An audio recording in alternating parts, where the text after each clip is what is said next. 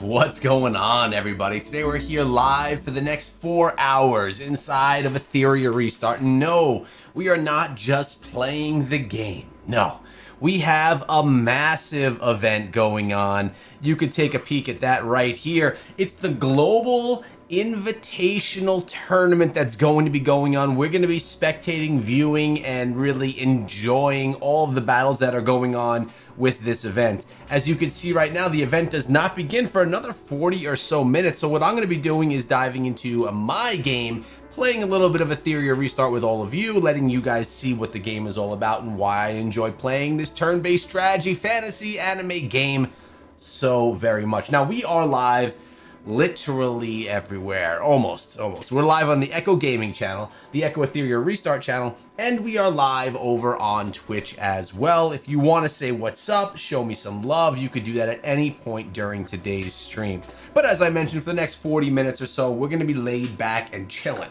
Now, need to let you guys know this stream has been sponsored by Etheria Restart, and at any point in time, if you want to download the game, scan this QR code or my link in the description, and it will get you the game for free, and it gives you 10 additional pulls. Additionally, on top of that, we're drinking ourselves some gamer subs here today, guys. Take a look at the flavor we got right here. Come on now. It's guacamole gamer fart. Really, it's strawberry lime and quite delicious and also quite fitting to me having gone to the movies yesterday and watched the new Jurassic Park movie.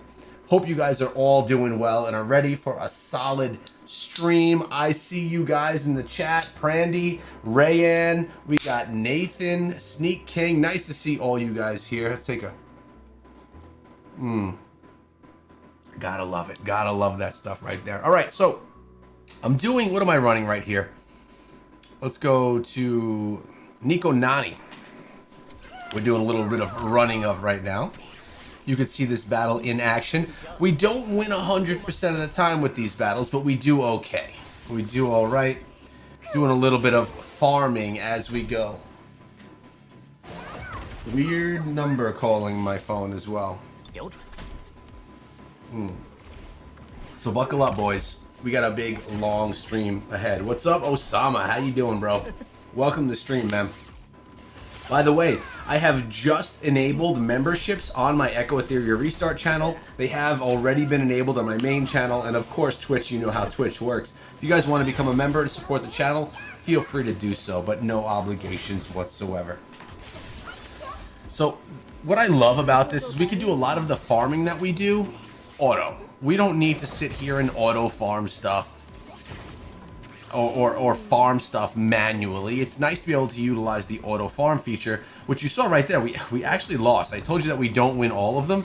I'm winning about 3/4 of the matches on this this difficulty right here, and I'll show you what the difficulty is in just a little bit once we get done with this final match. This is the final battle of this this auto sequence, our 10 battles. And let me know, guys, have you been keeping up with the guides and stuff that myself and Hermes have been putting out on the channel? Hermes, definitely the expert on things, and I am gaining my expertise as time goes on. Let me just make sure everything's good here. I'm trying to make sure that everything is looking good and sweet and fine. There we go. There's our victory right there. Beautiful. All right, so notice what we were farming right here. I mean, it's obvious. Let's exit the battle. What I'm gonna probably do is some yo, Osama became a member. Osama, you are the first member on the channel, my friend. Osama coming through as a member on the Echo Etheria Restart channel. The first member ever. Thank you so much, dude. Welcome, my friend. Welcome, man. I really appreciate that, dude. All right. So, let's take a look. I want to take a look at a couple of things here. First of all, let's take a look at, for those of you that don't know what Etheria Restart is, it's basically a JRPG. As you can see, we're in the Japanese, you know, style. The graphics, everything looks very Japanese and awesome. This is actually the first JRPG that I really got into. Now, I've gotten into many turn-based strategy games over the years, but this is the first one that I've gotten that's been a JRPG. It's an honor. Started following you since the release of Diablo Immortal. Thanks so much, Osama. Yeah, man.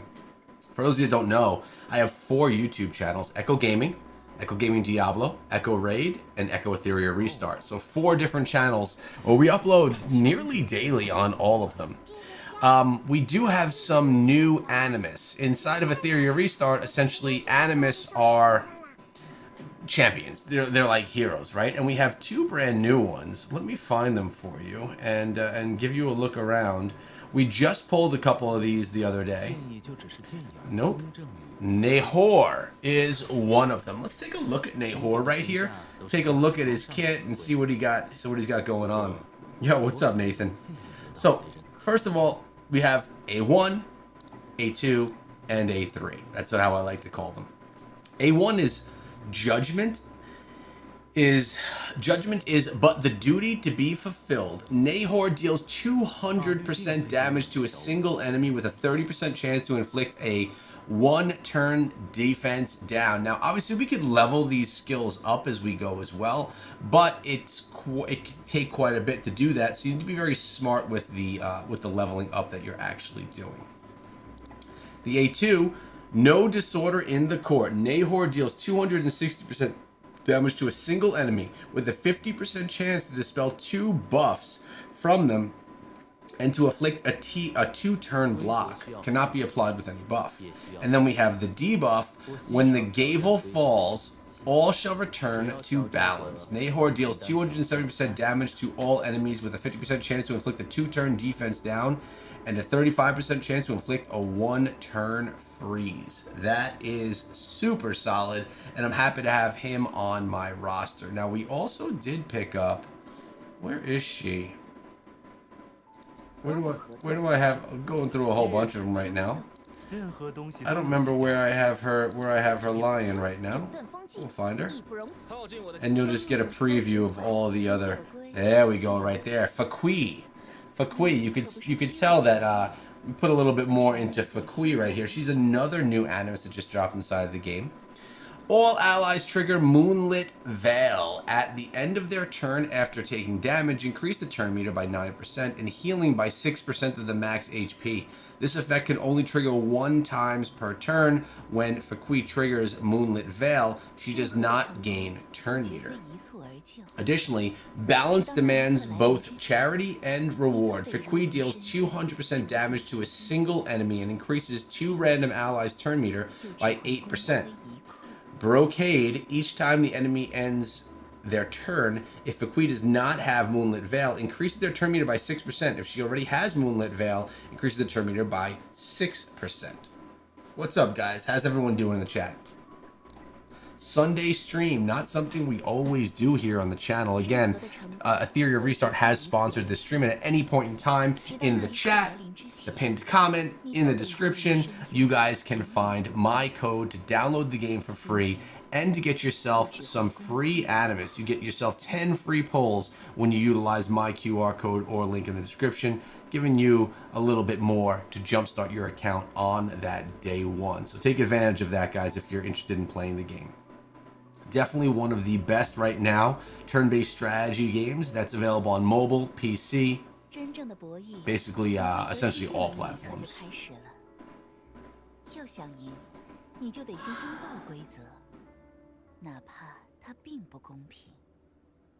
Okay.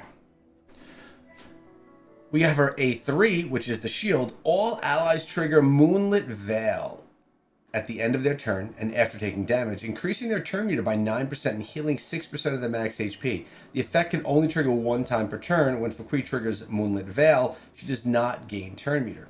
Now, as water flows, the moon cycles through its phases, and Fukui applies a 2-turn shield equal to 20% of the max HP to all allies and applies 2-turn Moonlit Veil to herself and applies 2-turn speed, 2-turn speed up to the other allies. So definitely 2 animists that I was excited to get. Tried her on Sharon Inferno. She's really good. Yeah, man. I'm glad that you're liking her. What I figured we could do is, I don't do a ton of arena, but I figured we could mess around in arena, right? I mean, being that the event that we're about to be spectating here, that's starting now in 30 minutes, the Global Invitational, I mean, we may as well do some arena ourselves, right? What do you say?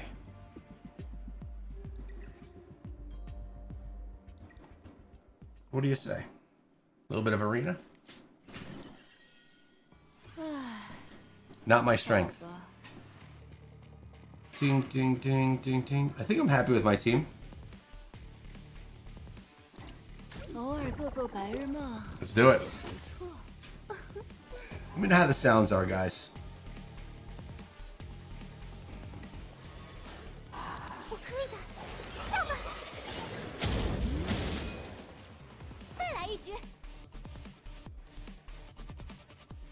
I want to steal some turn meter.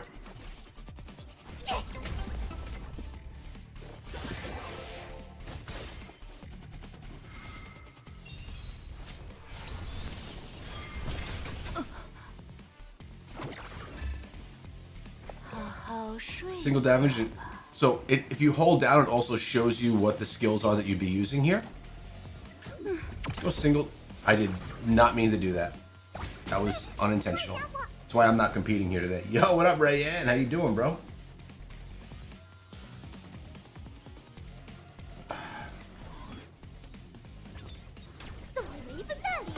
We got this on 2 times speed as well.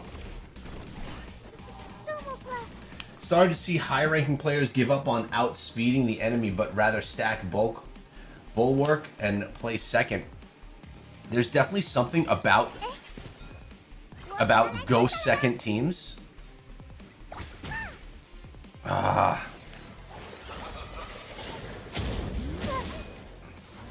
mean, this is my favorite thing about playing turn-based strategy games are arena-based game modes. They make it the most fun for me.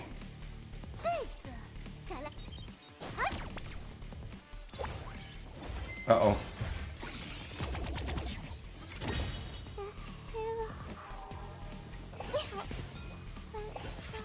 We lost someone good here. Now we're in big trouble. And here goes our team, boys.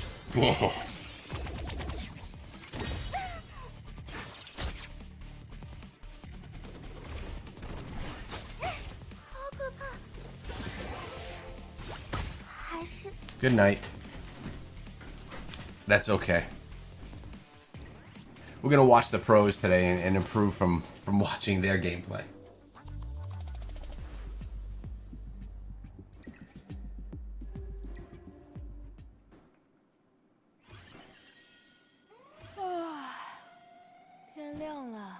What's up, OBYX? How you doing, bro? Welcome to the stream, man. This is the team I want to rock.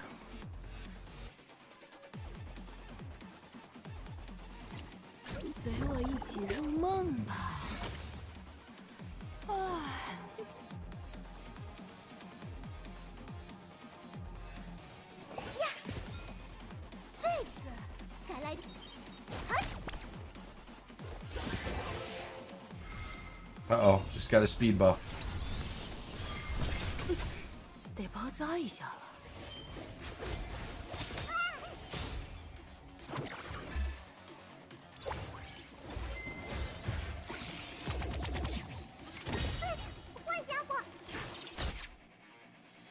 We're getting stunned and spanked here, boys. 不要太勉强。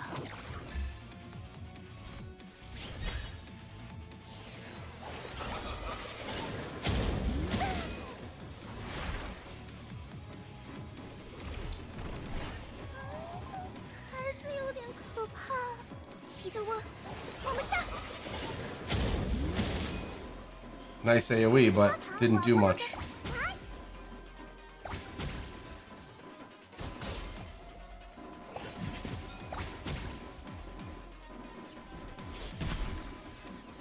好好睡一觉吧。啊！这么快？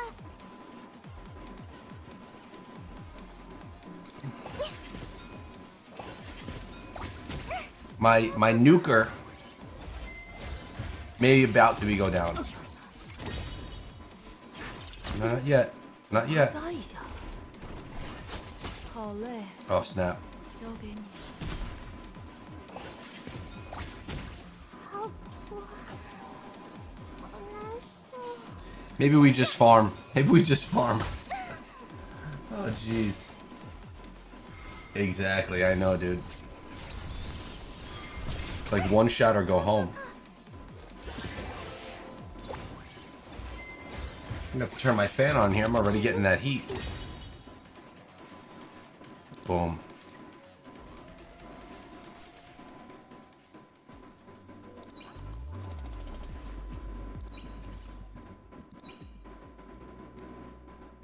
We have a ton of the Animus though, guys.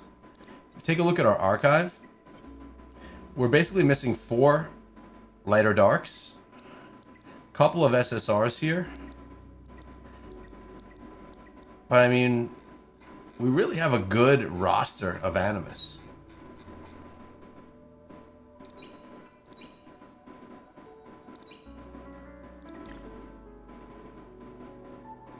And we'll be summoning more soon. Only 23 summons. I have a lot of Hydra crystals though. We just did a recent summon video. If you guys saw it, let me know.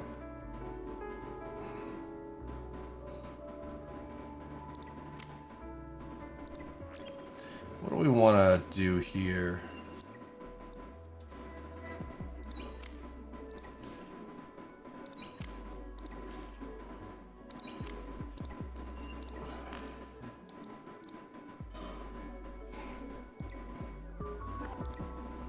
Let's do some of this. Keep it on in the background while we wait for the game. 好吧。 Yeah, I do. I have both. 偶尔做做白日梦也不错。 Let's take a look at the timer that we got on this. We are looking at 25 minutes until we can dive into the Global Invitational, guys. That's what we're all here for today. That's what this is all going to be about. 随我一起入梦吧。也好，死掉就不会再痛。尝尝这个，够意思吧？彼得温，我们上！ I mean, this whole game is about team building, about getting yourself some Animus, building out teams 太勉强。 that are going to be able to be used for farming different zones throughout the game, and then for taking it to PvP into the arena. That's what it's all about. Now, I'm a big collector in these types of games. I love to have all of the different heroes, champions, or in this case, Animus. It's a fun part for me, just being a completionist, wanting to get all of that stuff done and have a completed account. But it's really more than just that.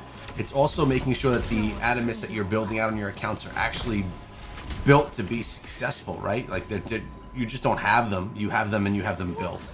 Which is why we have to do a lot of the farming that you're seeing here so we can get the gear that we need, shells, gear, etc. And really progress up our accounts.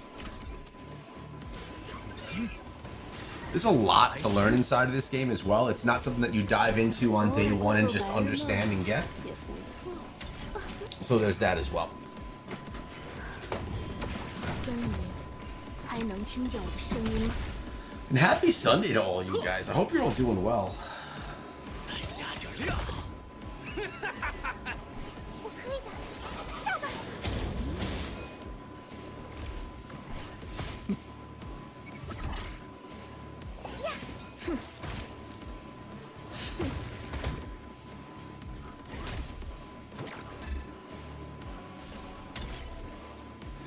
turn my phone up or else I'm not going to hear anything. 拉比翁，上吧！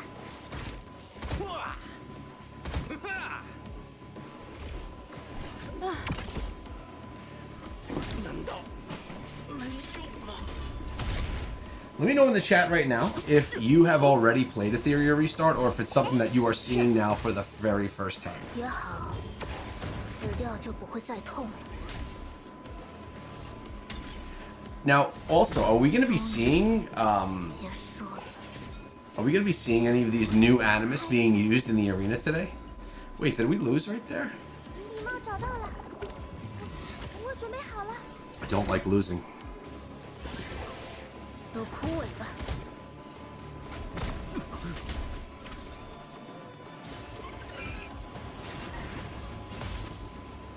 随我一起入梦吧。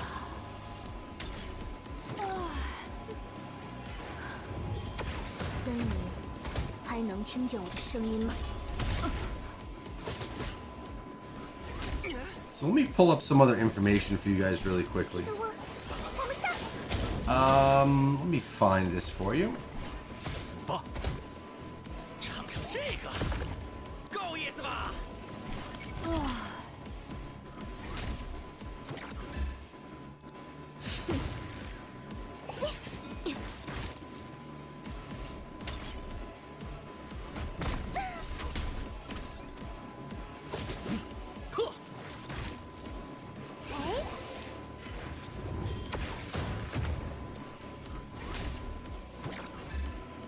I mean, Etheria has the breakdowns of all of the people that are going to be competing in all these different things over the last 2 days.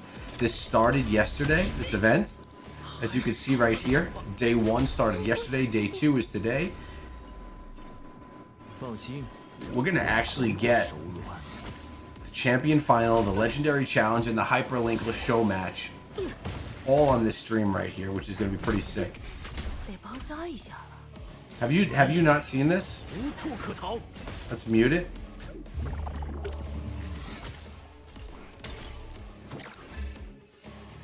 也好，死掉就不会再痛了。 It's a pretty hyped up event, boys. 上吧！ 难道没用吗？ It is a pretty hyped up event.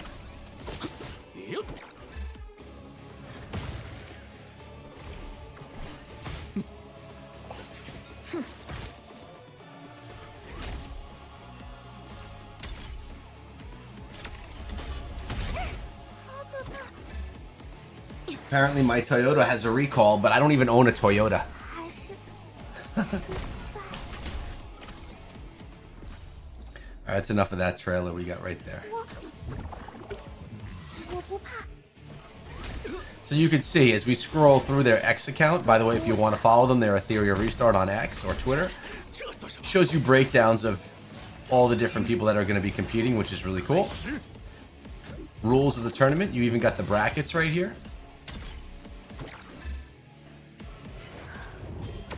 森林，还能听见我的声音吗？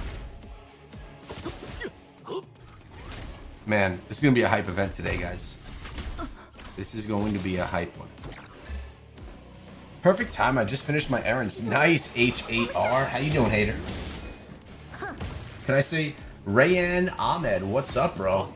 You love this game. No, you played it? Good, I'm glad. Osama's been playing since beta. Chose the game specifically because you can jump immediately into the creative side of building your 让我 characters. 睡一会儿。 I don't disagree with that, my friend. I don't disagree. I mean, let's be honest. There's a lot of games in this genre that we have to choose from, right? So when you're coming out with a new one, as Etheria Restart just did, you have to come out with something different. We died again? How many? What is our record right here? 早点结束， One second. 得包扎一下了。 Ah, a little fan action. Little fan action.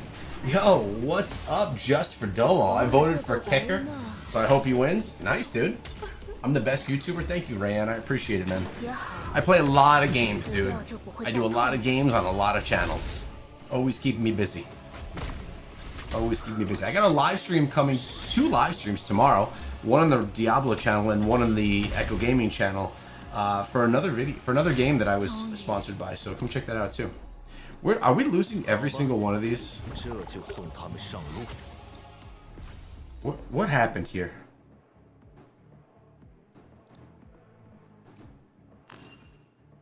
I was literally losing every single one on Inferno. Should we try Hell? Let's try Hell, see how we do there. Do I still play Moko? What's up, Doom Overlord? I do, man. It's just, it's in a lull right now. It's in a lull, so I have not been playing it as much. What I've actually been playing more of is Etheria Restart, of course, and Clash Royale. Oh, thanks so much, dude. I appreciate it. I'm really happy. That's what I'm all about, man. I bring the guides. I bring the guides, dude, so you guys understand how to play these games no matter what game it is. That is the plan. It is a great game. I just think that it needs a little bit of love right now for itself to come back. There's too much competition of solid games out there. I think it'll be okay, though. I just think not right now. Supercell's on their summer break anyways, so things are quiet for them.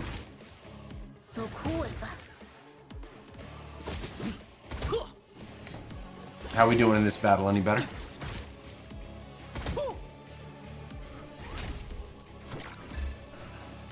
Yeah, you can friend people. Yo, thanks so much, Rayanne.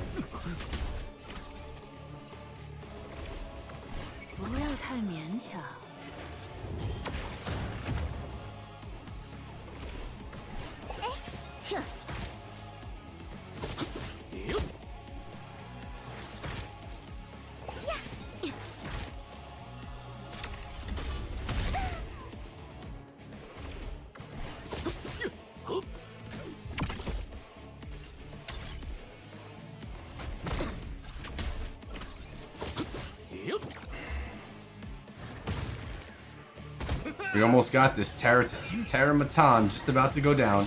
Right here. There's a victory for us. How are we looking on our time, too? Not right now. I can't friend you, buddy. Later, though. There's 1,000 people already waiting for this stream. 1,000 people. You don't know how you feel about the whole season reset? I don't like it. I mean, I put that video out just basically calling out how I don't like that feature in that game. I'm sure they will, Doom Overlord. I'm sure they will. They're a great company.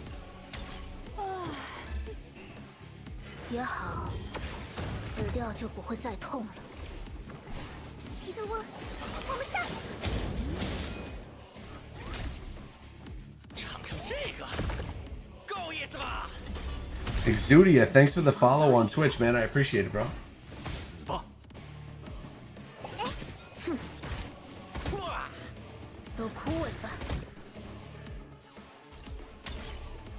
I feel like we should have split screens of me playing and of the tournament going on.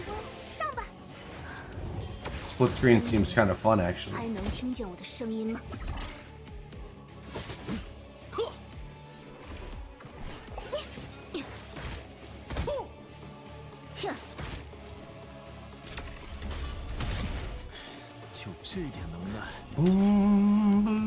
I'll tell you, this is a great soundtrack too, doesn't it?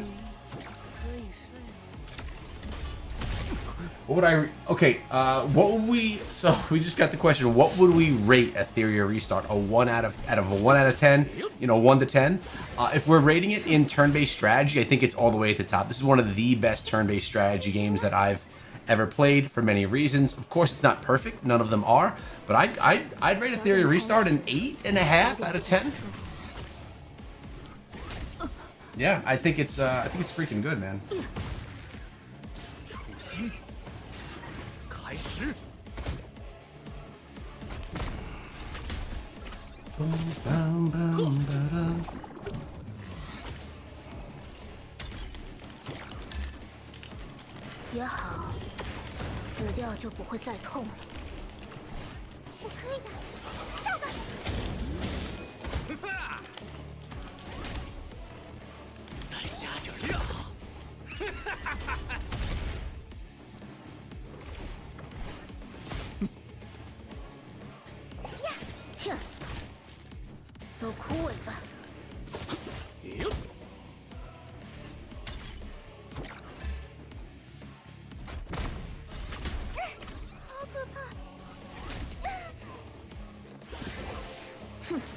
森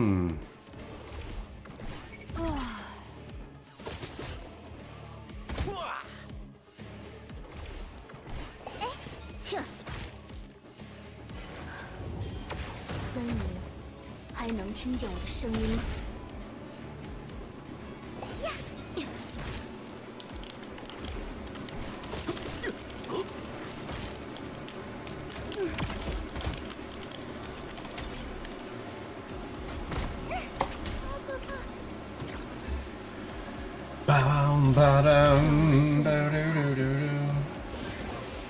？You playing it right now? 无处 Nice, 可 dude. 逃。对不起，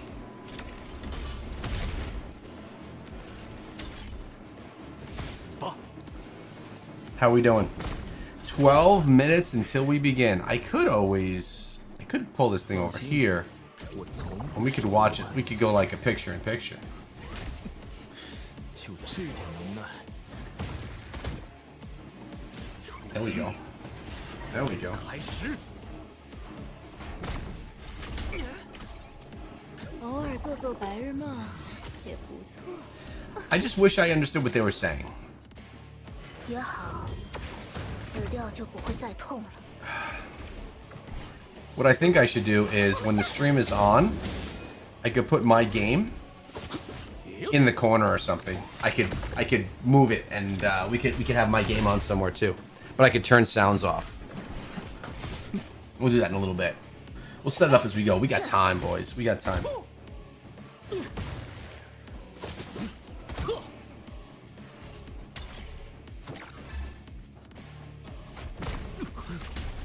Now remember, we could do all this if we want to as background battles. We don't have to like watch it all, but because we're streaming and stuff, why not? But all this can be done in the background while you do other things inside of the game, which is actually really nice. It's one of my favorite features is the background feature.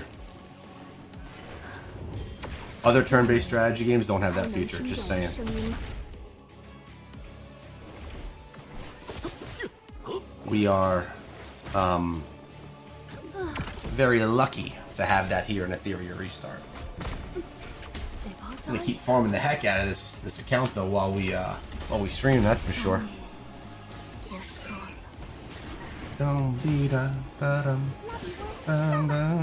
And also, guys, again, we are drinking Gamer Subs, Strawberry Lime.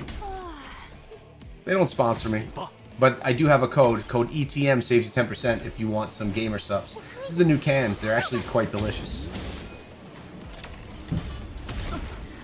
What got me into Inferno was watching my auto farms every once in a while. It's not a bad idea to watch them, right? To see how it all plays. Not the worst plan in the world.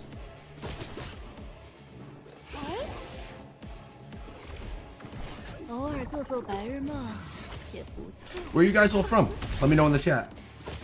Let me know where you guys all come from. I'm from North America.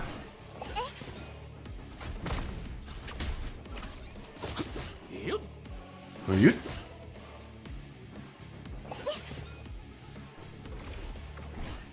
你无处可逃。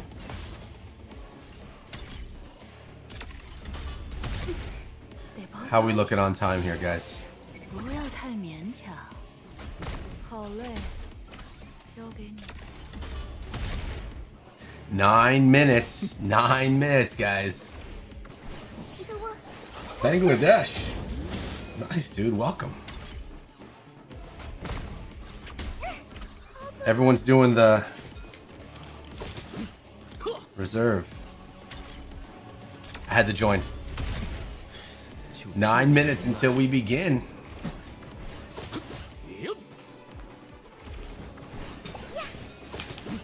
Saudi Arabia. All right, Osama. All right. I always love how diverse the audience is that watches this stuff. Oh no, we lost that one. And this is gonna be the last one, okay? Actually, we don't have to stay in it, right? We can get out of there and look at some other things, get some calmer music on in the background, right? Boom, boom. Should I change my outfit? There's not many. Honestly, there's none I'd rather wear than the default. To be honest. Now, we did do our summons. We did our Judgment banner. And we did our Kaleidoscope banner as well. We got both of those. Basically, now it's just about pulling on the permanent summon. We have some free summons as well. I'm not going to do any summons here, though, today. That's not the focus of today.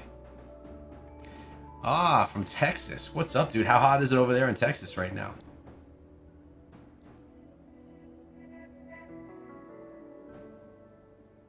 Bum, bum, bum, bum, ba-dum. Let's go to settings. See if I could size this thing down. What if I go here? That's good. Okay. So we just sized it down. So what I can do is we can go game here. This here. We could like pop it up in a quarter. Can I make it even smaller? We can. We could also turn off... I'm going to keep it like this, I think. We turn off the audio.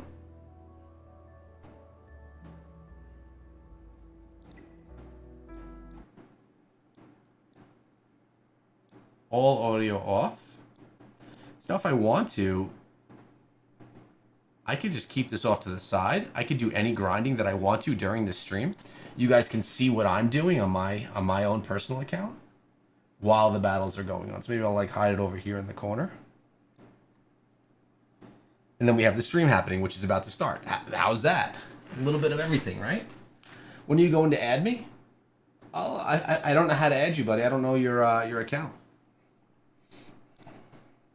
Man, it's hard to see. That's freaking small right there. Yikes.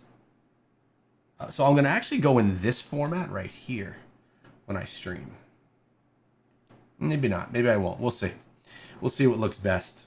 I want it to be the clearest for you guys so you can get the good view of the entertainment that's about to go down. We're about to see some of the most competitive turn-based strategy that's available right now. The most competitive. So if you want to see what potential you have to be as a PvPer inside of this game, well, honestly, in turn-based strategy as a whole, this is what you should be watching. Okay? You'll get a good peek. I'm not too hot at the moment, but definitely been super humid. Humid in Texas, huh? I didn't know it got humid down there.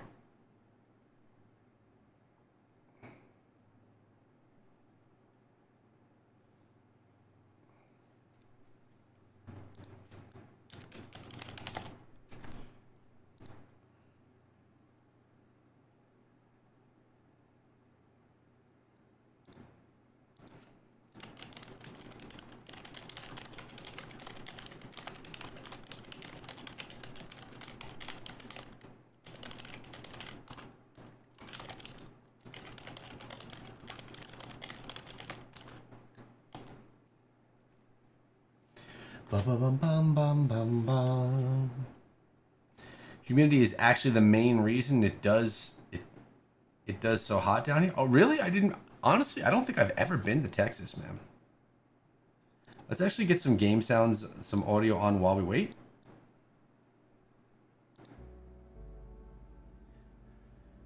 Just while we're waiting for the game. For the battles. They start in 4 minutes. 4 minutes. They were supposed to start at 3 o'clock. They changed that. Yo, what up, Trash? Doom Overlord has made a vid talking about that. Talking about what? Yeah, what is he talking about? What are you talking about, bro? Doom Overlord, is that new on mobile? I heard that was coming.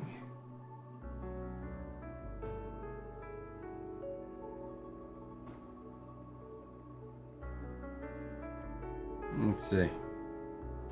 No, I just see the old school Doom. So many good games on mobile, man.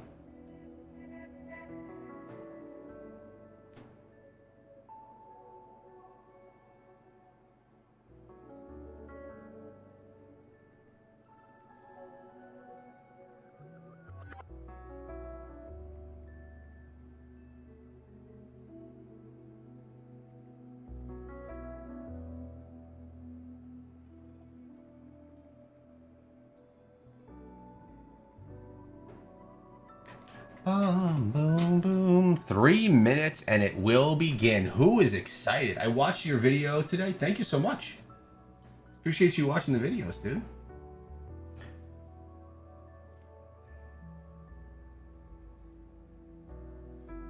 I don't see Doom Overlord in the App Store. I don't know. I did hear that there is a new Doom coming, but I didn't hear that one. I didn't see anything in the App Store. Maybe it's only on Google and I'm looking in the iOS App Store. I mean, all I care about right now is Etheria Restart, though. Let's be honest. Let's be honest, boys.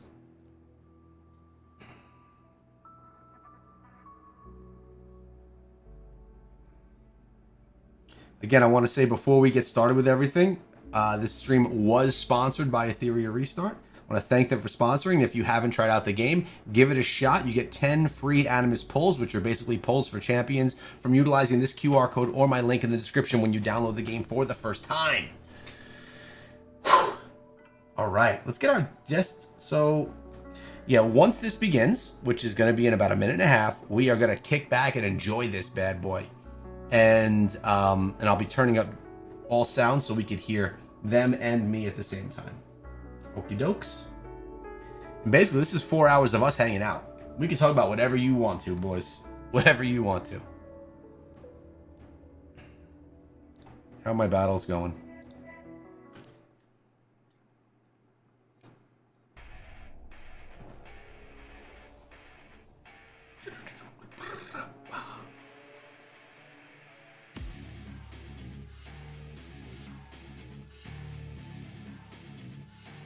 Tell me that's not sick music right there. Here we go.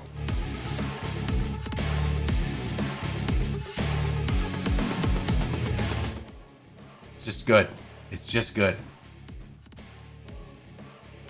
Oh, oh, oh, oh. I feel like a DJ working so much tech right now. I think we're about to start. I think we're about to go here.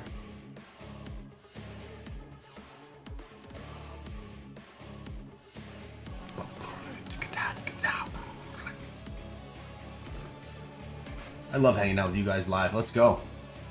Yo, what's up, Alex Taylor? How you doing, bro? Welcome to the stream, man. Nice to see you coming on through. It's about to begin.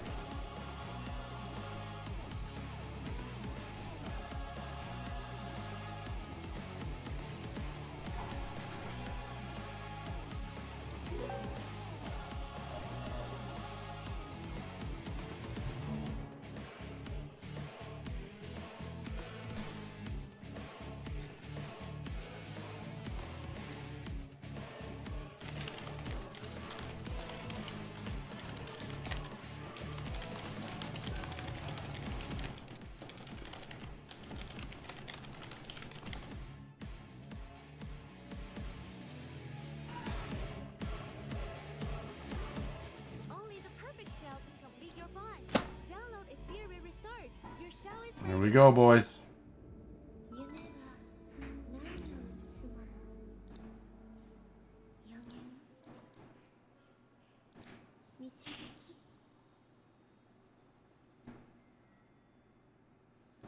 Oh, wait, it's saying we're starting soon.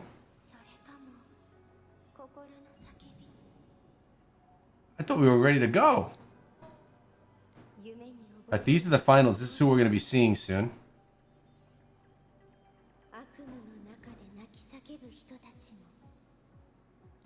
Maybe I'll go up here. Covering the least gameplay up there. Alright, looks like we still have a 30-minute timer on this thing. At least that's until the battles. There may be something else before that. I'm doing just out here, finishing my music project. Nice, dude. What are you doing for music, man? Let me know.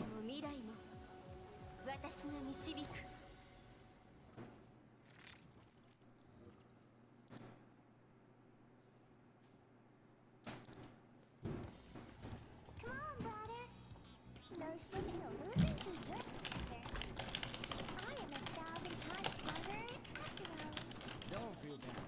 Most people can Let me turn up the volume a little bit. I don't think you guys can hear that. Always getting beat That better? Let's see when this is all over. Whatever you say, cry, baby. Cry, baby. You're calling me a cry, baby. Crying soon. That's the bend here. Heinrich and Lid are off the table. Match incoming. Know what a safe slot is? I'm about to wipe the floor with them. Wipe the floor with us? Guess you didn't see your lineup just got encountered.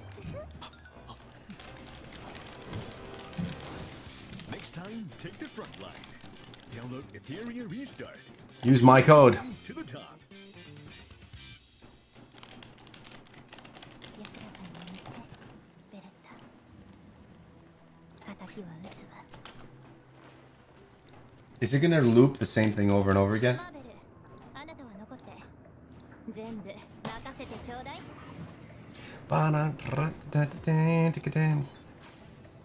眠ってなさい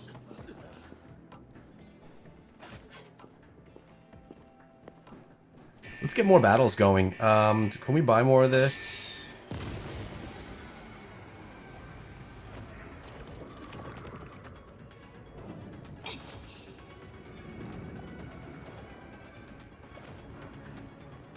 待っていたわよ角度ここまでよ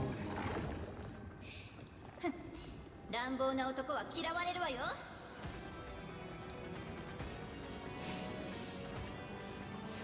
あなたの茶番はこれで終わり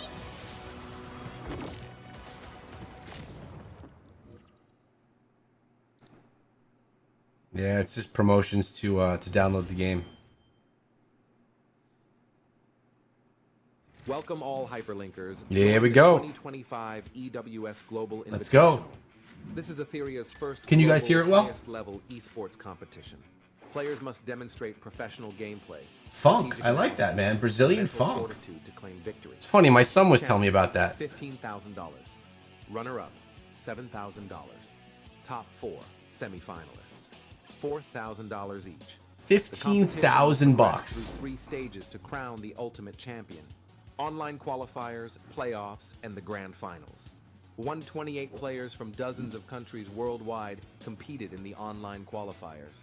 After 2 intense days and 7 rounds of Swiss system matches, the top 8 players have advanced to the playoffs. The playoffs and grand finals will be held offline in Shanghai, China on July 19th through 20th. That's On today. the first competition day, the 8 playoff players will battle it out in a single elimination bracket. The final 2 players will advance to the grand finals to compete. The last day, these 2 players will compete for the first EWS Global Invitational Champion. That's today, baby. The champion will earn the right to face a mystery legendary star in a special showdown. Additionally, the offline event will feature an invitational show match. 6 special guests from 3 major global regions will be divided into 2 teams for an entertaining exhibition match. What kind of spectacular moments will unfold on stage? Who will become the strongest hyperlinker of the first Etheria World Summit Global Invitational? Stay tuned for the incredible performances of the EWS Hyperlinker in 2025.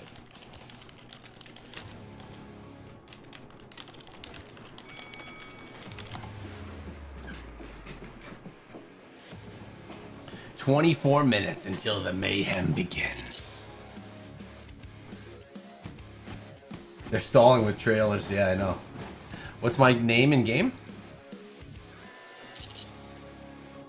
I think it's Echo Gaming. Let me find it for you. More than happy to have you add me. Yeah, it's Echo Gaming. There, Echo Gaming number 2616. Feel free to add me, bro.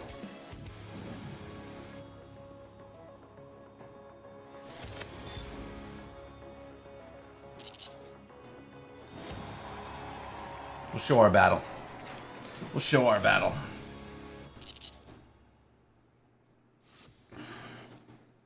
Global Reborn to Fight. They're, you know, they're getting everything set up. They got a... Ooh. Content creator on both YouTube and Twitch. Hi, I'm Shizo from the Netherlands, also content creator on both YouTube and Twitch. I'm Jamer Studio, from Thailand. We're all excited to be here in Shanghai. Got you China smacked. for the There he international is. tournament for Etheria Restart. And it's been truly an honor and a privilege to get to meet some of the other players and share their passion and joy for the game. Hello, I'm YDCB. Hello guys, I'm Limu TV. Hey guys, I'm Mr. Pokey.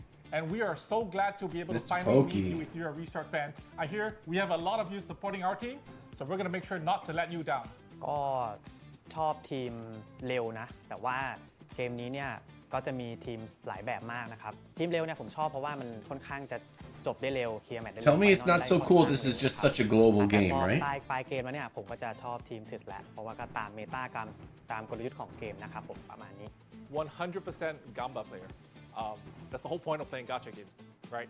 Is the thrill of gambling and winning, right? Take a risk and win. That is the best feeling. Gambling and winning. Well, to be honest, in fitness, it's a test of courage, strength, and perseverance. I look forward to seeing these attributes in my competitors, in particular, Mr. Pokey. I think Ooh, calling it out right there.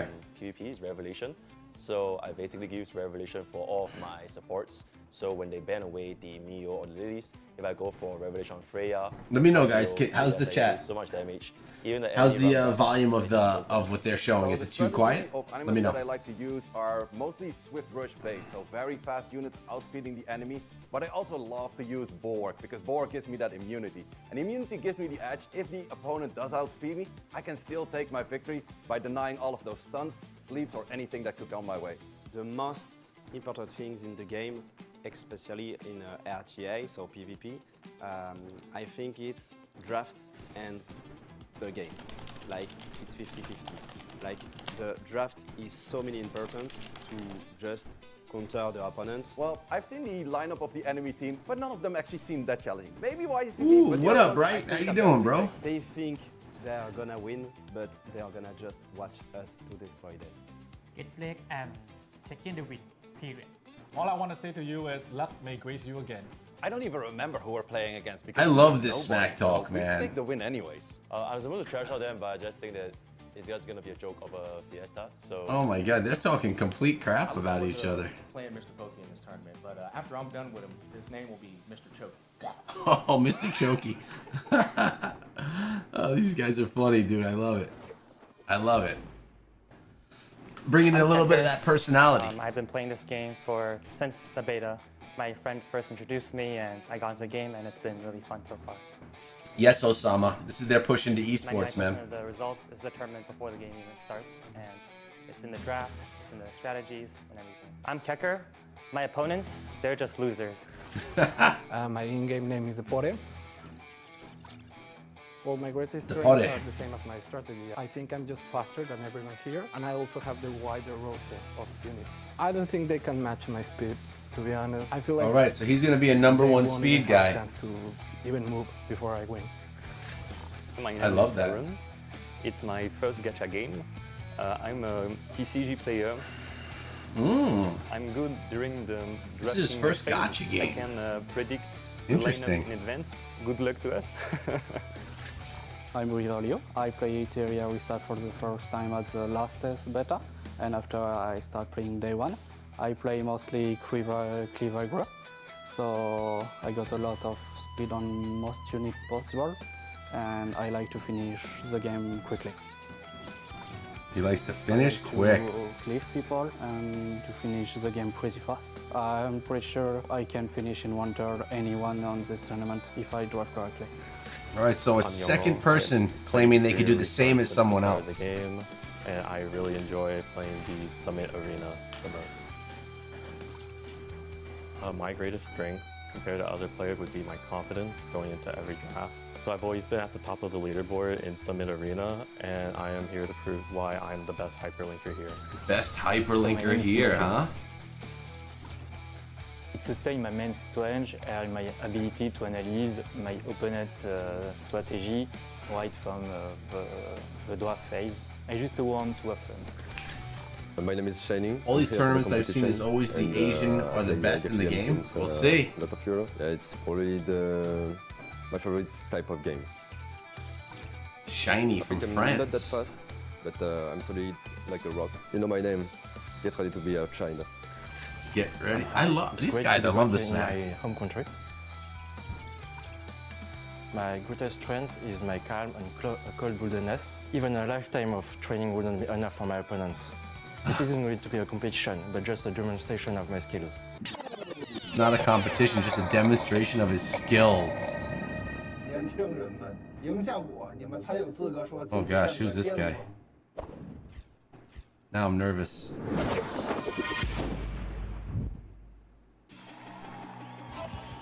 Solid squad. DPS. Healer. CC. I love how they're doing this, man. The hype is real. Yo, what's up, Smoothio? How you doing, bro? Swapped already? Smack is going after them. But Leon can steal turn meter. We're good. Again? What kind of team comp is this? If I'm in, we win! You're swapping me out now? What were you thinking? What is this? What is this? I am the damage. It's goofy. No rush. Whoop. Your dream team takes time. I'm the druid. You're the playing as the druid. The druid is great, man. free. Druid is great. Not the strongest, but definitely fun. Definitely fun.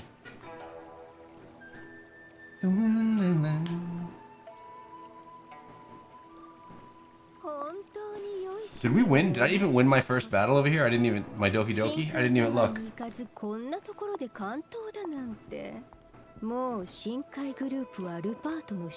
So I just finished my gamer subs. We are drinking the gamer fart right here. Strawberry lime. Just finished it. Good thing I have an iced coffee here in a tumbler, so it's gonna stay nice and cold. Because we got a 4-hour stream. This one's gonna take a while. And that's okay. That's okay.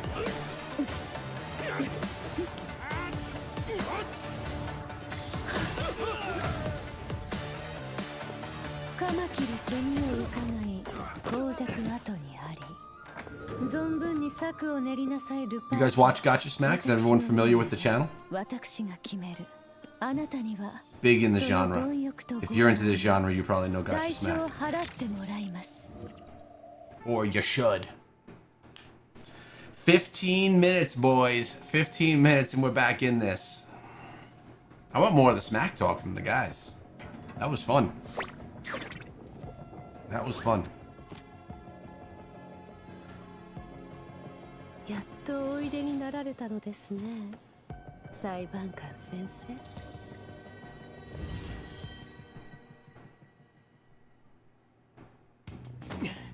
They are. They're just trailering us up.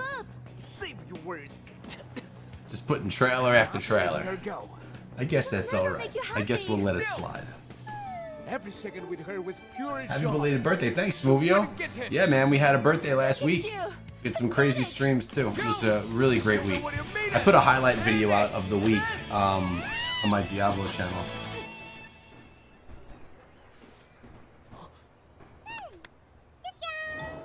I told you to finish him.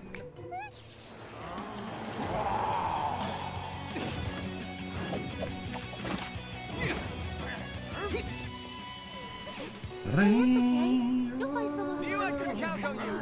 There was some slick work in little come. Only the perfect shell can complete your bond. Download Etheria Restart. Your shell is waiting. Download Etheria Restart.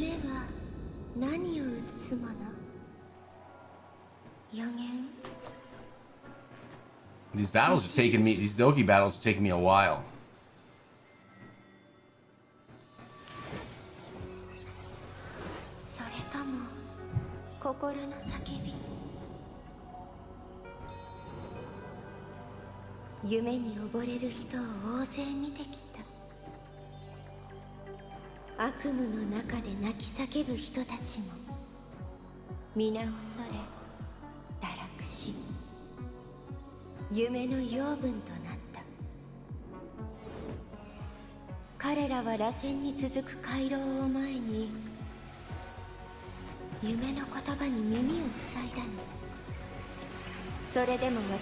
Can I? Yeah, we can. That's so nice that we could do that. 運命も未来も私が We 導く did lose a teammate though here. I think we may lose this bad boy.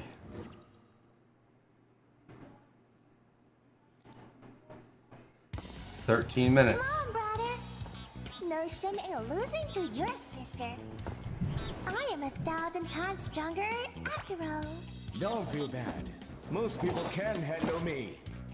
Big talk from the guy who was always getting beat up. Let's see when this is all over. Whatever you say, cry baby.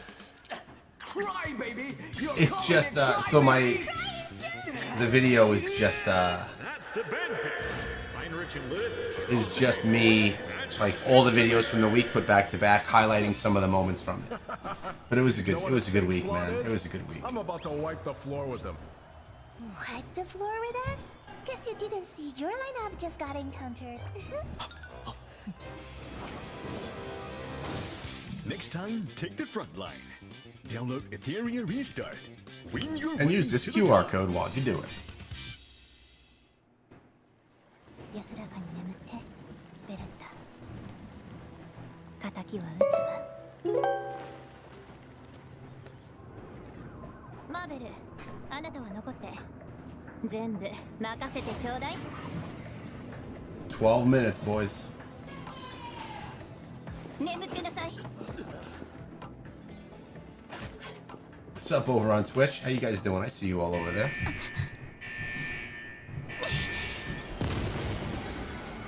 One second. What?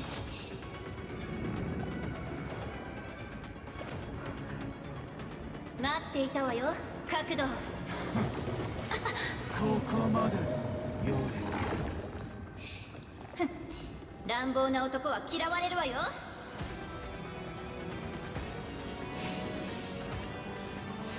あなたの茶番はこれで終わり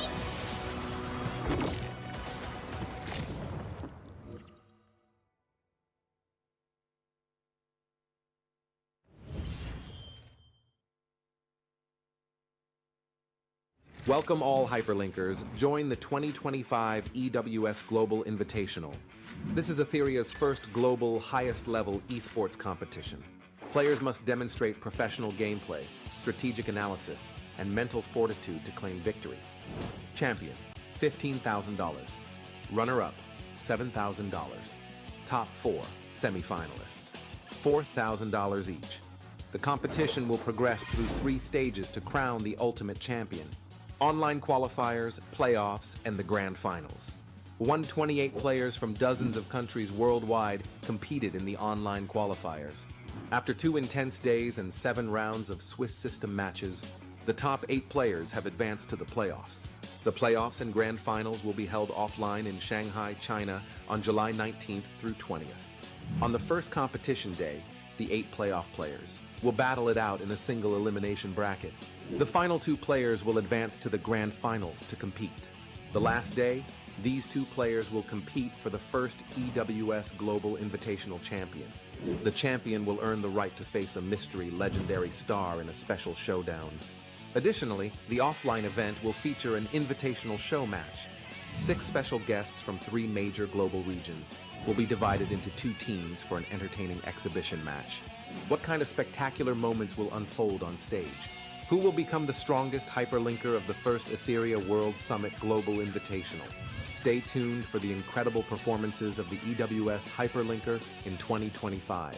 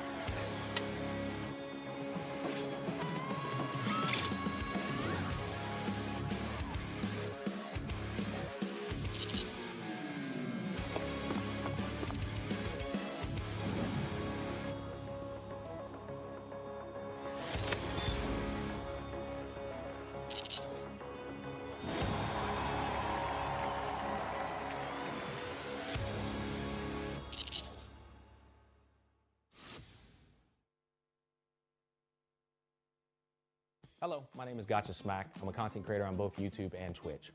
Hi, I'm Seishizo from the Netherlands, also content creator on both YouTube and Twitch. I'm Jamer Studio from Thailand. We're all excited to be here in Shanghai, China for the international tournament for Etheria Restart, and it's been truly an honor and a privilege to get to meet some of the other players and share their passion and joy for the game. Hello, I'm YDCB. Hello guys, I'm Limu TV. Hey guys, I'm Mr. Pokey. And we are so glad to be able to finally meet you Etheria Restart fans. I hear we have a lot of you supporting our team, so we're going to make sure not to let you down. ก็ชอบทีมเร็วนะแต่ว่าเกมนี้เนี่ยก็จะมีทีมหลายแบบมากนะครับทีมเร็วเนี่ยผมชอบเพราะว่ามันค่อนข้างจะจบได้เร็วเคลียร์แมตช์ได้เร็วไฟนอลได้ค่อนข้างเร็วนะครับแต่พอปลายเกมแล้วเนี่ยผมก็จะชอบทีมถึกแหละเพราะว่าก็ตามเมตากรรมตามกลยุทธ์ของเกมนะครับผมประมาณนี้ 100% Gamba player. That's the whole point of playing gacha games, right? It's the thrill of gambling and winning, right? Take a risk and win. That is the best feeling ever. Well, to be honest, in fitness, it's a test of courage, strength, and perseverance. I look forward to seeing these attributes in my competitors, in particular, Mr. Pokey. I think one of the favorite scores I've been trying is in PvP is Revelation. So I basically use Revelation for all of my supports. So when they ban away the Mio or the Lilies, if I go for Revelation on Freya, on Kazuyo, she just do so much damage. Even the enemy run bloodbath, they just don't stand a chance. So the strategy of animus that I like to use are mostly swift rush based, so very fast units outspeeding the enemy, but I also love to use Borg because Borg gives me that immunity. And immunity gives me the edge. If the opponent does outspeed me, I can still take my victory by denying all of those stuns, sleeps, or anything that could come my way.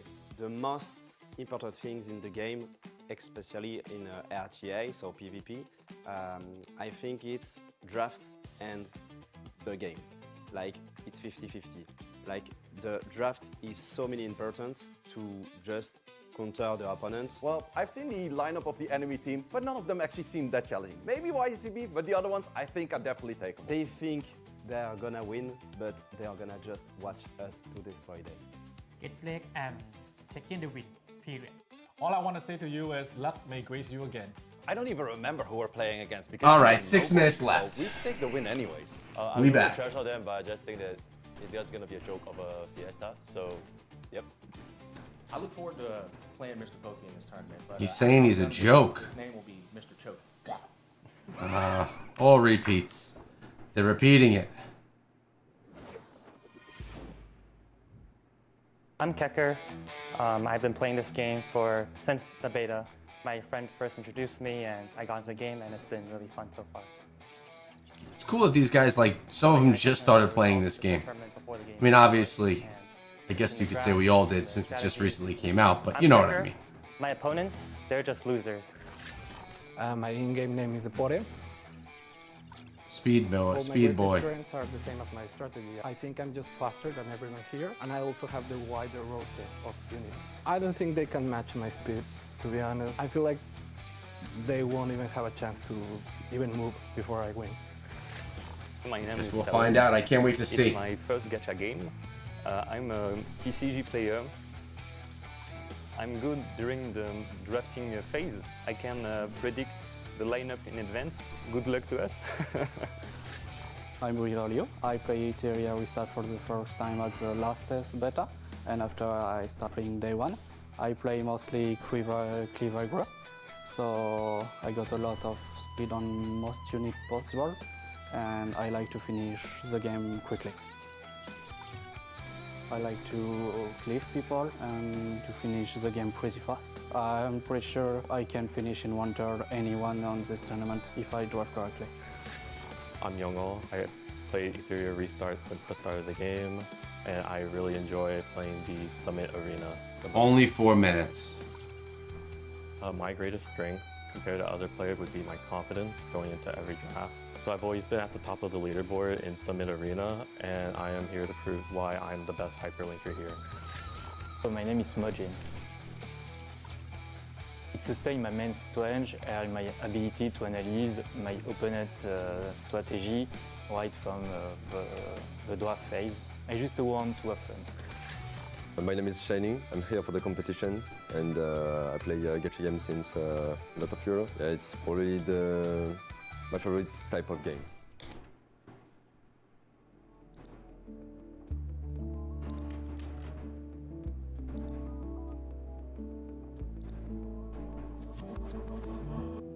Nothing's ever what it seems. Oh, here we go. I was left alone to bleed, reaching for anyone or anything. I pulled myself from the dark, lonely in the dead of night. Fear became a friend of mine that I grabbed tight and tamed, a beast inside of my head.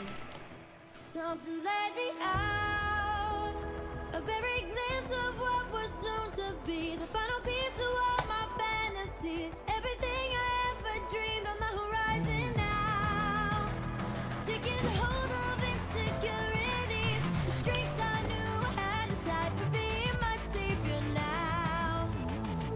Now it's starting, boys.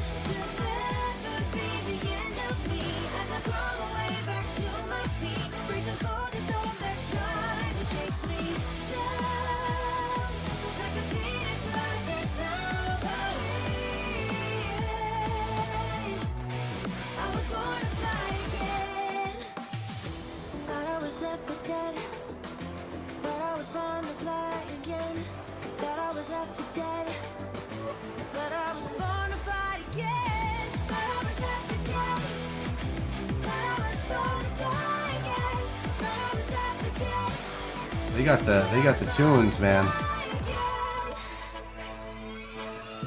Can you hear the battle cry? Whispers turning your blind eyes. Listen closely, let it in, and you'll be safe and sound. Lonely in the dead of night, take my hand and hold tight. We'll walk through fire, taming beasts inside of our heads. Something led me out, a very glimpse of what was soon to be, the final piece of all my fantasies, everything You ready to do this? dreamed on the horizon now, taking hold of insecurities, the strength I knew I had inside would be my savior now. Even if I fall, this could never be the end of me, as I crawl my way back to my feet, reaching for the door that tried to chase me down, like a phoenix rising from the heat. I was born to fly again. Thought I was left for dead, but I was born to fly again. Thought I was left for dead, but I was born to fly again. Yo, we got Eric One Hive pulling in the raid right now. What's up, bro? Yo, thank you so much, man. Much love to Eric One Hive. Playing some Etheria Restart right now. We have the Global Invitational Tournament happening in 13 seconds. This is the best in the world. Taking it to the fight. Turn-based strategy. Guys, if you haven't tried out the game, we got a QR code, link in the description. It's all right there for you. What's Eric? How you doing, man? Perfect timing, dude. Perfect timing. This thing is about to start. Here we go. Let's get into it. 128 players played in the online qualifiers. We narrowed it down to 8 players that played live here from the quarterfinals in Shanghai, China. Today, only 2 players remain, but That's it. only one can take home the lion's share of the $30,000 prize pool here at the EWS 30K, baby. Global Invitational. Let's send it over to our casters to kick off today with This our is a final Etheria match of the Restart, turn-based strategy JRPG.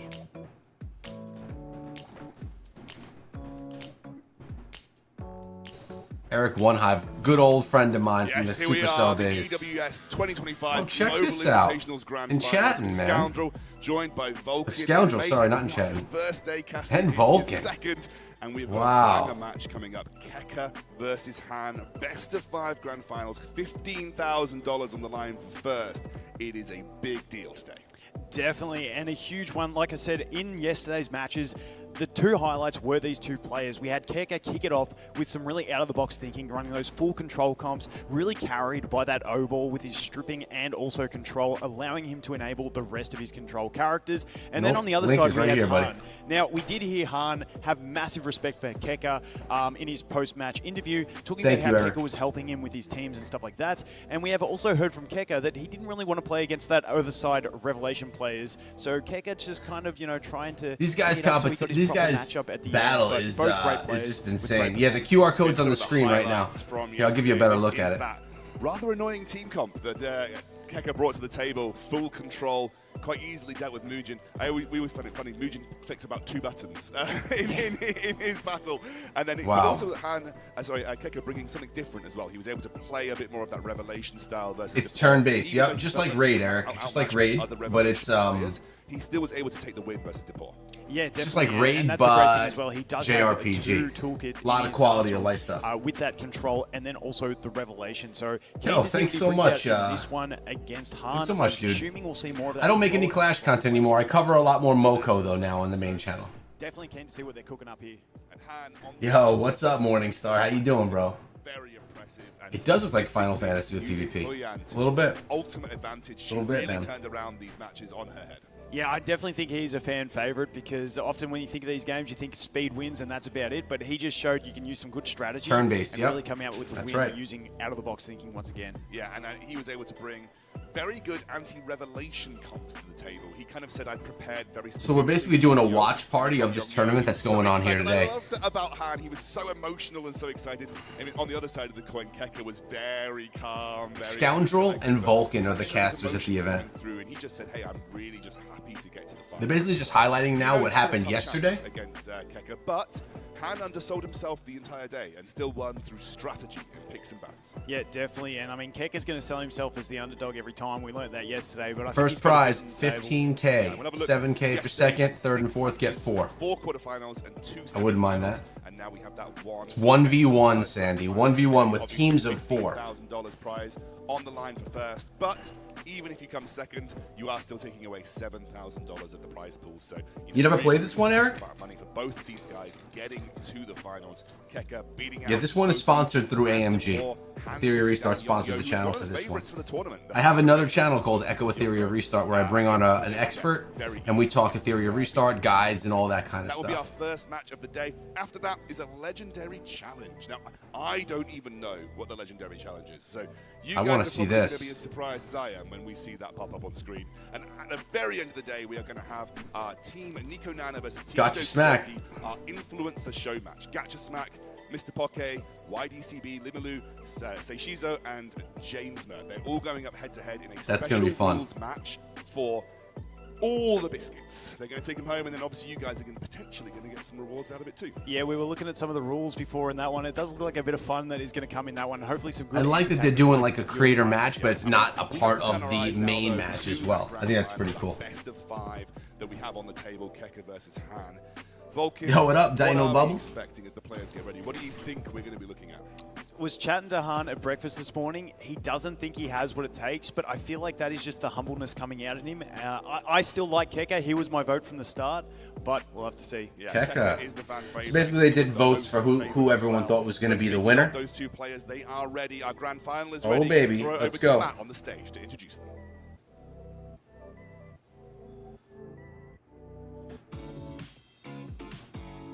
Thank you very much, Scoundrel and Vulcan. The moment that everybody has been waiting for is finally here. All We're right. gonna get into Bring in our that hype, grand Mr. final Caster. match in just a bit, but first, let us introduce to you the 2 players that have made it all the way till the final game. These are our 2 finalists right here, boys. Starting off with Han. It's a nice little arena that they got there for the 1v1. I love it.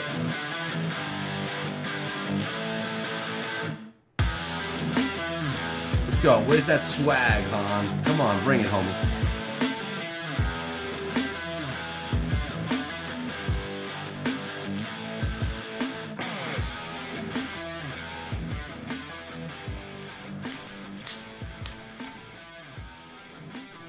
And his opponent has not dropped a single game in this tournament so far. Oh, snap. Keka. Keck is the one. I've seen a lot of people saying that Keck is the guy.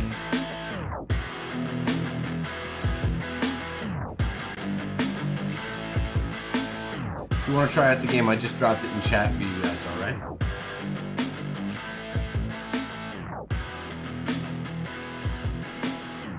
Keka.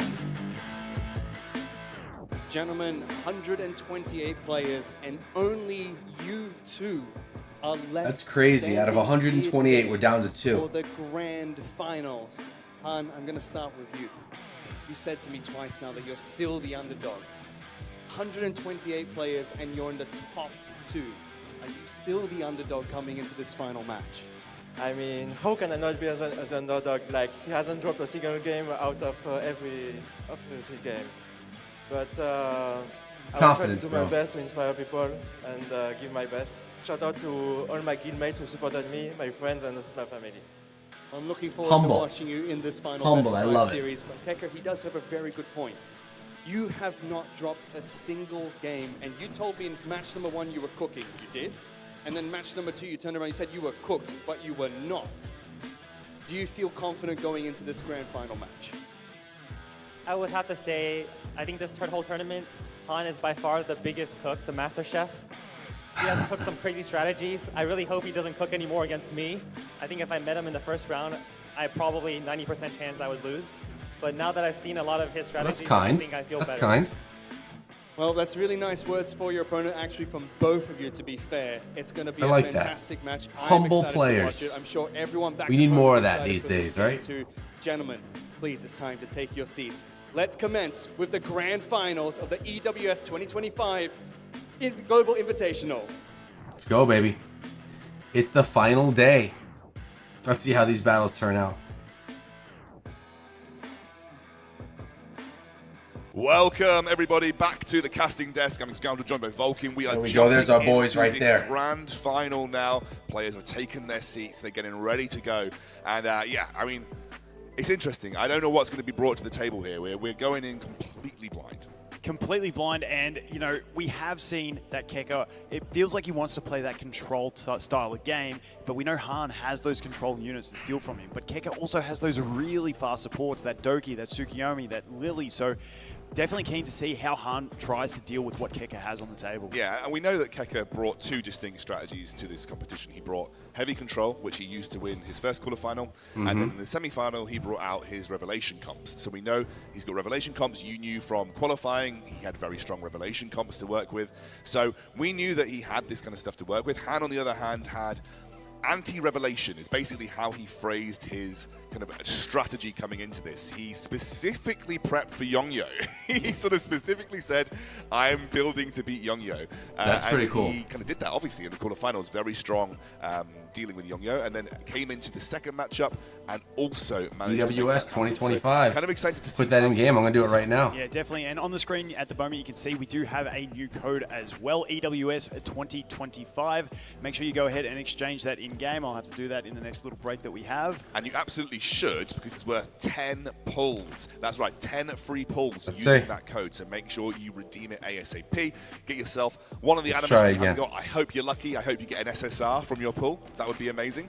And I'm also going to go and redeem it, but I'm actually not using my pulls. I'm saving them. Ah, it's in the mailbox. Let's see what we got there. Too. Hopefully we get a juicy LD one in the future as well that I can pull for. I've been saving those ones on top of the standard ones. So Oh, yeah. once There again, it is I am right just there, baby. Definitely getting excited for this grand final. Like I said, I feel like these two are the 2 showmen that we've had along the way. They've given us the best matches that we've Right had here. along the whole tournament. 10 pulls. And Worth I mean, it. Han with his Worth play, like I it. said, it was my play of the day yesterday, was him with that Hoyan. And I am looking forward to see if we can get some more of those plays. I feel like he's going to try and force Keka into that revelation play so that it's more suited for him. So we'll have to wait and see. Yeah, the Hoyan was really what brought it to the table for him. And actually, I think like there are not many pickups that can deal with Hoyan, but obviously if you've got good, good buff strip, you can deal with her. Messiah is a really good revelation. What's up, Matt And Gizmo and Hoyan Sandy1601? takes Thanks for the follow, guys.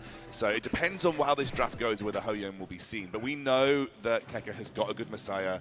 He's got the things like the Holden, the Heinrich as well. So yeah, we're going to be jumping into this draft now, ladies and gentlemen. We'll see what the pre-bans are.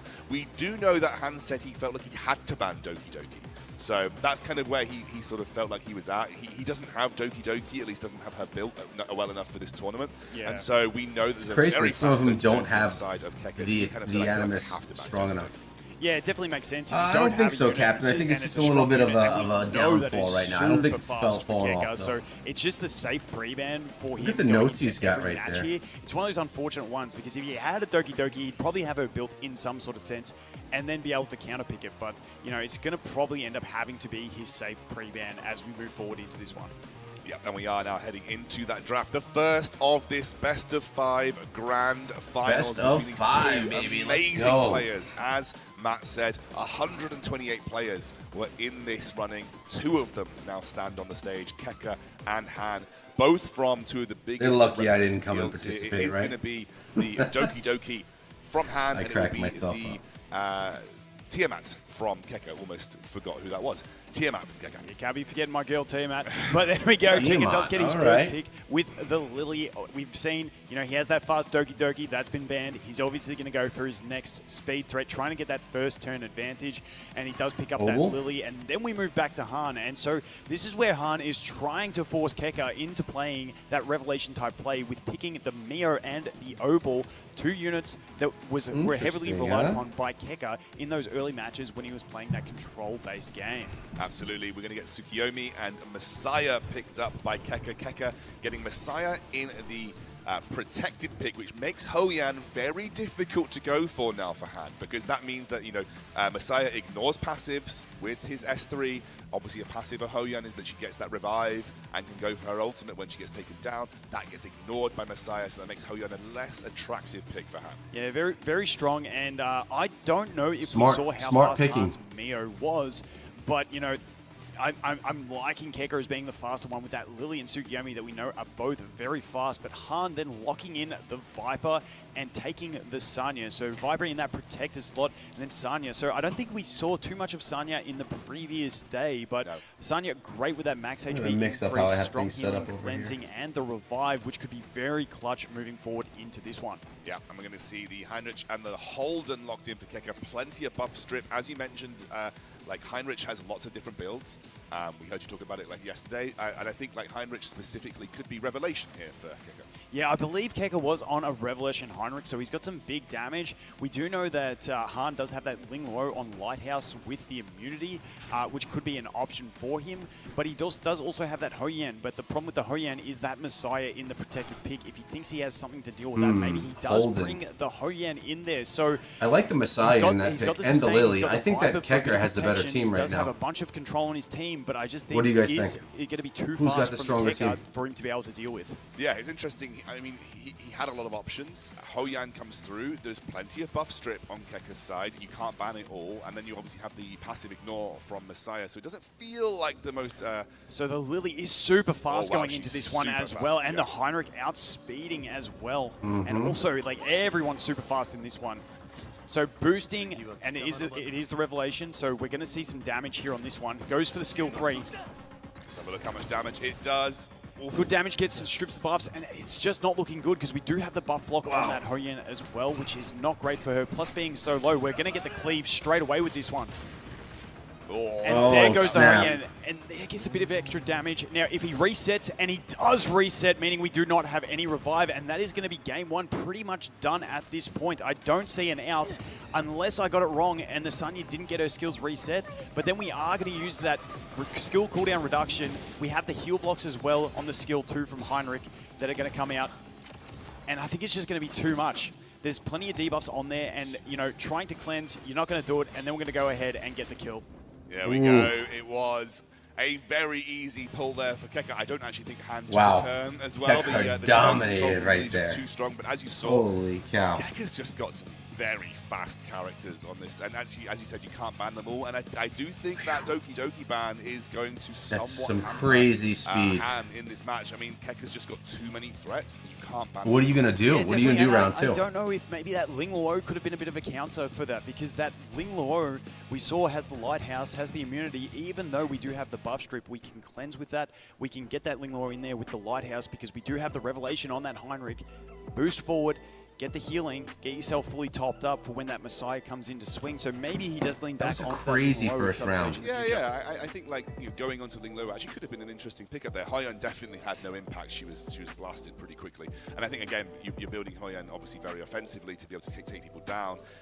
But in that case, Messiah just does too much damage. And then the follow up from Heinrich. It did feel like it wasn't a super heavy damage Heinrich though. I love It was that obviously Vulcan's with a here on the table. Revelation Heinrich, but not built in the way that was going to burst people down 100%. Because when I love played it. With the S2, it wasn't particularly impactful. Definitely, and the Lily boosting that Heinrich in that one was very smart play because it meant that the I mean, Heinrich this gets is what put this with the game buff is all block on as about, well, guys. and This also game is he had a all boost about Messiah, and the Messiah the went arena, before the Heinrich. fighting in the Messiah arena. might That's not what have this had the turn-based damage. strategy game really focuses on. He ultimate reset Messiah with the S3. So that's just good. If you good like timing. arena Knowing speed, fighting- because you didn't want that Messiah going before the This is Heinrich. it right That must here. be a damn fast It's Heinrich not- then. there's not a He turn-based looked like strategy he was game running better, on- in my it opinion. was close to Lily on the For on the arena. Etheria. You think that Lily must be 330 something speed, so Heinrich must be up there for him. We are into the second draft phase. Second though. draft, let's we're go. waiting for those pre-bans to come through. Looks like they're staying the same. Doki Doki from Han, Keka going for the Tiamat. Ooh, Now I'm let's surprised that see where Tiamat's we getting the land. ban there.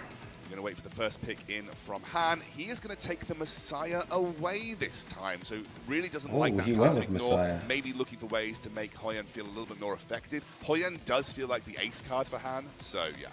Yeah, definitely that one. So it does make you think that he's going to lean into opting for that Hoyan play. When he picks that Messiah, it's just like, okay, that thing just countered me way too hard in this game. I need to bring the next option. The problem is we still do have the Heinrich, who is also a great counter, that buff block, meaning you no longer get the Soul Ward with the Hoyan. You still do get to use the Revenge, though. So...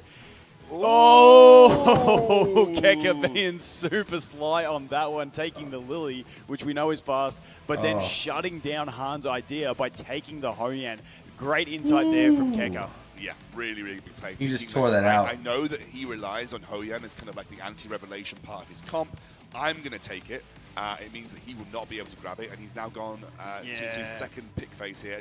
Han does not look happy. He did not look happy on that one. He had the big head shake, and honestly, that's just great play by Keka, and that's how many mind games are in this pick ban phase, because Keka just steals your option. I feel like you need to take Tsukiyomi if you're Han here, because if you now let Tsukiyomi through as well, that's just, again, two massive threats that you're not going to be able to take away from the other side of the board. But it does look like, obviously, there's Mio still available as well. Lots of things on the table for Han that he probably needs to pick up this early in the draft, because otherwise you're basically giving a god draft over to Keka. Yeah, and he does take up that Mia and puts the Ling Lo in the protected slot. Now, we did see, his Ling Lo was very vital for him in previous matches. Now, we do have the Hoyan with that very heavy single target damage coming out, so not too sure how it's going to play out, because, once again, we do have the Hoyan from the Keka as a counter pick trying to stop that strategy, but you normally don't pick the Hoyan after your opponent takes the Messiah, because the Messiah is the counter, so there's a lot of interesting play. Maybe he got they need to Ling Lu, though. into a Messiah ban so that Hoyan can have full impact. Well, there's a Yeli here now, something that, is good. Yeli's decent into Messiah. She has a lot of follow-up damage. She's got a huge amount of burst. And then the Mia comes through. Han smiling. He's smiling. He specifically said, if Keka brings Mia to the table, I can't beat that. Yeah, so the Mia is fantastic because Mia has, and Keck is even laughing at it. He knows what's happening here. The Mia has the strip with the turn gauge push, and that just allows him even more advantage. Plus, Man, it I reduces that. don't- Mia actually just an absolutely fantastic Kecker unit, and we see kinda the dominant rare right here, unit boys. in the Vice come out. So Vice and Viper for the final picks. Hopefully the Vice gets a showing, but Keka is looking like drafting really well versus Han in this one. We still need to see his final pick, but I am liking what I am seeing out of Keka's team at the moment. We know he's probably going to have first turn with that Lily, but I don't think we've seen Vice come out in this tournament yet, so hopefully he can get a showing, and the final pick going as Holden for Keka. Yeah, Holden, he obviously was looking for some buff strip, I think, from this, so yeah, goes for the Holden there, has got that now available. The bans come through. It is going to be a Hoyan ban, and then also a Mio ban. Here we go. Let's see how this one goes. So we saw Good that luck, really boys. fast Mia as well, going straight. Han's smiling because he's like, how much damage is this guy going to do with this? Yeah, Look at him. He's there just we like, go. oh, Big nuke. Oh, that is painful. And now we get the follow-up. Oh! Boom! That is massive damage. Holy cow. That is a ton, and it is not looking good for Han here. He knows it too, that he's got no damage. There is no way to come back from that. And Keka just Keka really is showing going to his be hard to dominance in beat, this man. match. Jeez. Yeah, this is pretty spicy. And Han was very, upfront with us this morning. He did say, I'm going to try, but Keka is the GOAT. Like, Keka is the GOAT of Etheria Restart, so this is going to be tough. And it is a very quick turn 2 from... I mean, this is what you expect to see from very high-tier Revelation players. If they've got the source, they win very quickly. Yeah, and I think the big thing we're seeing here is not only just the strength of being fast and having Revelation, because we saw 2 opponents for Han yesterday that were very fast and had Revelation. This is someone who's had a whole night to analyze what Han did yesterday and figure out how to counter it. And I think Keka, like just that Hoyan pick was just showing how he is really good at seeing what the opponent's thinking. I will say, if you're tuning in and watching this and thinking, is this how the whole tournament went? No. This is actually the opposite of this is like bang, bang, bang. 5 matches is going to be over in 30 minutes, guys. The whole way through. Yesterday we had like 5-minute long control games. We had plenty of counterplay in the draft phase. Like, there was so many good games as well in the quarterfinals. So if you haven't watched yesterday, I absolutely would recommend that you go and watch yesterday. Yeah, yesterday's events were insane. Check out all of the games that we had there, because there were so many cool strategies. It's sometimes, you know, there is a bit of a situation where you're just rock, paper, scissoring a little bit in terms of what you can bring to the table, and Keka just has the sort of the edge in most times. Yeah, Keka just not wanting to have a good spectacle here. He's stealing that Hoyan, stopping the plays that we see could really counter him, and he's just playing it perfectly, to be honest. And unfortunately for the audience, it means we are getting some really fast games through this one. So hopefully we can get something juicy in this next round, and hopefully Han can come back. Listen, I know I voted for Keka as the winner, but I really want to see Han get this game and keep it stretching on a bit longer. Yeah, Han did so well in his pick and ban phases. Come on, Han. He's Come on, Han. switching things up with the Messiah ban. Now, this might mean that obviously he's telegraphing that he really, really wants Hoyan. He really feels like it's a very important part of his draft. And if he can't get it, then he's going to be in a bit of a rough spot. But he's going to deny grabbed Lily. So denying the Lily this time away from Keka. Let's see how Keka responds. Yeah, I would anticipate Keka not picking up that Doki Doki straight away because he knows it's not a threat. It's not available. Yeah. So he can leave that for his last pick, which is a massive threat for him. So I'm not sure who he's going to pick for his first 2. Which Come on through, buddy. See if he does denies counter-pick the Hoyan. Yeah. So unfortunately, that is not going to look too great for Han. Also taking that Yelly, just going for all the damage at the start here. So very strong plays. I just don't know what Han is going to pick up next to really deal with this. Is he going to go control? Is he going to try and take some extra damage? We know he is more control-based, but to wait and see these next 2 picks. But that Hoyan play is so dirty from Keka. Just sees exactly what he's trying to do and says, I ain't going to allow that one. So it's going to be Kazuyo and Obol. So again, you mentioned control heavy. That is where Han is moving. The great thing about Lily is she's flexible in these comps. You don't need to just buff a damage dealer. Like, Lily's really great at getting your control moving. Like, you can get Obol to move first, you can get Kazuyo to move first. And if they can use their ultimate and land a full spread of CC, then, you know, obviously in a pretty good spot. Yeah, very fantastic. So, I mean, I always think back to how pivotal it was having that Ling Luo with the Lighthouse. Maybe we see that coming out a little bit later to counter that big Yelly damage, because that Yelly damage was huge. But will it be enough? Because the Yelly just hits so damn hard, she deletes the whole field. And then there's Doki Doki and Tsukiyomi. So, I mean, some really tough things. And Doki Doki's protected as well. So if you don't want the Hoyan to be there, you've got to ban Tsukiyomi. But then Tsukiyomi is insanely powerful as well. And so that puts the ban phase into a bit of it's a tough spot for Han. Yeah. I will say that we had the Ling Luo last round as well, and Yelly still one-shot her, basically. Yeah, it's just too much damage. Had the follow-up onto it, knew it was coming, and then there's just the damage. And that is, I just think Keka's Yelly is so well built. Do you go ahead and ban the Yelly and deal with the other 2? We've got to see what the last pick is, obviously. I like the idea of banning the Yelly because that meant you kind of rely on Hoyan, and Hoyan's not a cleaver. These right? picks, they're taking a long time to think about their picks, Obviously, we expect it to be really well built on Keka's side, but if you're in this situation, maybe you do just say, yeah, right, ban Yelly. Like, ban the Yelly, because we have so much control over on Han's team.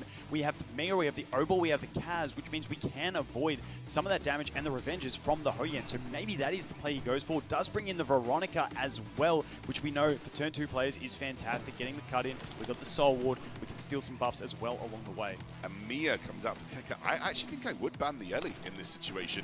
At least you know there's no hard CC for you to have to really deal with. You know that you're going to take turns, so it's probably the best play you can make. And the bans do come in, and it is the Yelly band and the Lily band. So that very fast Tsukiyomi, it's a lot closer on speeds this time. So the Tsukiyomi There we go. the boost Come on, Han. away. bringing up that Hoyan, something is going to die here. Something will get taken out. Let's see what it's going to be. I mean, if you were, would you take out the Obol or the Kazuyo? I honestly don't know. It's a really tough one.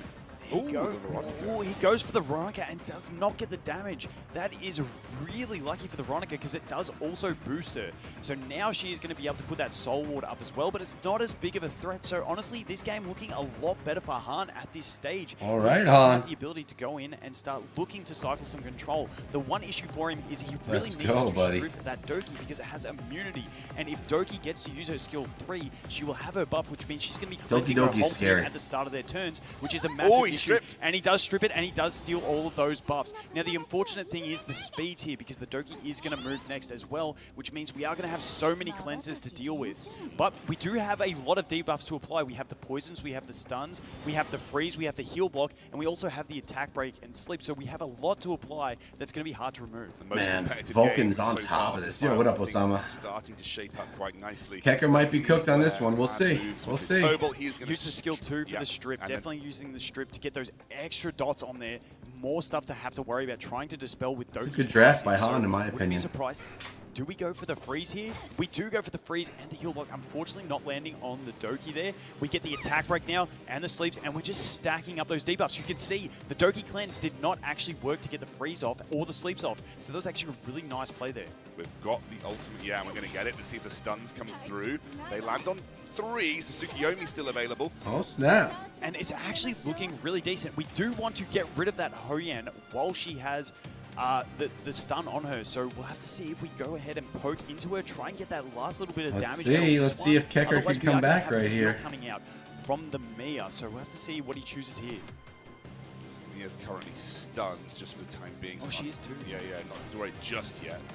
He's going to try and... He slumbers the Tsukiyomi, so he makes sure that most... Oh, the cleanse comes in. The cleanse does come in from the Doki Doki, and it gets the heals up. That's the issue that we have there. Okay, we can take away turn meter here, so we can maybe try and get Obol ahead, but I don't think he's got his stun up because he used the Codex on his skill 2. Oh, he does cut up though, but it's not going to be enough. We're going to put that dot over onto the Hoyan. It's not going to be quite enough. We do have the boost available for us as well. Veronica coming in next. We are going to move up. There she goes, the cleanse coming out once again. That Doki Doki is such a threat in these longer games, especially against control comps. She just kind of shuts Are they down going to what come you back try with to that do. Doki? Big stuff, but he hasn't got the ultimate available, so he's just got his I think- S1. Not going to do a huge amount of damage. I just think yet. he He's may. not stacked up any of the passives, so that attack boost not coming through just Look at yet Han, for he's so Hoyan. nervous And even, right now. even though we've had those heals, their skills looking pretty decently low. That Hoyan is not very healthy at this stage. We do have the skill 3 available once again to go ahead and steal and spread.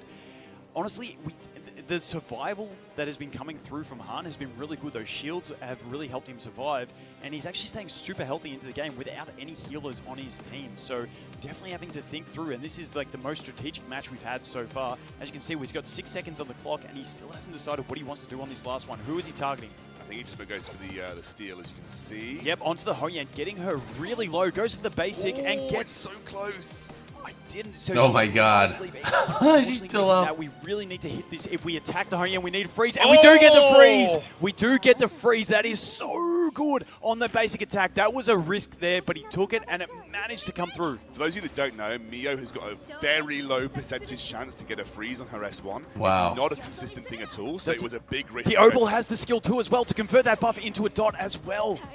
Oh, this is big. This is really big. And there goes for the it. Hoyan.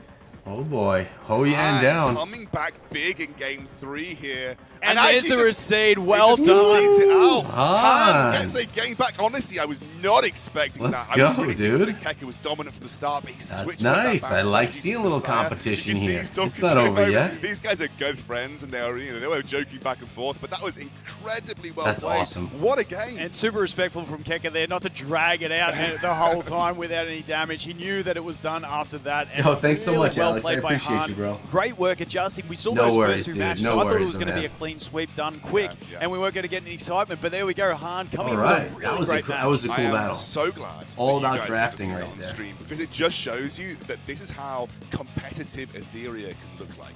You know, it's not just the case of my Revelation user goes real fast and Kona, blows up your entire if you team. like There's a turn-based lot of strategy really games, awesome this is strategy probably that the comes into best picking in band phase. class. Obviously, This is probably the best a in the couple of genre. times for Han to I'd think recommend you about try how it. he wanted The to QR attack. code you see right below me gets Han you the was game so for free, good so at you in the add additional quarterfinals and polls. semifinals. Plus, there Just was a code that they making just strategic gave adjustments to see if he can come out on top, today especially for an at the additional very 10, late so in it's a the good time to try it And out. the big Of thing course, they you're did there nothing. was that Yelly ban. Why because not the try, Yelly was right? way too much of a threat to deal with, and putting him so that All right, so we're gonna be Keka going only into had the round one single 4. target It's damage dealer, and you know it's, I've got so much 2 to control that 1. can counter this character, and I just have to focus in on this one strategy, and if I get that one character down, I win the game. We see the pre-bans come Heck through. yeah, It looks dude. like Han That's what I'm has now saying. finally figured out that the Doki, even though a threat, not as much as having to deal with the Messiah.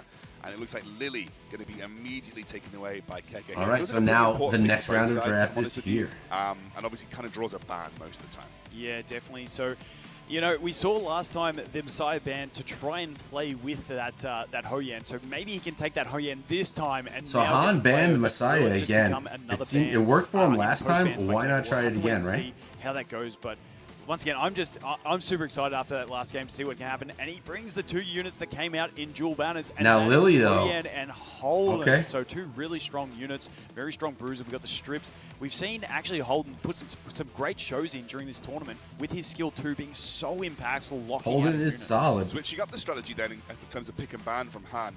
And now we're going to have to see how Keka looks to respond. He is safe picking the Yelly. Got Doki Doki basically again, making though. sure that that's not a ban option for Han. You kind of felt like that might be the case from Keka, having left it exposed last time round and it being such a big part of his win strategy previously, and also going to run with the Doki Doki and the Lily. So tough ban phase here for Han. Yeah, definitely. And that lock-in of the Yelly with 2 incredibly fast units makes me think no matter Decent what draft Han this picks time. next, I feel like that Hoyan is on the chopping block for the bans, and that's a really good situation for Keka to be in. So we'll have to wait and see, but that Hoyan is a great counter for that Yelly being maybe. able to go ahead and revenge.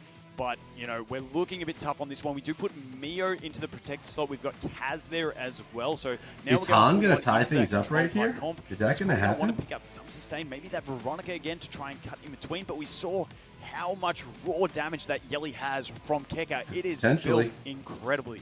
And we are going to see the final 2 picks coming in from Keka here.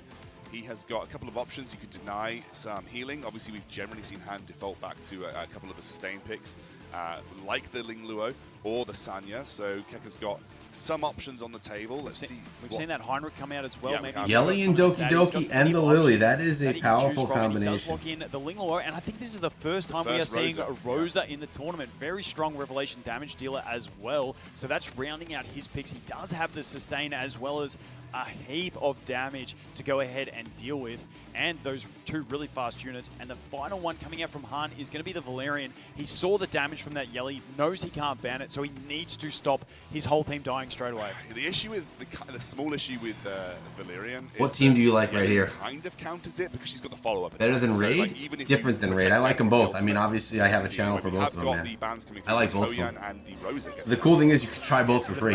This has a lot more quality of life than Raid does. In this one, his whole team is going to go before Han by the looks of this one. We've got the Ling Luo. Doesn't really need the immunity because everyone else is going to rinse through. Maybe use Let's the go, skill Han. to I don't know. I'm extend rooting for the immunity underdog or right now, something like just 'cause that. he's the underdog. But yeah, your whole team's faster, so you're in a pretty good position on this one. Does opt for that skill too, just to extend that. There wasn't too many other options he needed to do. Lily gets Just to move gotta- again. just gotta go Since for the underdog, We haven't right? even seen the Yelly get the option to move just yet.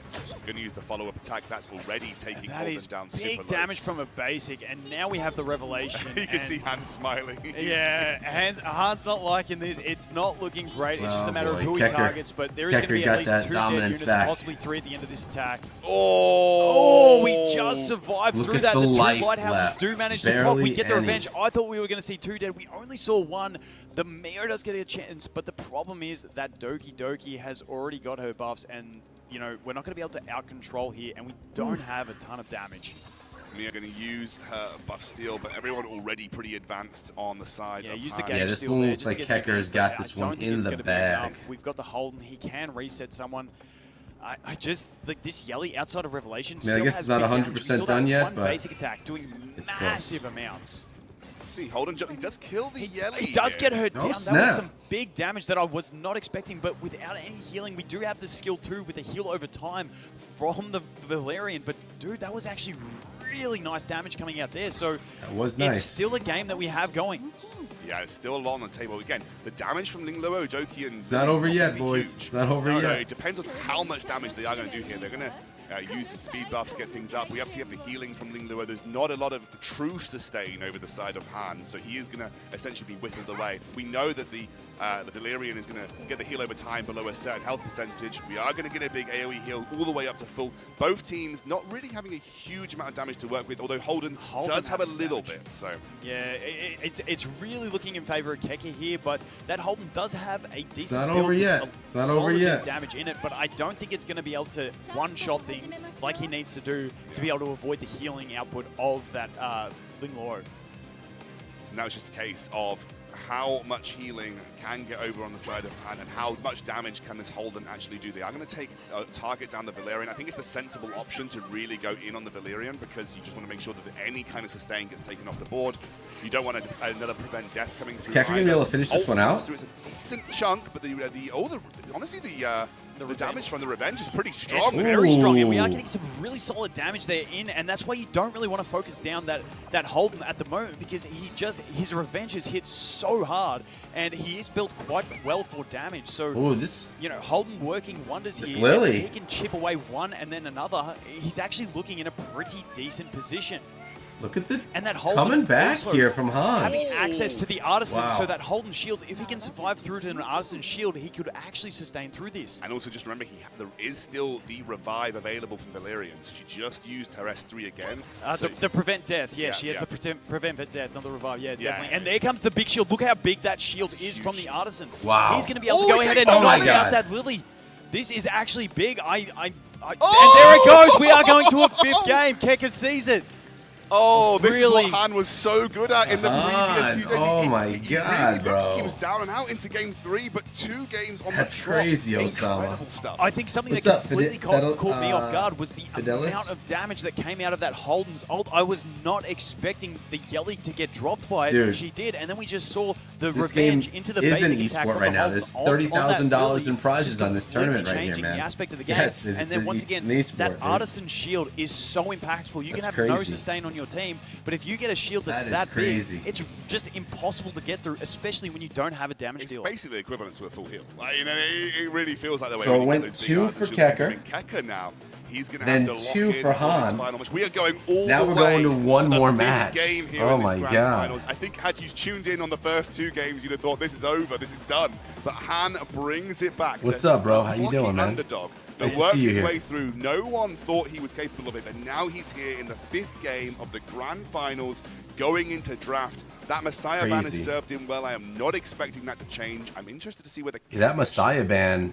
Yeah, definitely, and same bands, that team at So good staying for him. ban. But yes, I was worried we were going to have a non-event and it was just going to be a clean sweep. But Han has completely turned things around, and we did see those lighthouses come in as well. So It's he going is very spicy, he's defensive, right, but Osama. That play in That's the last right, game, bro. that Holden is a massive threat. I wouldn't be surprised to see Keke try and counterpick that Holden because he's just built so well with so much damage, and that Artisan People shield didn't dig helping it? him survive No, into the late dude, game. this is Keke opens up this with one's a pretty good, big man. first This is a great pick. I game. think Han may just Have run you tried back. it? You know, when you've had a strategy that works in those opening 2 picks. If you haven't, use my go for it QR again, code. You Holden get yourself and or my Oya link. It gets you straight 10 up. extra polls. Definitely, and yeah, that free Holden game. is another threat that Keke has to think you like about turn-based now. strategy, But obviously, it's a good Hoyan, one to check when the out. Messiah is banned, is a 100%. huge threat. We do have some options to deal with that Hoyan if he wants to let it through. He has got a Heinrich build. Maybe he goes with that Heinrich, stops the puts the buff block on, stops that Soul Ward, but she can still revenge. And we are just seeing a complete rematch where Keke is picking the Doki Doki and then Protected picking the Yelly. Yeah, And what up, once again, Volt? we mentioned that we don't think Han actually has Doki Doki built, so it's one of those ones where Keke Yeah, could actually you're right, take man. another It's option, not save that speed for his only. last pick if he wanted to, but wanting to lock it in early. I mean, you're seeing it right here. For the next 2 picks up for Han, you know, might just run it back again. Might just take the Neo in the protected slot, then take the Ling Luo again. That's kind of the way he approached it previously. So let's see where he goes with that 3rd pick. Obviously, just to reiterate, if you have a pick in the middle of your comp here, that 3rd pick, it is protected. You cannot get banned in the post phase. So have to make sure it's a really, really important pick for your comp. And can I just say, I'm just loving the sportsmanship between these two players as well. They're all smiles. No one's getting upset about a loss. They're here to have fun. Viper They're in the guaranteed to pick win here. So something. Yelly, And this game is going to be I'll tell you a what, I great like final match. We Kecker's do see team them better, protected but Viper and then the Linglo Man. coming out from Han. His Linglo once Han again was- very has been good able in to previous counter it, matches, sustain so through. We'll see that come in. Viper just an all-round great unit in RTA at the moment. Let's see where Keka goes. The Rosa felt like an interesting pick. I don't know, if it was designed to be like an alternative damage threat to follow up on the Yeli, but let's see where Keka decides to pivot. This is probably where he makes changes, if any. Obviously, Tsukiyomi's still up, so that was... you have it installed. Nice, Fidelis. They just gave us another code today. But also a couple of other I pieces. forget what it was, though. Yeah, my I think battles he are goes for complete. more damage because he'd be worried about... Oh, he does go ahead and take the Tsukiyomi and the O-Ball. Okay, so he is guaranteed probably to have his whole team move because he's got his 3 very, very fast picks. The Yeli is locked in.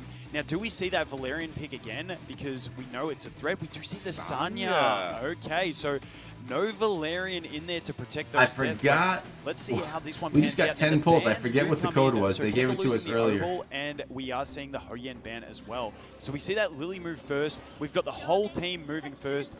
Is this going to be another clean sweep? We've got the attack buff on that Yeli when she does move, and this is going to be that Is massive Han gonna revelation come damage. through from down Now, if she doesn't kill the 0-0-2? Ling Luo, we're in trouble, but I think we're going to be targeting the Ling Luo, go for the kill, and we do hit one.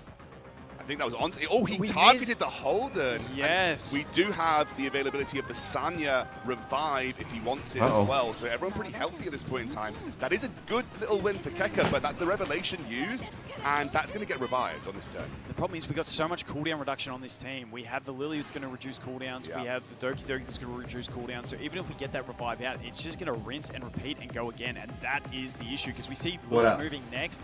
Lily obviously going to use that skill 3, reduce the cooldowns for that Yeli, and Yeli's going to swing again. So do we hold on to that revive for the next game?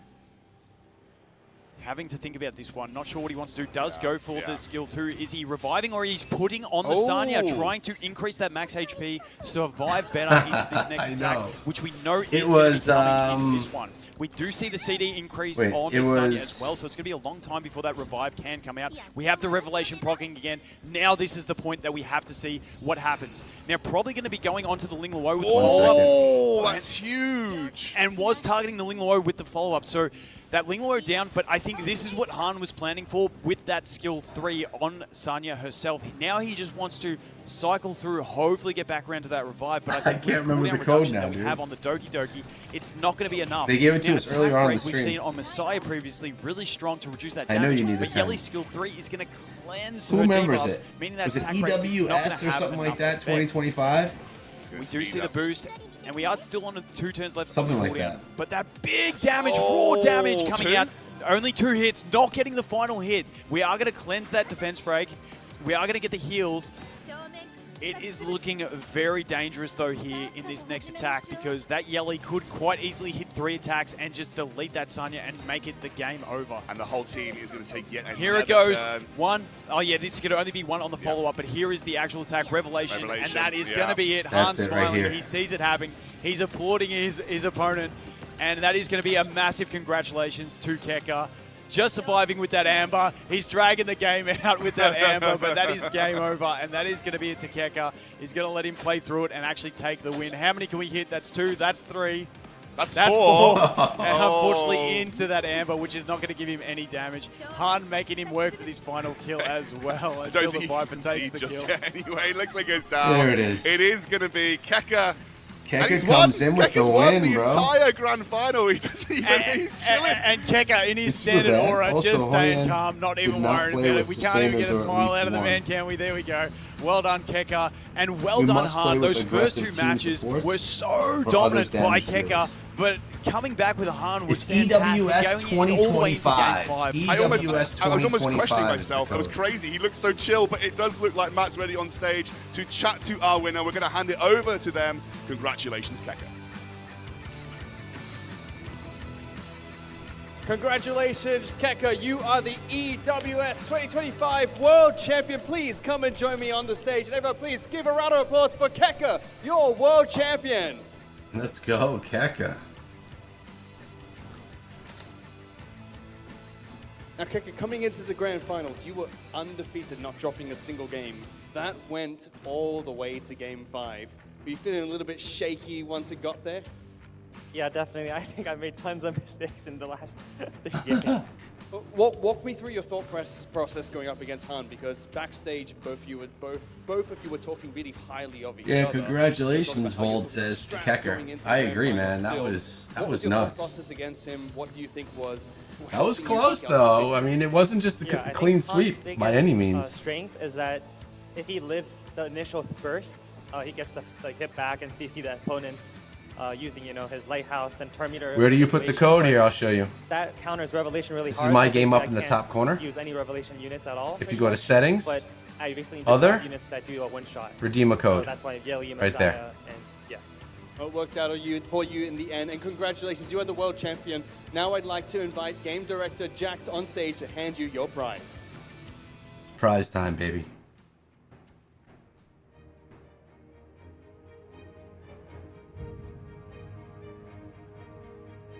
This is cool, man.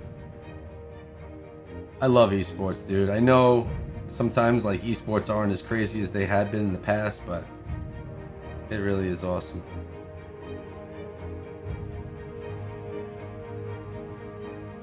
$15,000.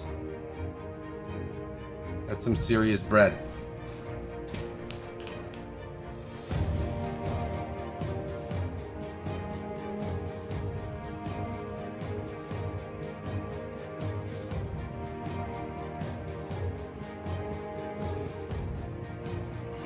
That's super awesome, man.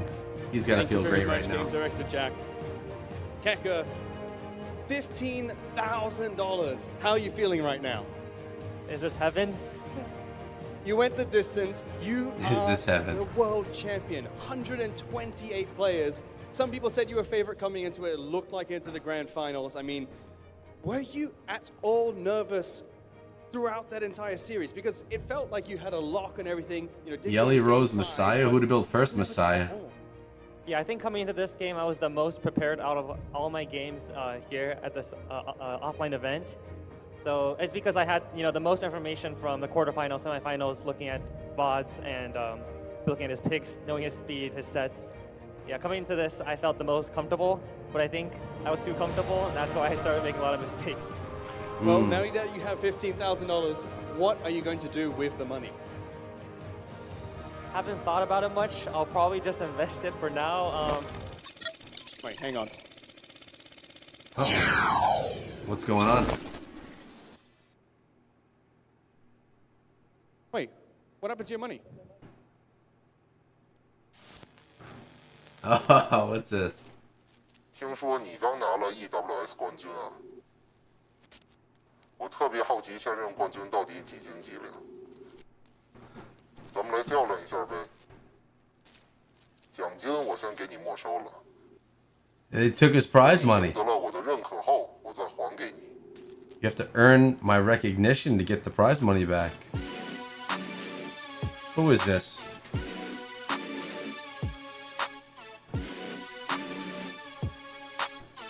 What's going on here? Kulian Bao, the best Summoners World player, 2024 world champion. Wait, what have you done with his money? Why did you take it? I just have a chance to play with our champion. So, hang on, he wants to play against you. Do you have anything to say about that? I have to kick his ass then. Are you sure you can beat the champion? Actually, I'm not sure, but I'll be trying.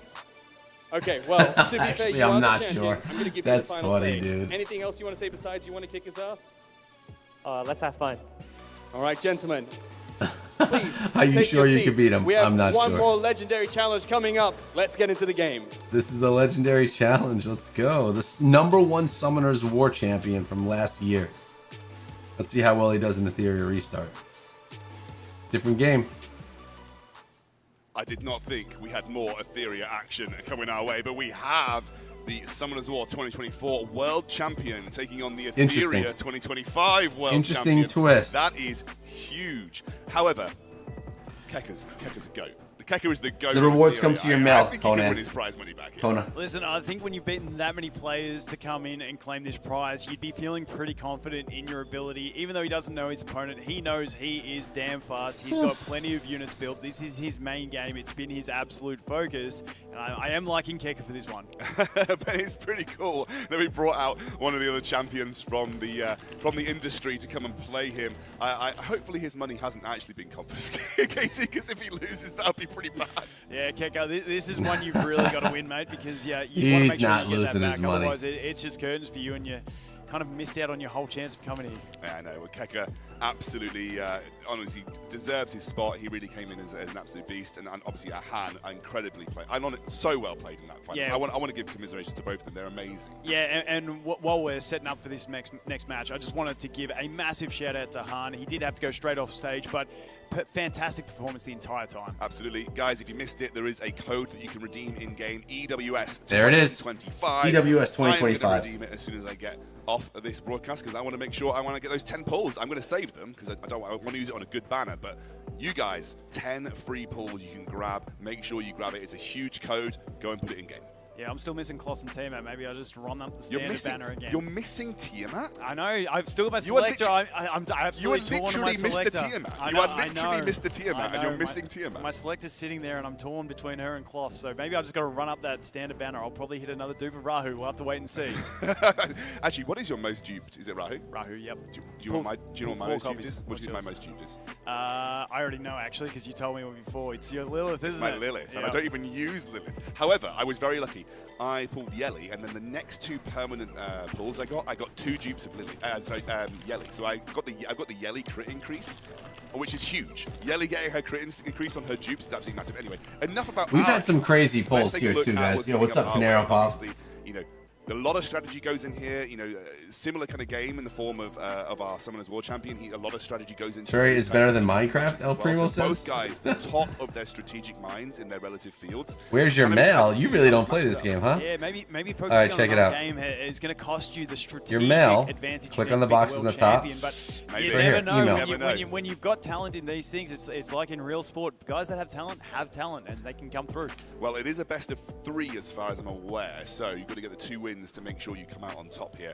And so we'll be seeing, can Keka, after the high of just winning on that previous match, can he keep that going for another best of 3 after the final? Yeah, Another best of 3. Then we have the content creator He's battle. absolutely kitted out on his account. Not only his account, but his strategies and the way he thinks through. I just think back to that previous matchup against Han when he just countered. Oh, you'd never saw played Han before? Picking that Messiah, trying to stop him so he could play his Hoyan. You never played before, you should have used my download code. It'll give you an additional 10 pulls, which would give you 20 pulls right off the bat. This goes. Kilimbao versus Keka. It is going to be a very, very cool match to see. Let's see what I Kilimbao predict does attempt to ban. Keka That would in be spicy 3. and ban. Just saying. He bans Tsukiyomi, so an interesting ban. I Yelly don't OP, think he huh? Yelly, but he bans the Tsukiyomi. Yeah, definitely. Like we said, we don't actually know what's on his account. We have no insight into him at all, so he's a complete blind one for us. We just got to wait and see how this first match pans out to see how he's going to play the game. Is he a heavy revelation? Is he a turn 2? Is he a control player? We don't know. See now. Looks like Kilimbao has gone for. We're waiting to see what they're kind of going for in the draft phase at this point in time. It is the confirmation of the Tsukiyomi, the Ling Luo ban for Keka. Yeah, Ling Luo stopping that sustain, but Keka going in blind like us to this one, not knowing what he has on his account. We do He see went with a Lily. Lily pick up on the first pick. A Lily pickup comes through, immediately responded by Mio and Doki Doki. He's for showing Keka, off so two very his strong dupe picks Lily, in hinting this that format. Vulcan Let's see, spent but like remember, 27 Yang hours and Yelly, rerolling for her. Revelation. I know. Revelation. I know, Right. Osama. And we did see Keka say that, he wanted to face It's off crazy against Han because that- he didn't like the matchup. That those Vulcan heavy does all those revelation rerolls, man. uses. I can't believe And that. I just maybe spend a few Kalian bucks Bao and get it. has seen that and gone, I'm just going to straight revelation. That this guy. rerolling is The not for Yelly me, is dude. protected, and we've too much. seen how much of a threat that Yang can be on revelation, killing one unit, giving turn advancement. We don't know how fast these units are either. I like this a lot. The protected Hoyan and the Veronica. So trying to bring a little bit of anti-revelation to the table here is Keka. Yeah, learning from his fellow grand finalists that the Hoyan is the great protected pick against these revelation teams. Obviously, Veronica being another great one to bring in as Hoyan, well. a good Being able to pick. cut in front. put that death immunity on. And this is heavy into the Revelation now. I can't see the shells. I am assuming we are seeing as Selene that normally in these heavy Revelation players is also going to be on Revelation, offering some more of that big damage. And then the O-Ball coming through. Now, Keka has used O-Ball a lot. And Keka bringing out the first use of Marvel in this entire tournament. In the beta, everyone played Marvel. And then he got nerfed into the live launch, and he's been a little bit on the back seat, but he's still very strong turn manipulation. Definitely okay. I don't know. Keka earned 3. That's my call. What do you guys think? So we do have the Lily coming up as the fastest from Kevin Bao. Oh, boosting that Yelly with the Revelation. Now we do have the Hoyan to go ahead and counter that. So are we going to see the Hoyan counter and get a kill? We'll have to wait and see who he targets. The big AoE damage coming in. A huge AoE damage. We got the Lighthouse coming out. Oh, and here comes the Revenge. Here we go. The Revenge. Is it going to come through? It does! And it lands the kill. Whoa. Now we are in a very awkward position with that. We do have the immunity to death. We do have the Veronica who can reply that. We can also get the shields from the Veronica on the skill 2 as well. Now we do have the Codex, so whatever he uses, he's going to be able to reuse again. Yeah, obviously we have to be aware that great if you're just running one damage dealer where Hoyan takes them out. If there are multiple damage threats, then it becomes a little bit more of a big deal, and obviously Stalins can be big threat. Well, everyone's on. We've got the Revelation Stalins and the Revelation on the O-Ball, so we really need to deal with these guys and not let them take a single turn. Otherwise, we're going to be in a lot of trouble. Well, we do have the skill 3 coming up. Who are we going for? Who are we going for? It's going for the O-Ball, meaning the Stalins is about to use a Revelation attack. Now, are we going to live through this? That is the thing. It's going to be a lot of damage. It is Revelation at the end of the day. Oh, it is! Oh, that's insane. Wow. And there he goes. Keka, not a great start. Looking like he could be losing his prize money in this one. My guess is already. And says, hey, you brought a good game to the table. I'll still give you the prize money. But Kilimbao wins the first matchup here. Massive Revelation picks as well. I mean, just huge damage out. Come on, Kecker. You just won the whole championship, bro. Yeah, I have to think Keka went for that O-Ball. I can't remember where the turn gauge was at, but I do think the Selene was next in the turn gauge. Maybe if you went for the Selene, the O-Ball wouldn't have got the turn, but, you know, the Selene's managing to get that kill was absolutely clutch, because the O-Ball was the threat with the stuns on top of the damage and being an extra hit as well. So we jump into it. We do see, we have a little bit of advanced screening. We do see the pre-ban from Keka coming out on that Yang. Now that he knows that he is playing the Yang, he's like, I'm just going to ban that straight away from the start.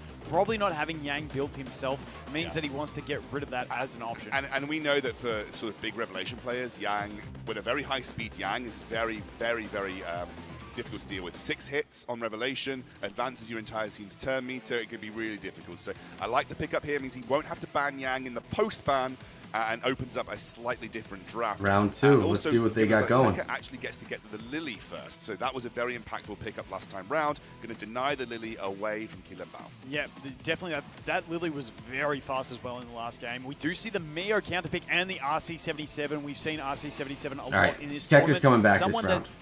A lot of players may not know He's too coming much back about this because round. his work with Revelation, absolutely fantastic in RTA. It is a 4-turn cooldown on his skill 3, not so usable in PvE on Revelation, but once again, kind of like that Yang, they're just Revelation specialists in this current meta. Yeah, it's looking very similar. The way that Kilimbao's playing is That very was- similar to that was Young. nuts. So similar kind of picks, similar kind of setups.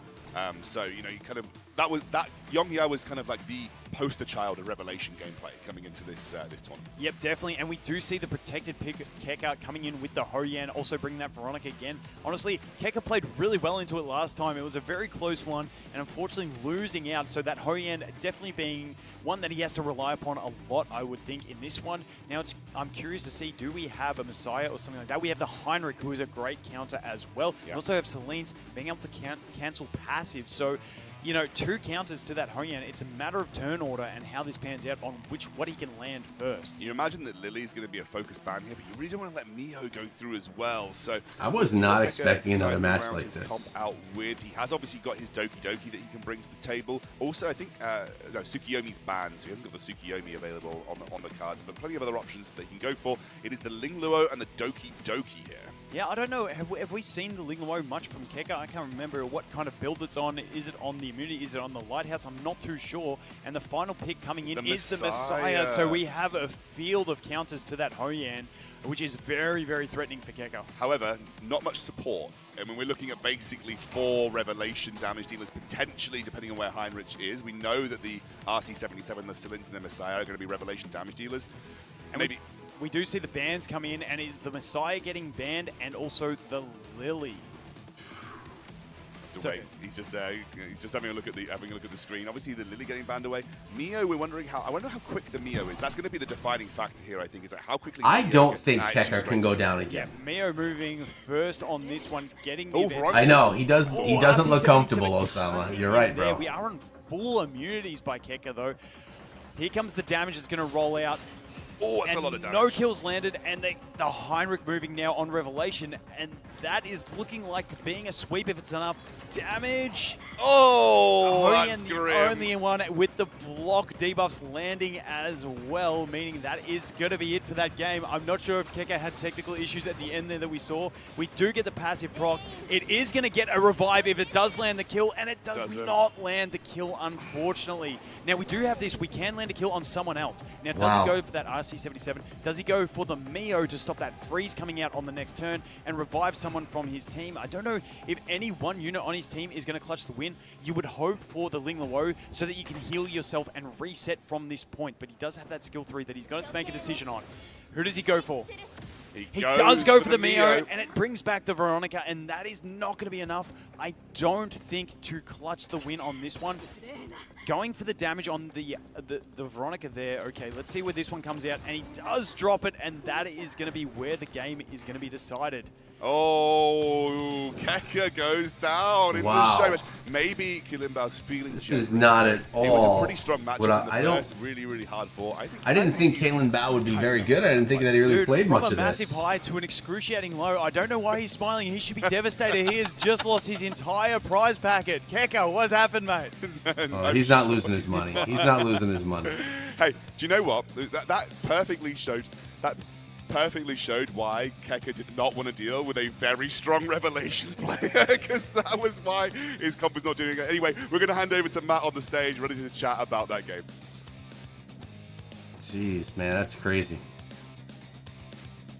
Thank you very much, Scoundrel and Vulcan. Gentlemen, please join me on the stage one last time after that legendary battle where we had Kalimba picking. Wait, was that best of 3? So that's over, right? 2 questions for you. One, how do you feel, and will you give back his money? Feel good. I will give the money back. Practice some more. I'll give the money back. Practice some more. Oh my god, that's insult, dude. Come on. What happened there? You were doing so well this entire tournament, and then Kalimba, the best summoners world player, came in and just that wasn't very close right there. Yeah, I'm telling you, I'm not that fast. Are you happy at least he's giving you back your money? Yes, very happy. Well, thank you very much, gentlemen, for the show He's happy match. he's getting his But money that's back. not all My the games goodness, that man. we have here today. We still have more to come. Stick around, because right after this break, we're going to have a couple of influencers play in a show match. Right The after influencer match is going to be fun. Maybe even more exciting than what we've seen so far. We're going to have to see.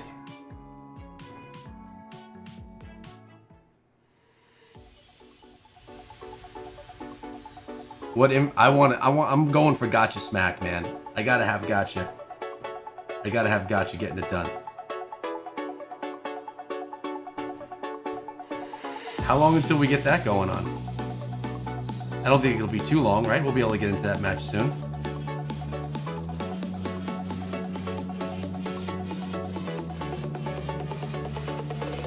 In the meantime, I guess we can get going on with what we have going on in our game, right?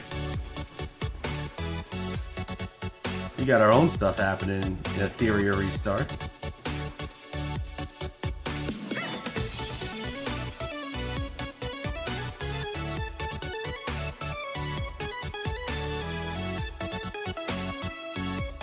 It's not over yet.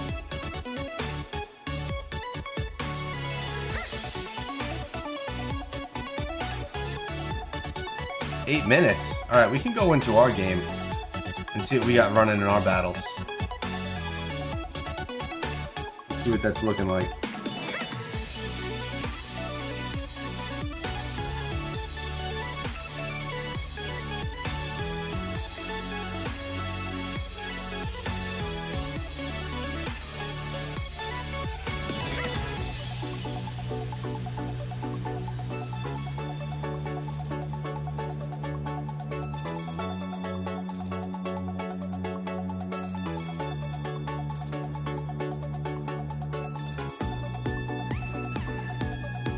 So we got 8 minutes until the next matches come in, the influencer matches.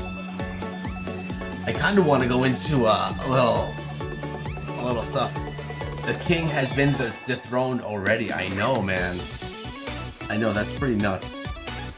I mean, him winning must feel great, but then him losing right after, that's got to take a lot of wind out of his sails, man.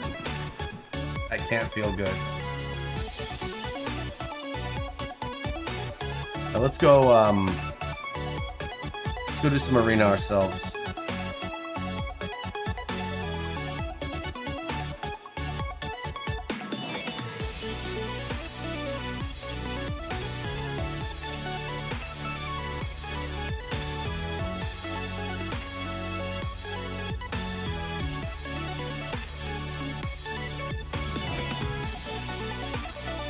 I like didding as well.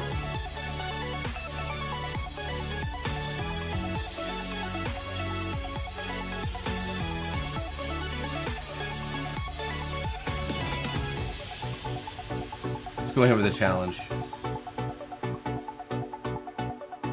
Let's see what we can do. I'm inspired. Someone had to break the win streak at some point, but not that quickly, right? Not that quickly, man.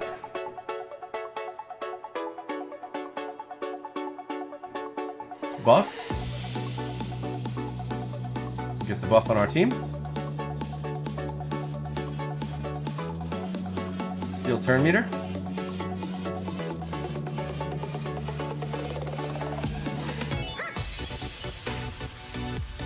Ooh.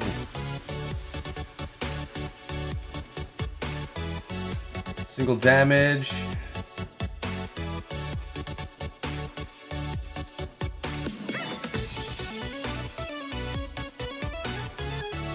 Gotta love those shells. Uh-oh. This is what I was worried about. And I should have been.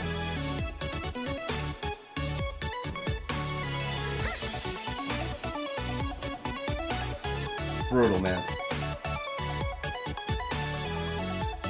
Brutal.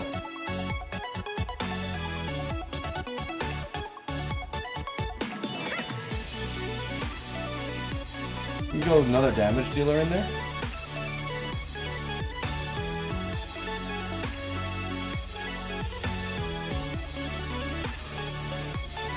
See what we can do here.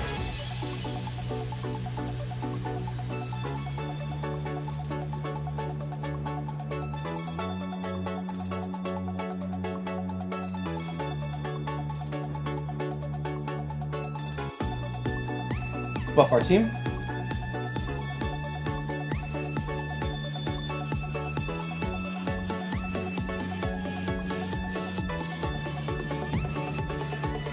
Debuff.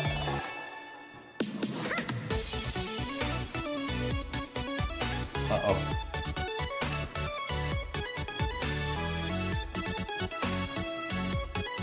Oh, here it comes. Triple shot. Oh.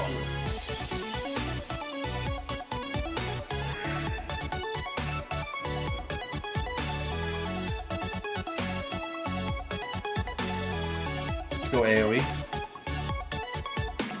Got no other choice, right? Can I go? That's not what I wanted. That's not what I wanted. I want the A3.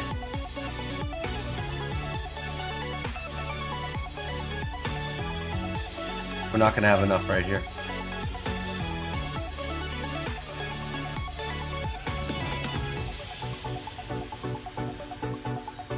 Uh-oh. Good night. Jesus.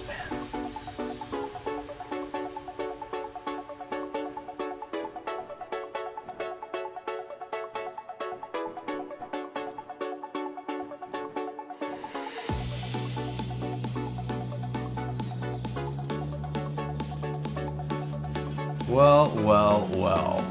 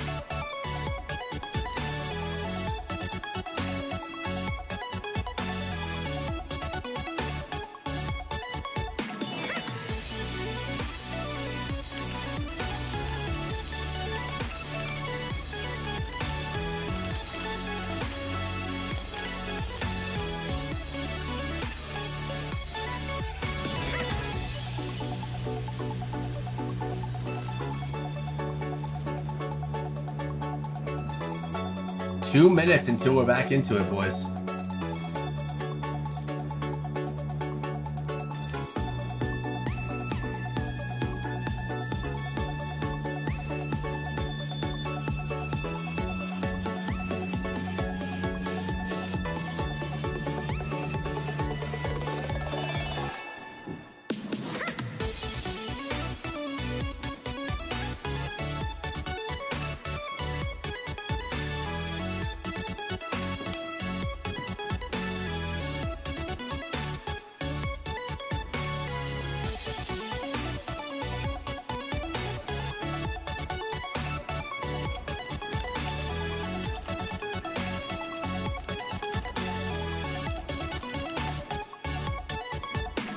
One minute.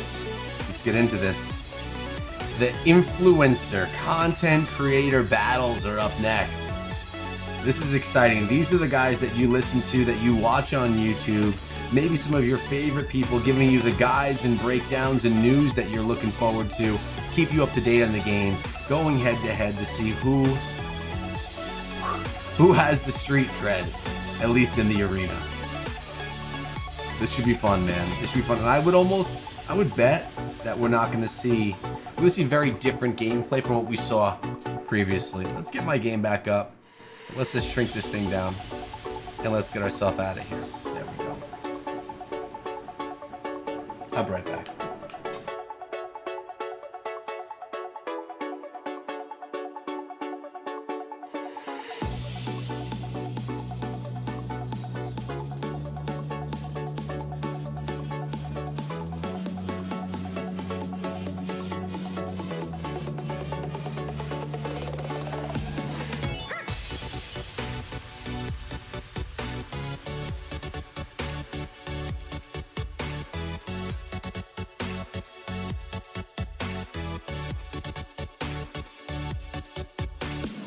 Just in time. Let's see how this goes. We've already crowned our world champion for EWS 2025 Global Invitational, and we saw absolute destruction from Bao in the legendary show match, but we're not done for today. Now it is my pleasure to invite two teams of different KOLs to the stage to present to you a glorious show match. Starting off with Team Nikonana.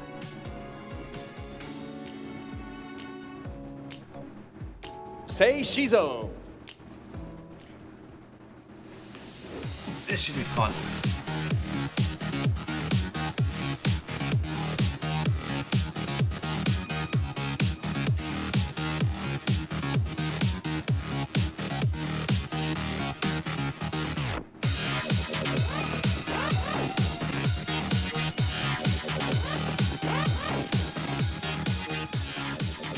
KOL number one. Next up, we have Gotcha Smack. Is there an audience there? There's no live audience.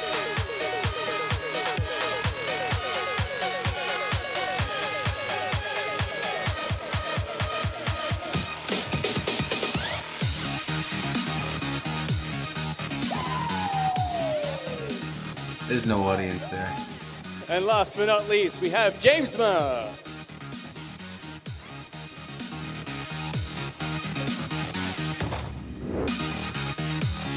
I like how they're hyping this up.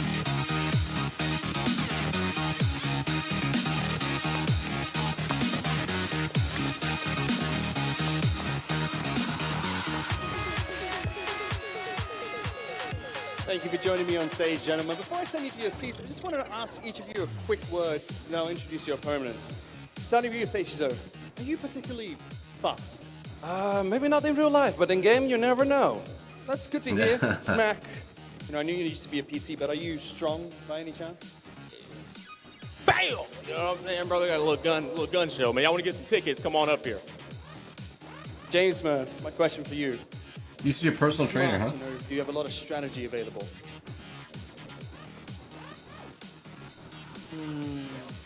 What? Uncountable. Fantastic. All right. Team I Nikonana, don't know what please he head said. to your seats while we No grab clue your what that opponents up was. to the stage. Anyone know what he said? But these aren't the only KOLs that we have playing in this show match today.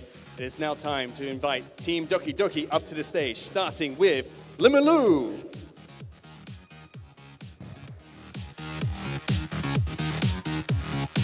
Team Doki Doki.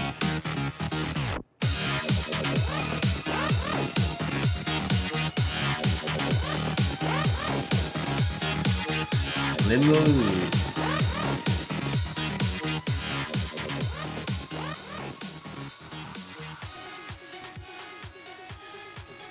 Next up, we have Mr. Pokey.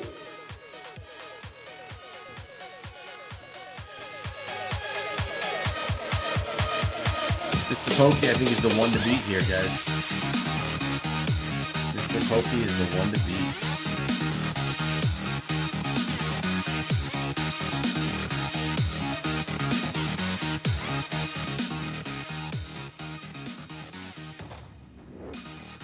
And last, but definitely not the least, we have YDCB.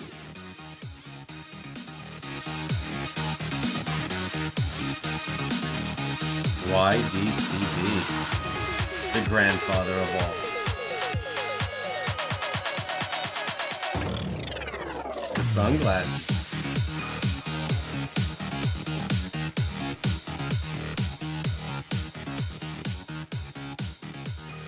Thank you for joining me on the stage, gentlemen. Let me know, I wanted to start with you.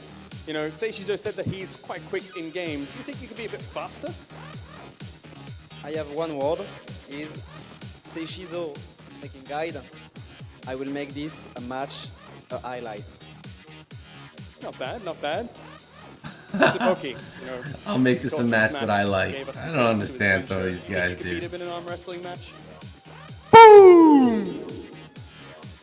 Fantastic.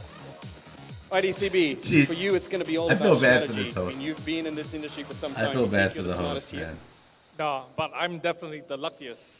I mean, Luck's got a good part to play in it. Thank you so much, gentlemen. You may now head Jeez, to your man. seats. Now, the way Is it that this just show me? match is going to work is each one of these influencers have an opponent on the opposite team. And there's going to be a theme to each of these matches, which will be based on speed, strength, and strategy. So, I'm going to invite the first two players up to the stage to kick us off with the match of speed. Seishizo from Team Nikonana, as well as Limilu from Team Doki Doki. Please come Let's to see the how stage. this goes. Let's see the Now, plan here. the twist that we're going to have with speed is that these players are going to play with a chess clock. So once they input their moves, they need to hit the chess clock, which will start a timer. Interesting. If you win one of your matches, you get a point. However, if you have more time on your chess clock after a match in comparison to your opponent, your team gets a ban going into the next game, including if Okay. you win the final match based on time, then you get a ban going into the strength round for your teammates. So that's where speed comes into play. Seishizo, got any last words? I can't see my opponents. Where is he? Oh, yeah, he's there. Okay, it's good, it's good. I'm ready. Seems I to don't think get that it. you're a little bit missing here, Limilu. Got anything you want to I say don't back? get what he was saying. In my side, I will say, have fun. Gentlemen, please take your seats. Let's I send it think back to the it's casters the language for barriers and stuff. the first match of Their Speed. smack talk game isn't on point. They need a little work on the smack talk game. Either way, let's see who brings in the wins here. Here we go. The Hyperlinker matchup. We are looking forward to this. We've got speed, power, and strategy. We're kicking things off with speed. I was hoping Gacha Smack was going to do a backflip. He told me he was going to do a backflip. Gacha, there's no backflip. I wanted the backflip. No backflip. Yeah, he loves a big talk, but he's let us down. Maybe we'll get it later on if he wins the match. If he wins the match, maybe we'll get the backflip. Right, heading into speed. That is where we're at right now. Obviously, I'd like to see the has backflip. 3 matches to play on each category. Each time they get a win, they get a point. But obviously, there are the mini games for speed, power, and strategy, which are going to help them along the way. A little bit alluded to on the stage just there. It was a chess clock. Speed, power, and hit strategy. the button, The 3 different and that target makes sure that the areas time of goes down. focus This is here. the overall match rules. Like I just said, we've got 3 players on each team. You're going to win a point. The team with the most points at the end of the full 9-game series gets the win. Minigame, obviously, as we said, each of them are individual. The speed minigame, we're going to get the chess clock where you can tap it, and if you get the lowest time in terms of time taken during that match, you'll get an extra ban in the next game. On the final game of speed, you get a ban in the power phase. In the power match, you have to crank. You're going to crank a hand resistance thing, and you can actually get some extra points in that Okay, round so as this well. is not Strategy, just you've got some like your cards, which we'll typical talk about a little bit later on as well, stuff that which you have help to with do the here. balance. But here we go, speed. After each move, the player is going to press the button on the chess clock. Super At the end of strange the match, stuff. the lowest Making time it a little bit wins more the fun, minigame. right? And again, in that third match, you get a ban for the next game if you win.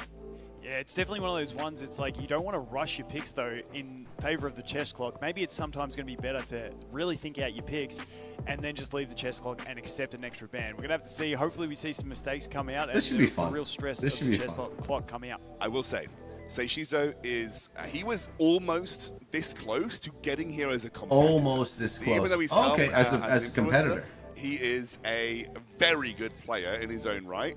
And obviously, I think Lemulu So he is a still great has the player as guts, well. they're So saying. this is a pretty good matchup between these two. And I would say Seishizo is probably the most competitive person out of everyone at this event. He is locked right in. A little bit salty on Shine, who I think it was who knocked him out of qualification for this top 8. So Seishizo, definitely a powerful player in this game. Yeah, I think he definitely comes in with his head locked in. He's got a very good account. I've seen his account. He's put a lot of time into it as well.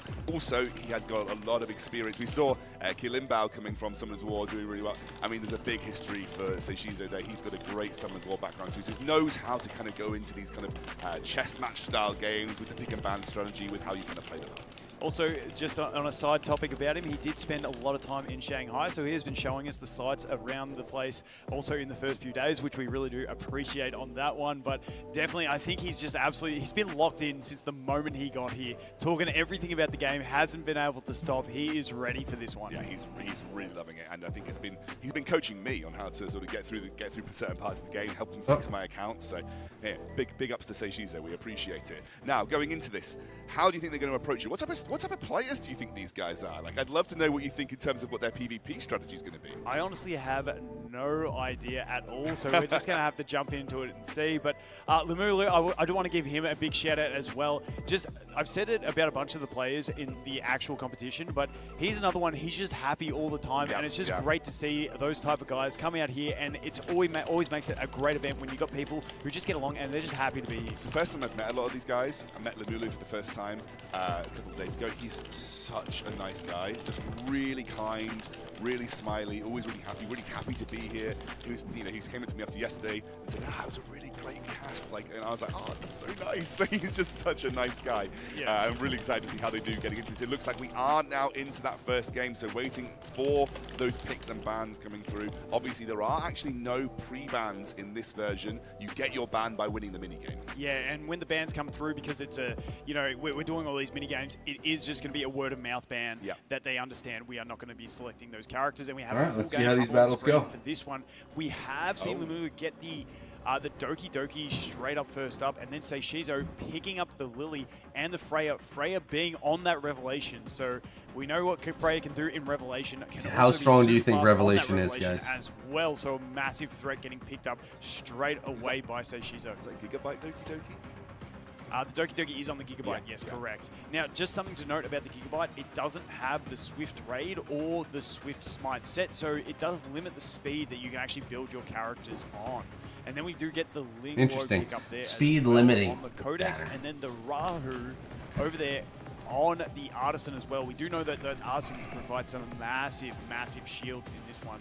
So we'll have to see how that goes. We got another Revelation unit coming out from Seishizo, so he is a Revelation player at heart. Oh, an Opal. Seishizo, I'd say he's one to look out for, guys. I'm assuming it is going to be fast. It is on the Codex. We can get double stuns with that one as well. It also gives him another option to deal with some of those threats that maybe, you know, on the Lighthouse, if he does see them, because then he can just go ahead and control them instead. So really solid option there from Seishizo. He's got his 2 big damage Remember, deals, he almost and Heinrich is just a great pick. qualified as a player in the See competition. the Rin come out as well on the Alicorn, so being able to cleanse, but that Rin, you know, the taunts can really disrupt as well, and she does provide some nice mitigation. And who are we going to see from this final pick? It is the Hoyan. We have seen a massive showing from Hoyan in this one so far. We do have the Heinrich, which can buff block. We do have the Obol that can stun. All things that are annoying to deal with for the Hoyan, but still, she can come through in this one and actually give us a great showing. Because unlike the Messiah, the buff block stops her from getting her buff, but she can still get her revenge, which is a big thing. And there we see another it. one. Yes, the Messiah coming out, obviously to try and counter that Hoyan play. It is something you will often see. Not on Revelation though. Is that White Fang? No, that is a count. That is a count. So he's going to get extra attack before he attacks. And there we go. We do see the bands of the Hoyan and the Messiah coming out. And I was trying not to say it because these guys don't know what each other are doing, and we don't want to call it early and give them the insight into who the other one is. I say Shiso. My bet's on Shiso right here. Glad I've got you, because my eyesight's not good enough to see the shells. So that is a super fast Lily on the immunity as well. So that Lily getting a boost from the Freya's passive from the Bulwark, it just makes her even faster than she already was, boosting up that Heinrich. And here comes the skill 3. It's going to strip. It's going to do big damage as well. And then the Freya coming out, and this is going to be a very quick cleave.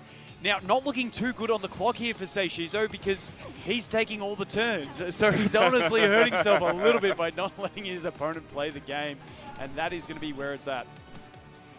He's having a dance. He knows he's got it. He's letting the clock run though, so the mini game win will be there for Limelu, so he gets the ban in the next game if we go down to it. Yep, definitely. So she's just taking his time there. Going to use the S3, going to reset Heinrich. Doesn't get the S3 fully reset because it's got a slightly longer cooldown, but he'll take the win here, and Limelu just claps his hands. Wow. The first point goes the way of Team Nico Nana, and Seishizo very happy about it. However, did lose the minigame, so does not get the ban. I don't know about the minigame portion of this. Definitely. So he was confident coming into this one. I do know he was probably the most confident person. Like I said, he, you know, out of all these creators, he's the only one that actually went into the top 128 to try and get into this tournament. So what is it, best of 3, did they say? Pipping him out. So, you know, he is fast. He has built his account very, very strong to compete with some of the top competitors that we have. Let's see what the next round of bans look like. Okay, we're going to pass it back over to Matthew on the stage to have a chat to our guys in between the game. Okay, let's see what they got to say. Thank you very much, guys. After that match, we now have to check the chess clock. So, judges, can you please indicate who had more time here? Let's take a quick look. Cool. So, what's happened is you have 20 seconds and you have 19 seconds, which means that you have the upper hand here. If there was a ban, what would the ban be? Let's go for Rin and then the Fire Rin. Rin is the ban that can't be played into this next lane, gentlemen. Best of luck going into that match. I see how the minigame's working here. Okay. We got it wrong. Yep. Well, we are heading back into the second game. It sounds like me and Vulcan got it wrong. We thought that because he hadn't taken a turn, his clock would not have moved, but it sounds like they had to go to a tiebreaker. So ban comes through for Seishizo. We're heading into the game 2. Might be an inverse chess clock. That's not the way I've known it, but hey, it is what it is. The man taking the advantage, getting the win, taking all the time, not letting his opponent touch the game, and also getting a ban. So in there, look, it looks like they were a little bit off on what the rules were not as going to be able well. to pick up that red Rin in this one. So we're heading into this Right. second Next round starts. phase. It is going to be a Doki lock-in with the Gigabyte again for Limulu. So not moving away. It's from funny to Fred see, yet. like, the, Lily away from Seishizu may not have it fully built on his account. The Animus that Difficult to get but it's going to be immediately Lily taken and Freya every once more. time Yeah, it's so just quickly. same pick, so we are going to have to see something change here for Limulu if he's going to have a chance, because once again, it wasn't too kind in that last round. Maybe he tries to steal the Heinrich if he has it built. Maybe he tries to, I don't know, go for something a bit more tanky. I'm not sure what he has in his arsenal to come ahead and take at it. We do have the Codex there on the Lingwo, and then protected picking the Hoyan, but going straight in for the protected pick on the Yeli, also on Revelation, and then also taking up the Messiah on top of that. Now, I'd be curious if Limulu takes the Heinrich, it's not a bad pick to help that that Hoyan stay protected, because you know, we can ban that Messiah, let them do their damage, and then maybe we can revenge back, get the revive. We have seen the impact. I like the Oh, plan. This is the I first love how time we're Vulcan's seeing breaking a this thing Fucho down. today, which is another He's very making strong threat really good gapping sense of in everything. between your opponents, depending on how fast we are. And that final pick comes in of the Heinrich, unfortunately. So we do have two massive threats. I guess we are not playing the protected pick. No, not protected pick. It's normal RTA on this. Oh, I thought the protected pick was still going to be there. Okay, that is very threatening then. The Hoyan is gone. We've only got the one damage in the Rahu in this one. To see where he chooses to get rid of the Messiah, but still the Yeli, which we I know think he's is still insane got with the Revelation. same thing that he's got to Freya worry about and here. The Heinrich, and Heinrich doing a lot of damage with that Revelation too. Yeah, super fast Lily with triple Revelation. It's going to be a tough one, this one. There's the chess clock again. Once again in the start, we have Lily going first. Let's see. Straight into that Heinrich again. Going to strip those immunities, but do we get the advance there? We don't get advanced enough, and we are going to be just behind, and this Revelation may do enough damage. If it doesn't, we are going to advance with Fucho, but that is going to be it once again with another clean sweep. Oh my gosh.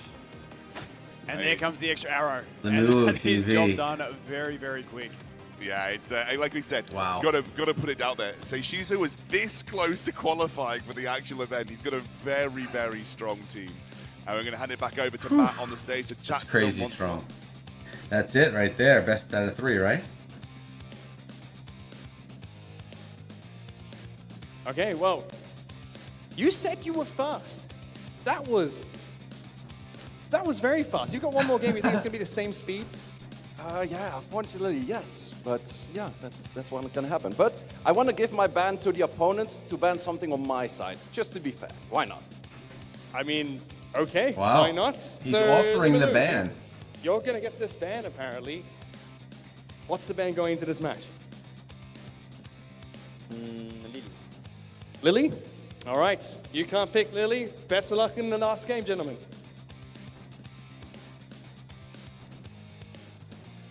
Lily is a good ban. I think that's a very, very strong ban. Takes it off the field, means he can't accelerate things super quickly.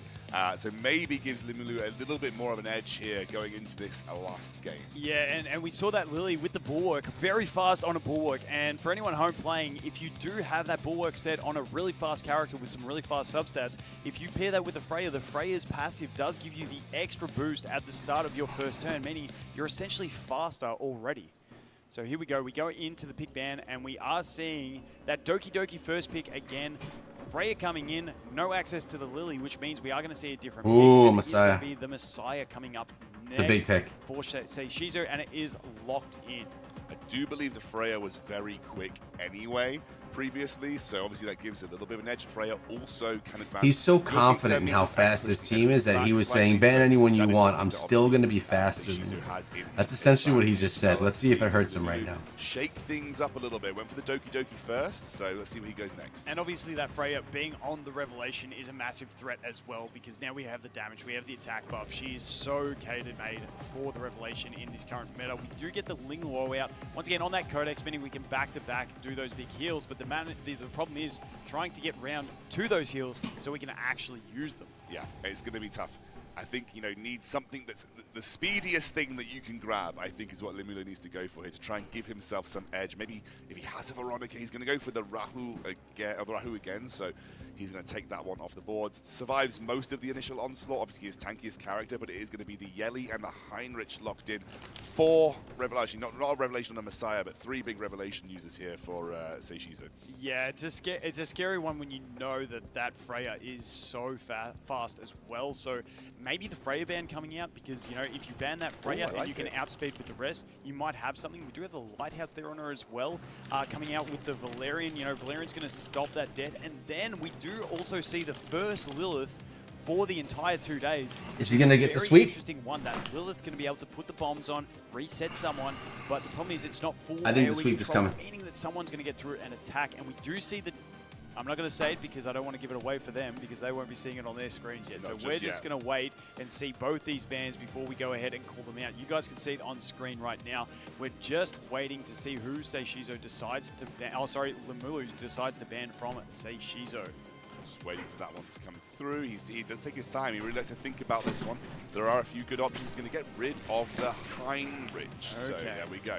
I'm a little bit terrified of how fast that O-ball is, but we also know that Freya is super fast as well. So let's see where this lines up and who gets the first turn on this one. It's good. I think it's going to be that Freya. It's the O-ball being super fast as well. We do have immunity on the Ling Luo, which Limlud is like unhappy right now. As well. The Freya damage not going to be enough, but is her push going to be enough to cut in front? She won't be able to push back the Ling Luo, so the Ling Luo should be safe to go ahead and heal up this damage with that skill 3, apply the immunities. She is on the Codex, meaning she can rinse through the healing again. So really nice to see that we are going to get that opportunity. The unfortunate thing is that the Yeli is going to cut in between and probably going to target that Lilith, meaning she doesn't have a chance to impact the match at all. And we see the big damage come out. There's one. And it's only one. We still did have the Valerian protection as well. Now we get to apply those bombs, choose who we want to reset, which is probably going to be the Messiah, I would have to say. So we're going to put all those bombs on. The Messiah is immune, though. I didn't see the immunity on the Messiah. That is a massive, massive issue for him to deal with. That is going to be a big issue. Messiah, immune. So it's kind of figuring out where he wants to go with this. Obviously, can go for a relatively decent size AoE hit, but it's a very healthy team that he's looking at. So here we go. Skill 3 coming out, putting on those bombs. Probably going to opt for, I would say, the O-ball, because the O-ball is on the Codex, meaning he will use that skill 3 yet again and provide those stuns again. Now, we do have the Ling Luo who is able to cleanse, but, you know, just getting rid of that threat might be the option, because the others are on Revelation, but we do have the Yeli who can deal big damage regardless. After this match, I got to go get myself another drink. This is where the decision comes in. This skill 2 will instantly explode the bond and reduce their turn gauge to 0. And he does opt for the O-ball on that one. We got the Messiah, going to use the skill 3, nothing else. Does he kill 3 units, 2 units, 1 unit? One unit. Only one goes down, but it is the Ling Luo, which is our healing. Now, we are going to be able to use that skill 3 if we want to go back into a protected mode, but it does put us heavily on the back foot, especially because we don't even have a bomb on that Messiah. Now, we do have the Lilith with the capacity to, you know, luck out and get some extra turns off of her basic attack. If we see a really high roll RNG, maybe we get bombs out again and we can actually provide some impact. But we are going a lot deeper into this one. We do also have the Artisan over here on the Rahu, which can provide some shields later on as well. How big is the damage on this Rahu? We get that defense buff from the skill 3 and then some big AoE damage. How much is going to deal? We do have a squishy team on the opponent. Ooh, we do land the 1 kill. damage. We almost get the Freya as well. Unfortunately, that Freya is going to get that gosh. defense buff. Also some immunity availability there. Can we get the attacks on the basic onto the Yeli maybe? If we get an extra attack, we might even land a kill. It's 1. We don't get the extra attack from the passive, meaning the Messiah is going to go in and land the kill there. Now, onto the Rahu, 1, 2, survive, and he survives. 2. We do have the health equalization, which is going to bring him up a little bit. Is also going to give you that 1 death avoidance. And we do have the Freya getting dropped there on that one. We have the big Artisan shield coming out as well. Oh my gosh. Now we're going to have to go ahead and probably finish off this Yeli, otherwise she's going to get to keep going. But we do have that massive ignore defense damage coming out next turn from the Messiah, because he does have that available on the next turn, which, you know, Rahu is stacking a ton of defense. It's going to be but tough. Don't forget, the Valerian still has that protection. So Shizo may go down really here. Solid performance in this one. Problem is, Messiah also with the invincibility on the next turn that he's going to be able to provide. He won't be able to extend it a massive amount unless he does take down the Valerian. Valerian at semi-decent HP. We'll have to see how much damage comes through. He has now got that opportunity. He's got the invincibility from the last turn from the kill. He gets to reapply. How much damage? Honestly, not much damage coming out there. So really nice to see. Can we get a sleep?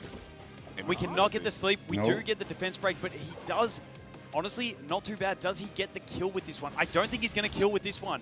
Not enough damage, even though it was really large, meaning we can go ahead and get a bit in. Ooh. The Messiah being too quick, though. The basic attack, will it have enough? Oh, it does! And that, ooh, okay. We unfortunately have the invincibility once again. That passive, giving him the invincibility on kill is huge. Dealing no damage with that, but extending his invincibility into another turn. Can we land the sleeps? Ooh, we do not see the sleep. The skill 2 is going to have enough damage, is it? No, it doesn't. If we can change, and the Lighthouse, if we can chain sleeps here, we have a chance. You just have to press that skill 1 and hope you land some sleeps. Is he going to sleep him? Okay. Anti-death. I don't know if that's going to help him at all. Because it doesn't offer him a chance to win. This is a 1v1 right here. This is so close. And lets him close. get lower and lower and lower. I'll take Messiah all day on this, though. So there's the preventing death. We do get the Lighthouse, drag him back up, get the extra heal. Is he going to try and keep healing up through this one? He does put the invincibility on, extends it. Now the Messiah has the invincibility. That was the play. He's going to use his skill 1 on this one. Now do his sleep. No slumber. sleep. Oh my god, the sleep is just not happening. Could be a lot, but obviously you build Valerian very tanky. And we do have that Lighthouse playing with some sleep. Oh, we are not hitting any of the sleeps. Now this is probably where the game ends with the AoE from the ultimate. Going to be enough damage to go ahead and wipe it out. That was a great game. But well done to Lulu. That was a good battle. After 2 really quick games and putting in a great performance. Yeah, the Lily Band really helping him out in that situation, but a really, really, really great game. That was an exciting one. I think Lulu did himself proud there because it was against a pretty tough competition. We're going to hand it back over to Matt to chat to both of them on stage after that first series, and we'll see who won. Thank you very much, Scoundrel and Vulcan. Gentlemen, please come back down and join me on the stage. Everyone, please give them a round of applause for the show match on Speed, everyone. That was fun. That was fun. I hear no audience, though. I don't think there's an audience there. So, Seshiko, I want to talk to you first, because not only did you get a 3-0 there, but you managed to get 2 bans for yourself, one which you gave over to Limilu, and you've also secured the 3rd ban for your team going into the first strength match. That was quite a fast and dominant victory. Well, definitely there, but the last match was just fun, and that's what we're here for, right? So that's why we do that stuff. Yes. It definitely was a really close last match. I mean, did you have fun with that? Did the Lily Band help you out getting to that 3rd game at least? My main objective was to take 1 round. Not this time, but maybe the next time. Hopefully next time. Thank you so much, gentlemen, for that first match. Please, everyone, give them a round of applause again. You may take your seats. Right, so we've completed the first of the 3 matches that we have for this showcase. We've done speed, now we're moving on to strength. So I'd like to invite our next contestants up to the stage. Please, Gotcha Smack, as well as Mr. Pokey, join me on the stage for the strength challenge. Strength challenge, right into it. They're not wasting any time. The way that this strength challenge is going to work is you're both going to be given a grip device. Oh god. A grip device? The number of repetitions you can get in each game will give you an advantage going into the next. So whoever gets the most repetitions of the grip strength, squeeze a grip you thing. get a ban going into your next game. Now, Gotcha Smack, That's a you'll little start with a silly. ban thanks to your teammate. However, on the 3rd match, you don't get a ban for your teammate going to the strategy portion. Instead, if you win the 3rd match, you get 2 points outright, as if you got 2 extra wins. Either we will compare who has the most amount of repetitions at the end of each game. They don't add up between games. Or if you hit 99 repetitions, you instantly win that portion of the match. Sound good? All right. Gotcha Smack, you said you were strong. You still think against Mr. Pokey you're a bit stronger here? Well, what I can tell you is, you know, as I've been out here in Shanghai, China, me and Vulcan haven't missed a day of the gym yet. Meanwhile, Mr. Pokey hasn't been in the gym yet. I think that'll answer my, confidence for you, brother. You got anything to say about these accusations? Little cocky. Personally, I think he's just running it down because I'm conserving my strength for the match today. So bro is legit just wasting his mana, wasting his health. So you know, I don't know about that. Well, let's see if it's consistency or strategy that pays off in this round of strength. Gentlemen, please take your seats. Let's see what happens.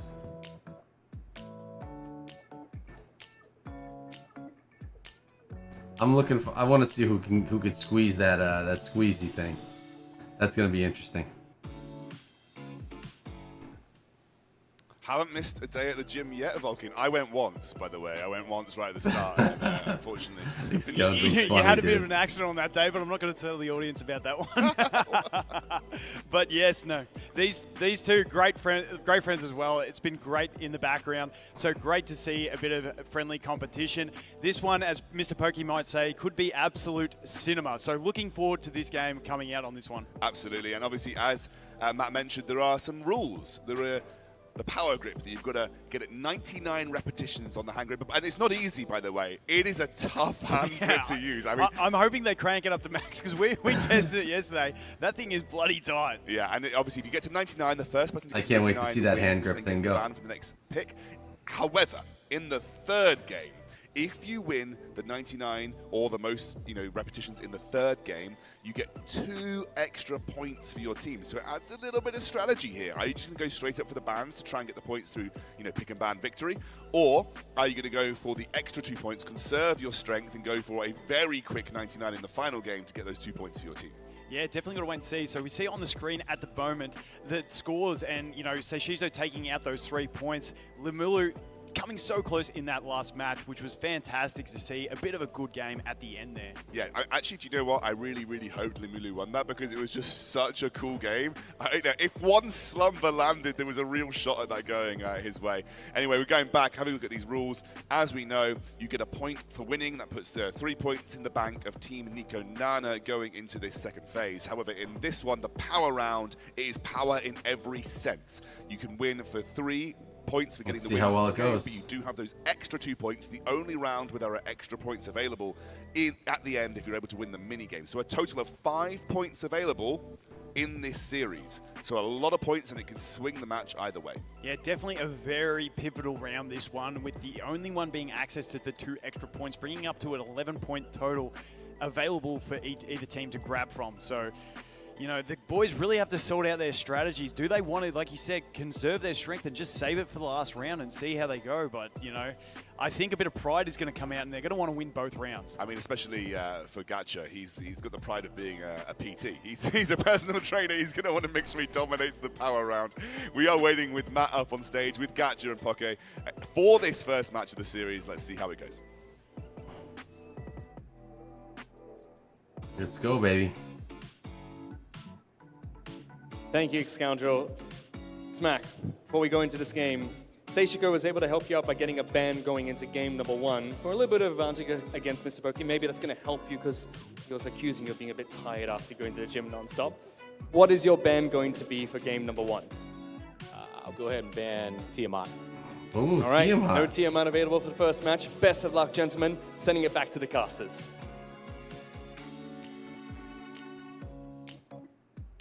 Tiamat, decent ban. Go here. We are ready to go here on the second game of the series, or the first game of the series, the second series in total. And Gacha Smack banning Tiamat. So Tiamat off the cards. Mr. Pocky not able to run a more defensive turn 2 team in that case. Yeah, I think we might be seeing a bit more of the Revelation build out of Gacha Smack. Maybe that's his strategy. We'll have to wait and see. But, I'm looking forward to these ones. These guys have a nice friendly rivalry. So hopefully we actually get some good matches in this one as well. It looks like Gacha Smack taking the Lily first up. Lily being on Jackal, probably having access to Can't hate on that pick. Speed. They're already cranking it, and there's no holding back from this one. They're trying to get to 99 as fast as possible, and it is cranking. Smack getting tied already on one arm and switching, or maybe that's a strategic move there. Pokey trying to sort it out as well. Checking his score. He does pick up the Heinrich on Revelation. Wait, Gacha's done. Is that 99 already? That's lost at 99 in the pick and ban phase. Okay, I think he's done well. That's crazy.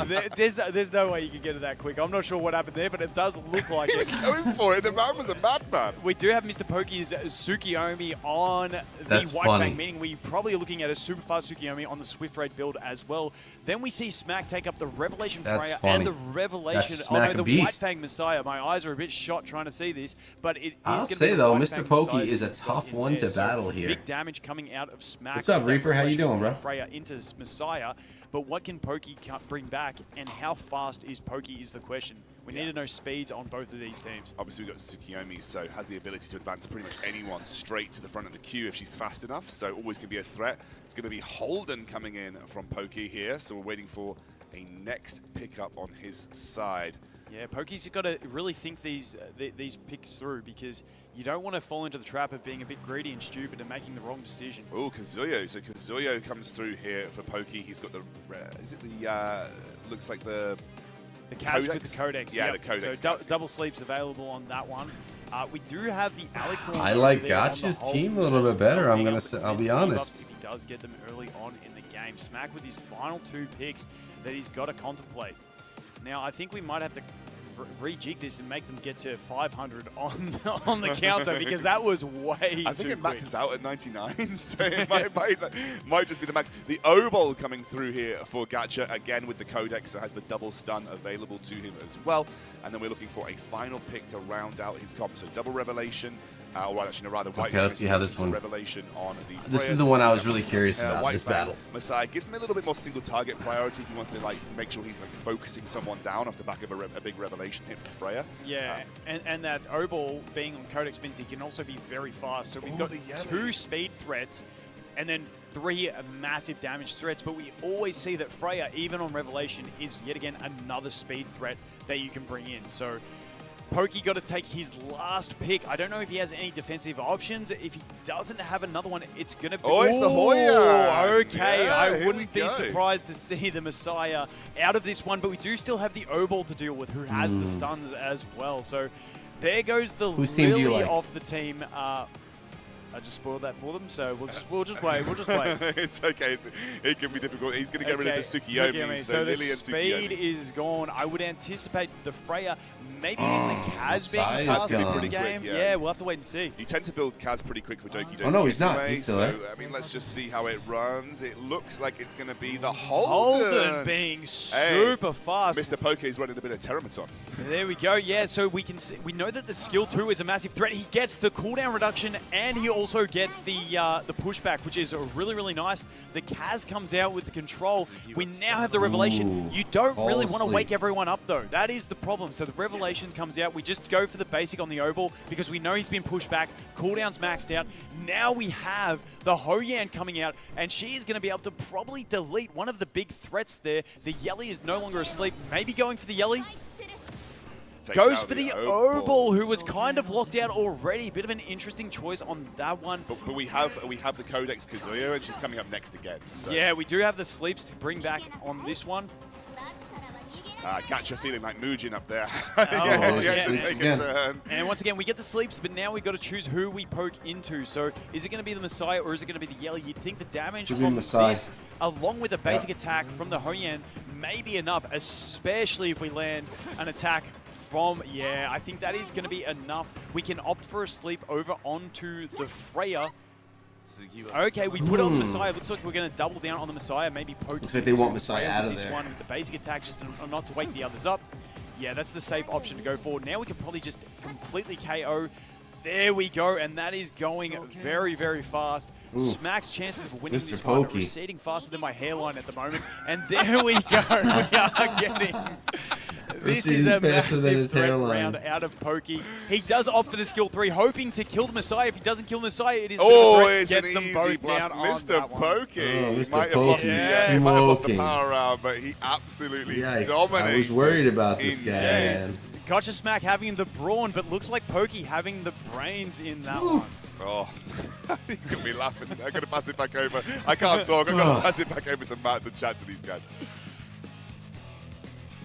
Thank you, gentlemen. You know, it's not a great outcome to lose, but the best thing about winning by winning with the grip is that Mr. Poker doesn't get to speak. You get to do all the talking here. So you still get a ban even though you didn't get the point. Who would you like to ban going into this next match? Go ahead and ban Holden. All right. There you go. Can't play that hyperlink in this next match. All right, everyone, let's go. Holden got the ban.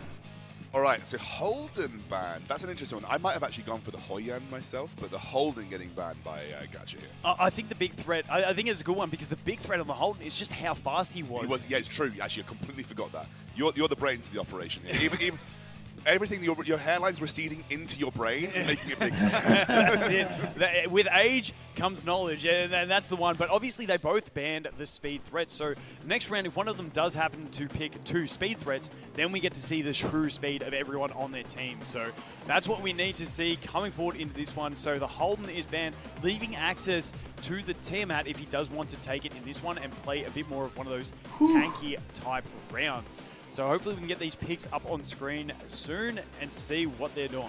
Now, Smack looks like he might be having an issue. I don't know if they're meant to be doing their grip strength. Oh, they are. Okay, Pokey gets onto it. Oh! His hands are hurting. His hands are hurting. Now, Smack, I'm not sure if you're allowed to use 2 hands, mate. That's a bit of a soft option. I see Pokey using one. Oh, is it on a harder setting? They cranked it up. Okay. Well played, Pokey. You've got this, mate. Smack, one hand, mate. Get the other hand off you. You got this, all right? He's really going for it. Oh, Smack, I don't know if this is against the rules. I need a referee's decision about the 2-handed grip. Smack, you're using too much chest in that one, mate. It's supposed to be a hand grip, not a chest grip. Get that second hand off. All right, now I would love to get the screen. Okay, we've got the screen up. Now we can see some picks. So we do have Gotcha Smack. First pick was the Lily. Then we get the Doki this grip and the thing is funny. So as I mentioned, 2 speed threats coming out on Pokey's team. Now we get to see the true speed of everyone in this one. Gotcha Smack then taking the Heinrich and the O-Ball, but not really looking at it. More just going ahead and... I'm not sure this is against the rules, Smack, you can't... I don't even know what you're doing at this point, mate. Just have is he saying he's done 99 already? What's going on here? Listen, judges out the back. I think the double hand thing's a bit cheesy. Don't let him do it next round, please.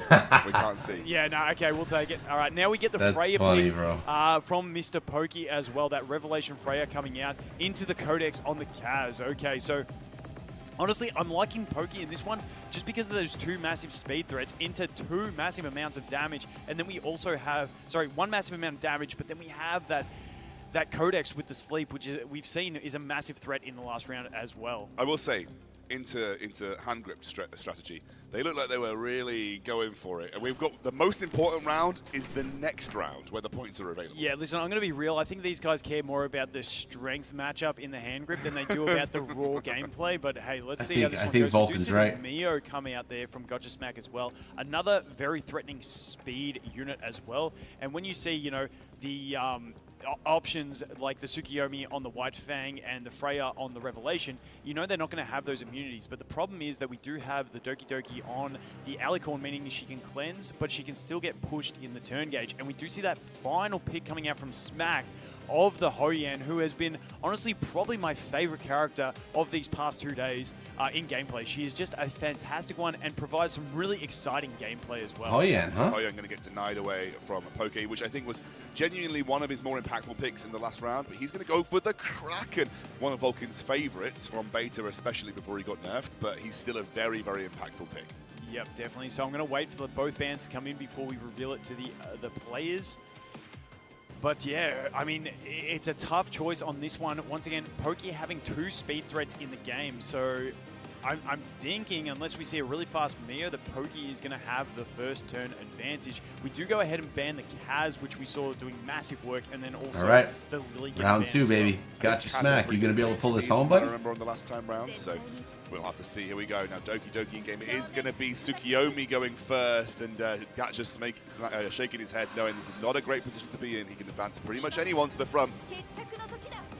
And the advancement comes forward, and we get the Kraken. Now, we do have the immunity there on the Hoyan, so that's a really good position to be in, considering we don't have another damage dealer. It means the Hoyan is going to be able to pretty much just kill anyone that she wants. I don't think anyone's going to have a massive stand-up against it, maybe you go ahead and opt to get rid of that Kraken. Maybe you try and go the Doki so that they can't reduce cooldowns.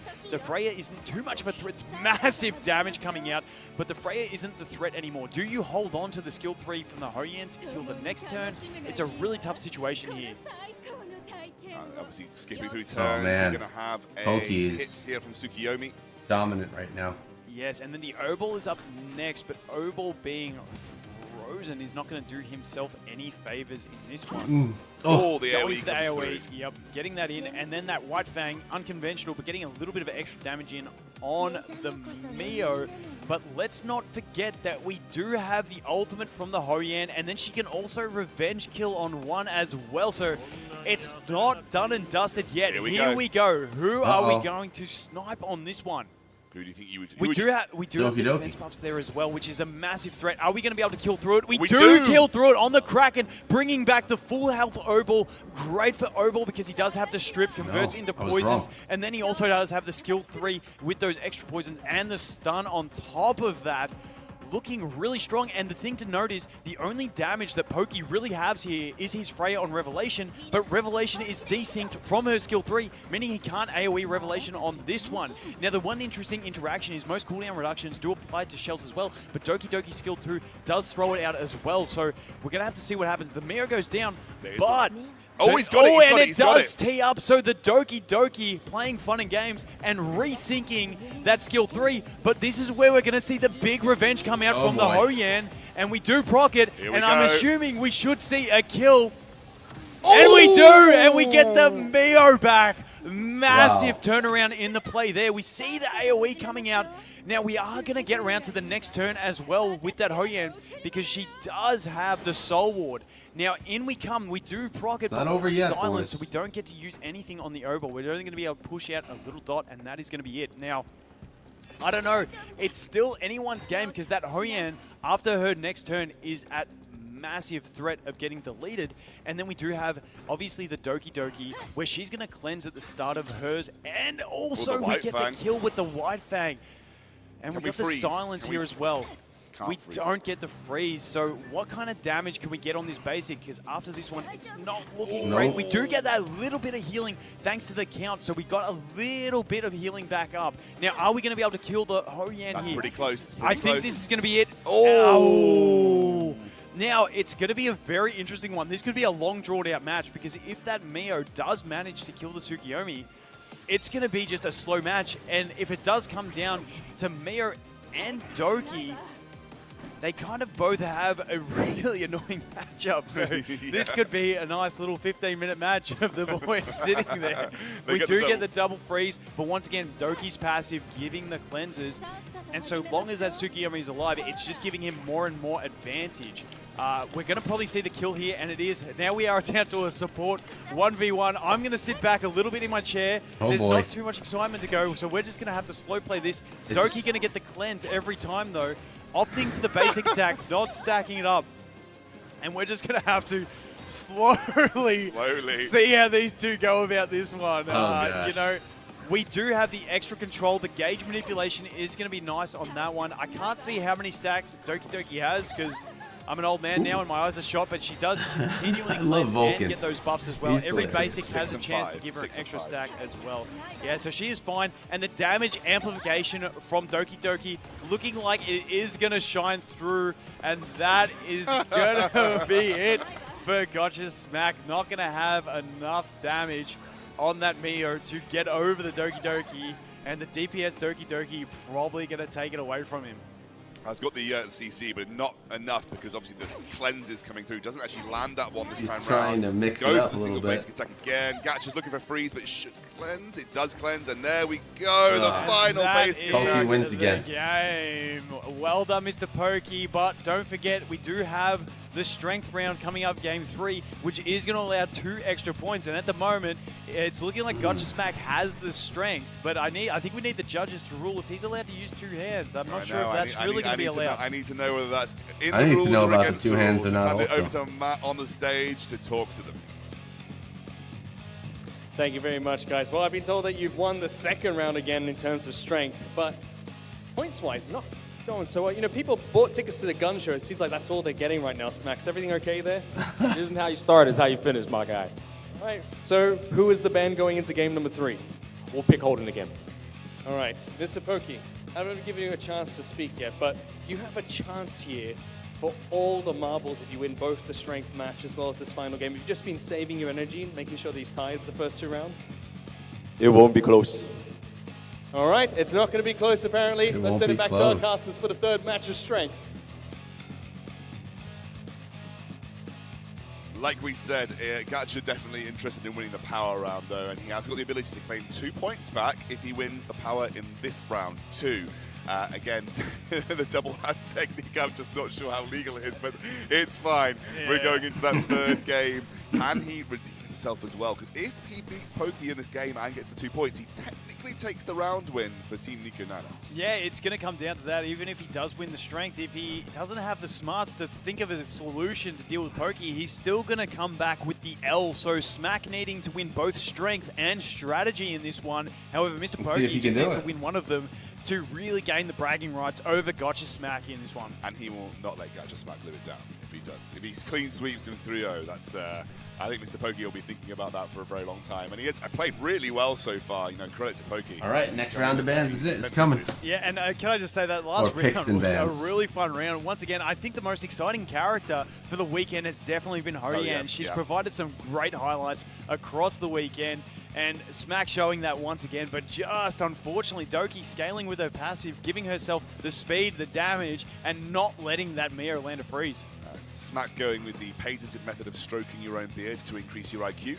Maybe we'll see All right, if it the comes strength through. has started, so Pokey going with the rapid fire method. Pokey, use 2 hands if you want, mate, because Smack is using 2 hands. It looks like he's a bit scared, and I don't know if we're going to see any picks and bans. I guess we're just going to watch some cranking of the hand stress.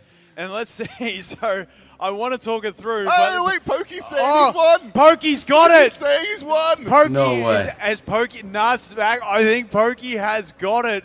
Smack showing, but I think we're going to have to go back to a replay on that one because Pokey seemed to claim it first. So that's going to come down to the judges. But now that that's over, the judges can worry about that.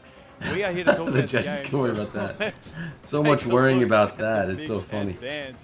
Okay, so Smack has picked himself up Tsukiyomi, Heinrich, and O-Ball, and Pokey has picked up that Doki and Lily combo again. So let's see what his next 2 picks are. He's going to have to start looking at some damaging options.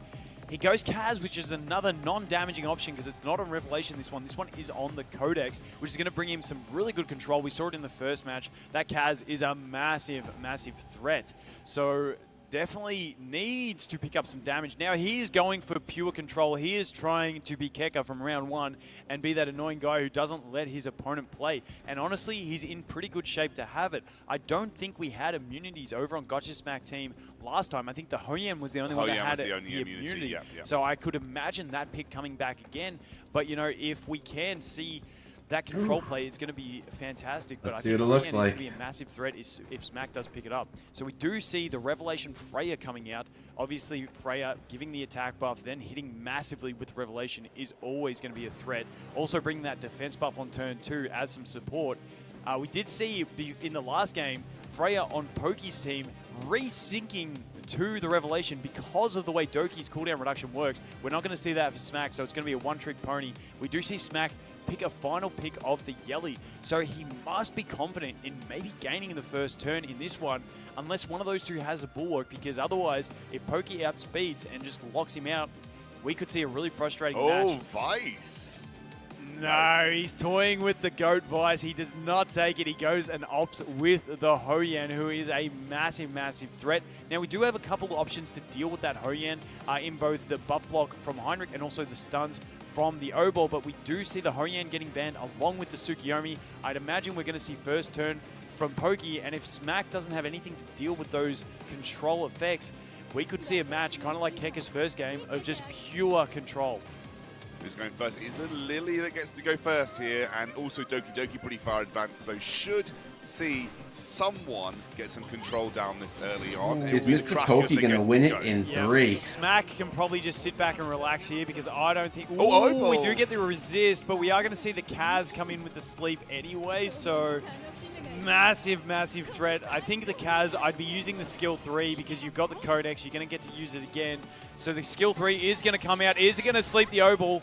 Yeah. It does. And yeah, that's not looking too great for Smack.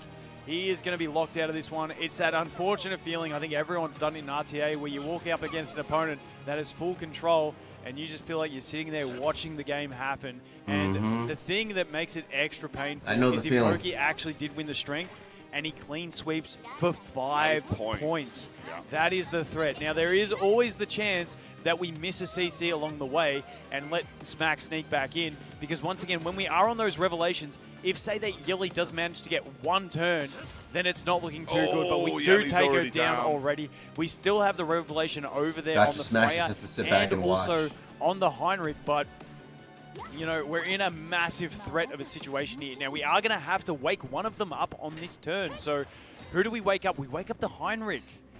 Okay, we can use that skill 2 to boost. We do boost the Kraken, we have the freeze available. Do you go the single target freeze or do you go the AoE, risk waking the others up and not freezing them? That's what he's got to choose. Goes the single target, lands it as well. Looking pretty safe at this point. Gets the second turn of that freeze as well. So getting completely locked out. Now we have that frozen option to use our basic into if we want to. We do opt for it on the Freya. I can see that skill 3 coming out. Do we land the freeze on Freya? We do. And now we can reduce those cooldowns once again. Smack looks like he's already fallen asleep. I don't know whether he's fallen asleep or if he's been knocked out by the pure pressure of Pokey's abilities there. But okay, he's still alive and breathing. But I don't think he's going to get to press a button in this one. He's frozen right now. Yeah, he's not going to get not the much press damage button. coming up, but you don't need it when the enemy team's locked up for so long. That's going to be the second one dropping. We're going to have another skill 3 if we want it from Kraken, and he is getting, again, Gacha not even pressed a single button this game, and Pokey is learning from the best, pulled out the Keka's tactic. Pokey has taken absolute lessons from Keka and produced some absolute cinema in this last match. Cinema, he Well says. done to Pokey. Commiserations to Gotcha Smack. We need to see from the judges who actually won the strength I need test. to know who won the strength because that makes a big difference to the point score here. Pokey could have picked up potentially 5 points for his team in this round, which would mean that Nikonana would need a clean sweep to win in the final round of this Nikonana, tournament. can he What do a clean comeback sweep? if Is it he that the good? case. Pokey, we're going to hand it over to Matt over on the stage to chat to both of our competitors to see who ended up winning the strength tournament and get some thoughts from both of them.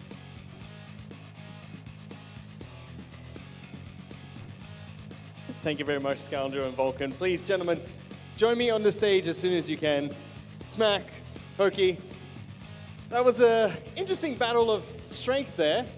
We know that Pokey picked up all 3 games. Smack, I've got to tell you what you've won. Uh-oh. You have won 2 bans. That's all you got in that match. Not the best performance, I would have to say. Honestly, I think I started the strength being late. I didn't realize it was on the table until I think he was probably halfway done. But in terms of the game, yeah, no, well played, man. I just got slapped. No excuses. I mean, Mr. Pokey, you did say that you saved the best for last. You managed to pick up all 5 points for your team. Was that your strategy all along, just wait to the end, or really was it just fastest fingers first to get that button at the 3rd game? Actually, I didn't really expect to do that because I didn't know that every single crowd control unit would be available. And someone just permanently made Bro not take a single move. And I honestly feel really, really bad. But yeah, good game, good game. Oh, you still picked up all 5 Yeah, what points, up, so I'm Chris? feeling bad. Thank How you you so doing, much, bro? gentlemen. Thanks You for may coming to the head stream, back man. to your teams. We've been live now here. Please give them a round of applause. 3.5 hours watching the Etheria Restart Invitational Tournament. now we have now finished have both the speed KOLs as or the well content creators as doing the strength. final battles. So This only was one sponsored thing by left to Etheria do, which is to Restart. get If you want to play the game, final QR round, code's right which next to will me. be Come on, join. Strategy. Please, gentlemen, join me on stage. James Murr, as well as YDCB. All right, this is the final match. We need a clean sweep out For of strategy, what we're going to The do guy in the is left, both of you, now that if there's his no team has to additional win, bans if coming his into your team wants teammates, to win, it's I all should down say. to the games itself. Before each match, you're going to be able to pick a card, which will be Reason, Odd, or Hollow. And based on the hierarchy of what wins in the game or what has a strength over the other in the game, if you beat your opponent's card, you get a ban going into that match. If it's a draw, we'll keep drawing until we have a winner. We'll do this for each game to decide who gets that extra ban. But if you get the win, you still get the points. So, I want to start with you, James Smith. Are you feeling lucky going to this one? Because YDCB said he is quite lucky. Yes, luck has been by my side. Oh, it's great to Luck hear that has luck's been by on your his side. side. YDCB, you say you don't need strategy, you've just always been lucky. Do you think that's going to play a part today? Yeah, I spied his account. It's pretty strong. I'd say it's 50-50. But as a gambler, 50-50 is wonderful. Oh, 50-50. All right, gentlemen, please take your seats and let's start the first match for strategy. All right, strategy time, baby. That's what these games are all about.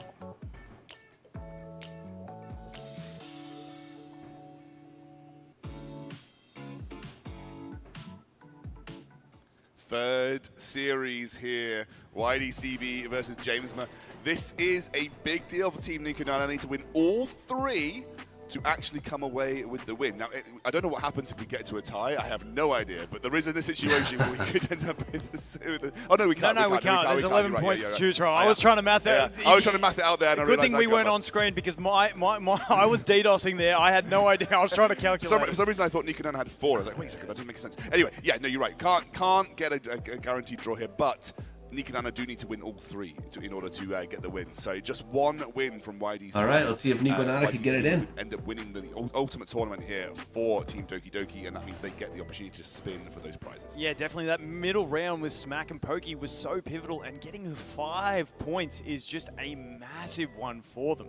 Again, it is the same rules as normal. If they win the mini game, they will get a strategy ban on each game. Now, instead of affecting the next game, strategy will only affect the current game. So they're going to do it before the ban phase happens. What's going to happen is they are given 3 cards. It's going to be a bit like rock, paper, scissors. Instead, we're using the the affinities from Etheria Restart. They will hold up either a Razor, Hollow, or Odd card, and whoever gets the win will win the ban for that game. So, a little bit of luck will be involved. So maybe YDCB, if he gets the lucky pull and manages to beat out his opponent, then he will be able to pick up those bans for the game. Yeah, definitely. YDCB, a veteran in the space. I remember watching him about 10 years ago before I even started making content. And yes, 10 he years has always ago been before we started making content. Dang. He's always been very lucky. Well, let's see if he is soon. Now, obviously, heading towards this first game, he did say that he had a quick look at James's account and said it was pretty strong. I think I've seen a little bit of backstage. Look at the account, and they get to spy each other's accounts, huh? YDCB will have to see if he has his animus to be able to match up against him. Yeah, definitely keen to see the strategies they bring in this one. Yeah, absolutely. We're going to hand it over to Matt on the stage for that first pull to see who gets the ban and get into that first game. All right, let's see what this strategy looks like Thank you very much, here. gentlemen. YDCB as well as James, but before we get into this match, I'm going to need you to both pick a card. Once you're ready, Pick a card, any card. You know what card you picked? You've got yours. James, do you have your card? All right, on 3, I'm going to ask you to show it to the camera.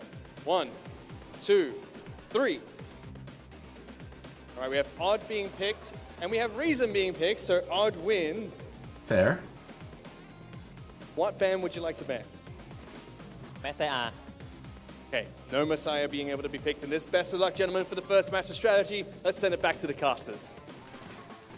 All right, let's see how this one goes. It's not going to be a lucky start for YDCB. He will lose the Messiah in this one as Messiah's well. a tough one to lose. Again, Messiah kind of coming in a little bit here and there. Not as prevalent as you'd expect. I thought to see Messiah from, was going to take over the PvP ladder. tournament, I think and most Lily, I players guess, as jump well. into standard PvP, they're like, Messiah's everywhere. But again, getting banned away from this one, so YDCB will not get his hands on that. Does that mean we could see James Murr playing more of a tanky type setup, that he's trying to ban one of the big DPS threats?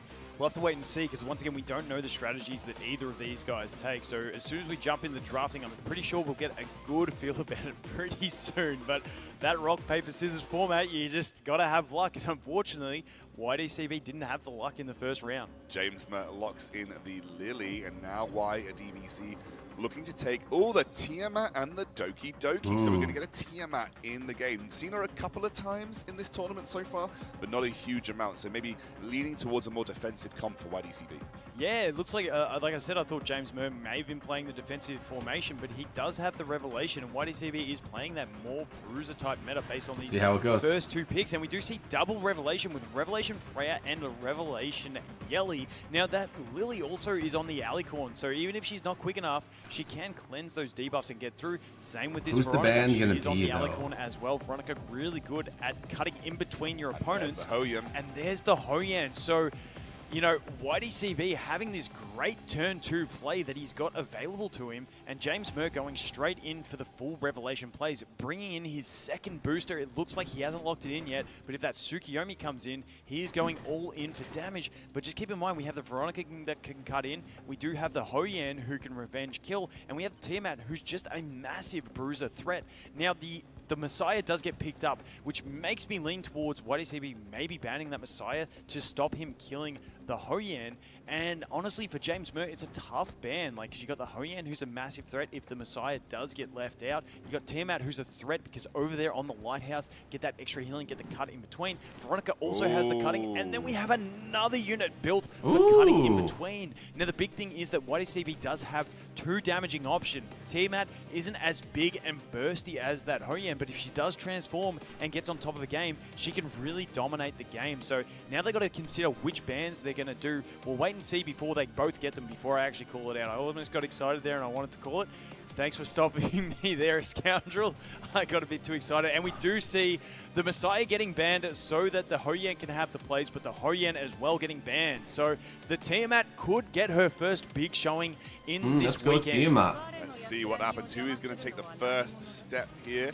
Waiting to see. It is going to be the Tsukiyomi who gets to go first. Tsukiyomi being super fast, so we're going to be able to boost one of those DPS. I would say it'd probably be the Freya to get the attack buff to maximize that damage, but the Yelly is better to have, you know, going in with those follow attacks to really land a kill. So we got to see the main target is a very big importance on this one, because the main target can make a massive difference with those follow-up attacks. We see the big AoE damage coming in.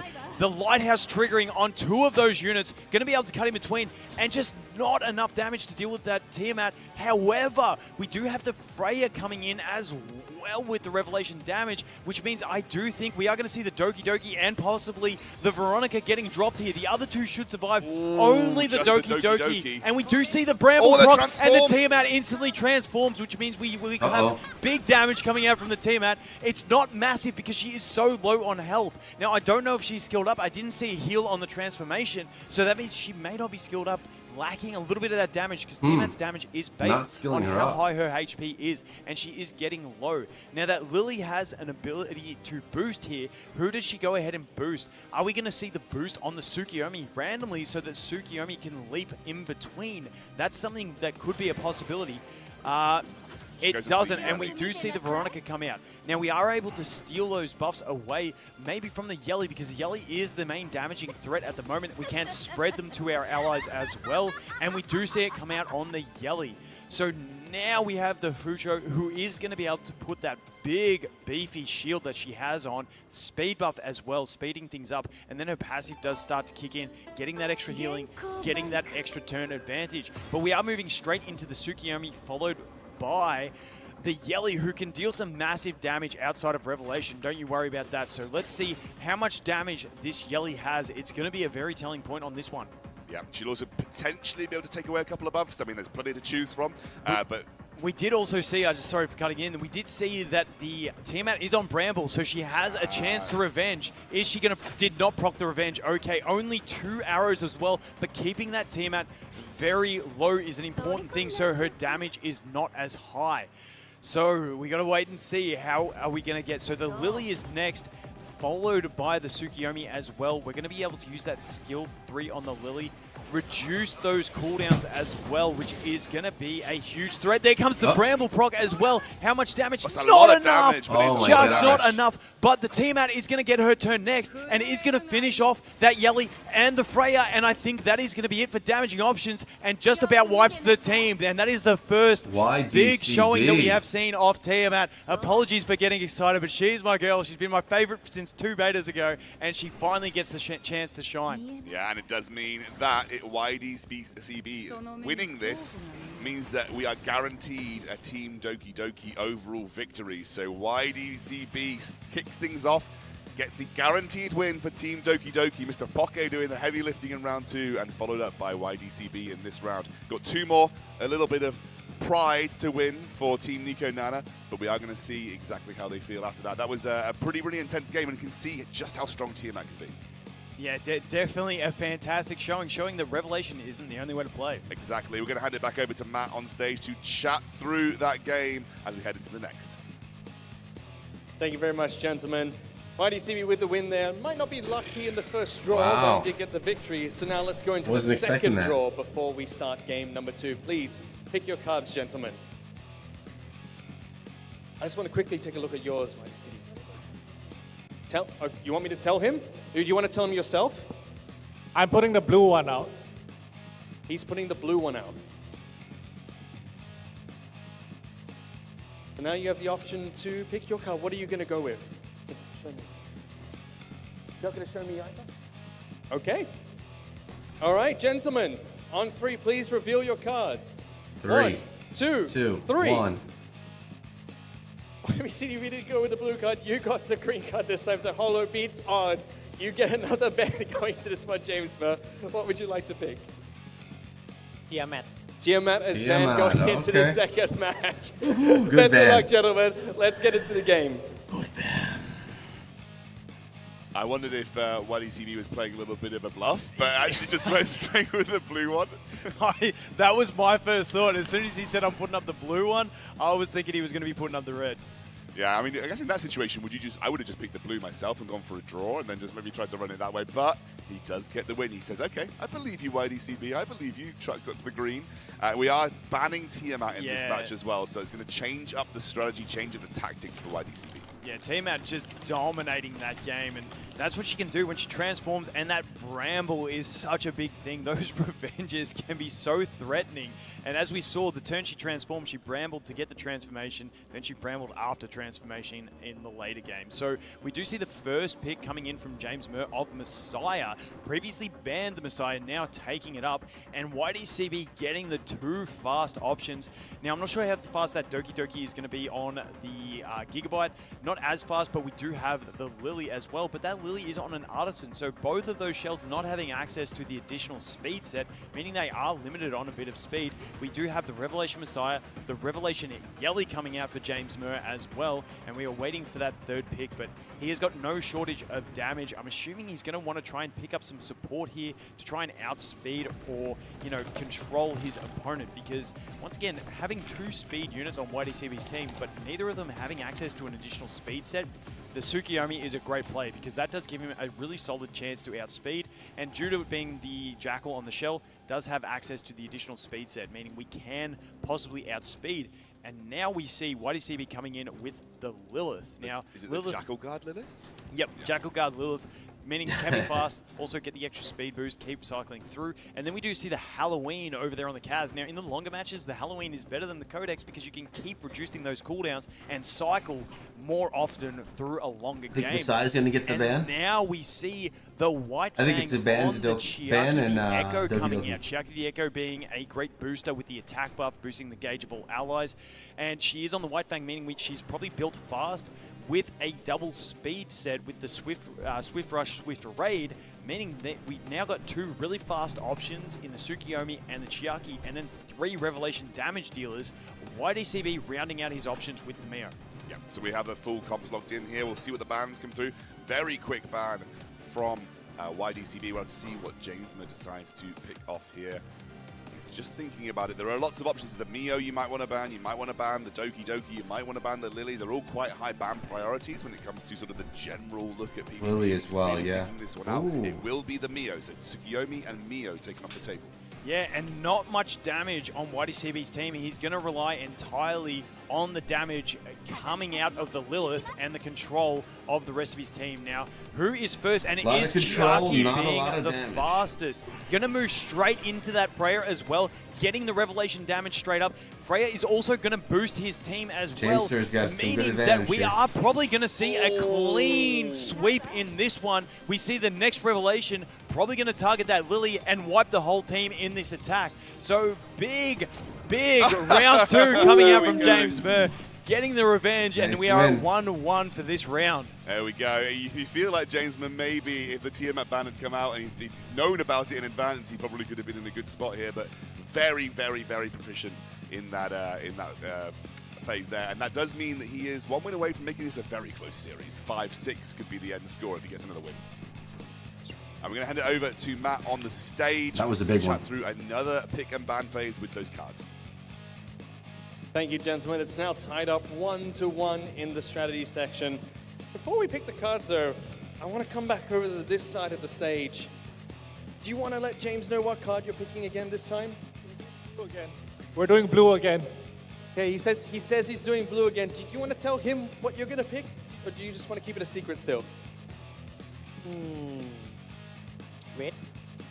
Okay, he says you're picking blue. You're picking red. All right, gentlemen. Are they being honest? Get ready. Let's see. 1, 2, 3. Oh, they really were honest. No, both of you did not lie. So blue does win this time. YDCB, what are you banning going to this game? Ban that Messiah. All right, no Messiah being able Messiah. to be played in That's this what I match. thought. Best of luck for the last game, gentlemen. And that means that Tiamat is available again if he wants to pick it this time round. That's a very interesting pick and ban phase, just telling each other what you're going to go for in the strategy. Yeah, a very interesting rock, paper, scissors there, both telling the truth. And I thought YDCB after the first one was going to tell a bit of a lie there and get it, but he didn't even have to lie to win, and honesty is the best policy. So here we go. We get the first pick from YDCB, straight locking in that Tiamat straight away. We saw the dominance in that first round of the Tiamat. Then we get James Murr coming in with a different strategy, going with the Veronica into the Hoyan, meaning we've got 2 really solid units as well. Then we get the Doki Doki coming out again from the YDCB. Are we going to see the Lily again? No, we go in with the Fucho. So going that real strong tanky type play with this one. He hasn't locked it in yet, but if he does, it is that solid strategy that he relied on in the first one. Once again, both of those being on the Lighthouse, really, really powerful shell. Hard to get to in the Rengo Kutsu for farming, but very strong if you do manage to get it. We now see the Revelation Yelly coming out from James Murr, so kind of a balanced strategy he's got, and then bringing some control with the Kaz on the Codex. Nope, shifting it up, can't take the Messiah, that is banned.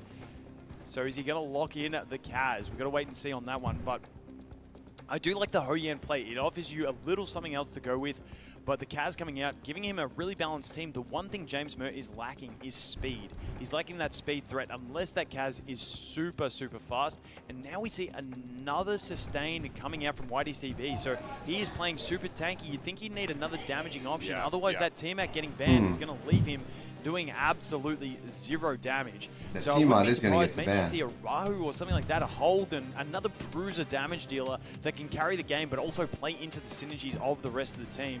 Let's see this final pick. James Murr, I feel like has to go for another speed threat. Let's pretend that his Kaz is super fast. He really wants to have something else that's fast to help him go.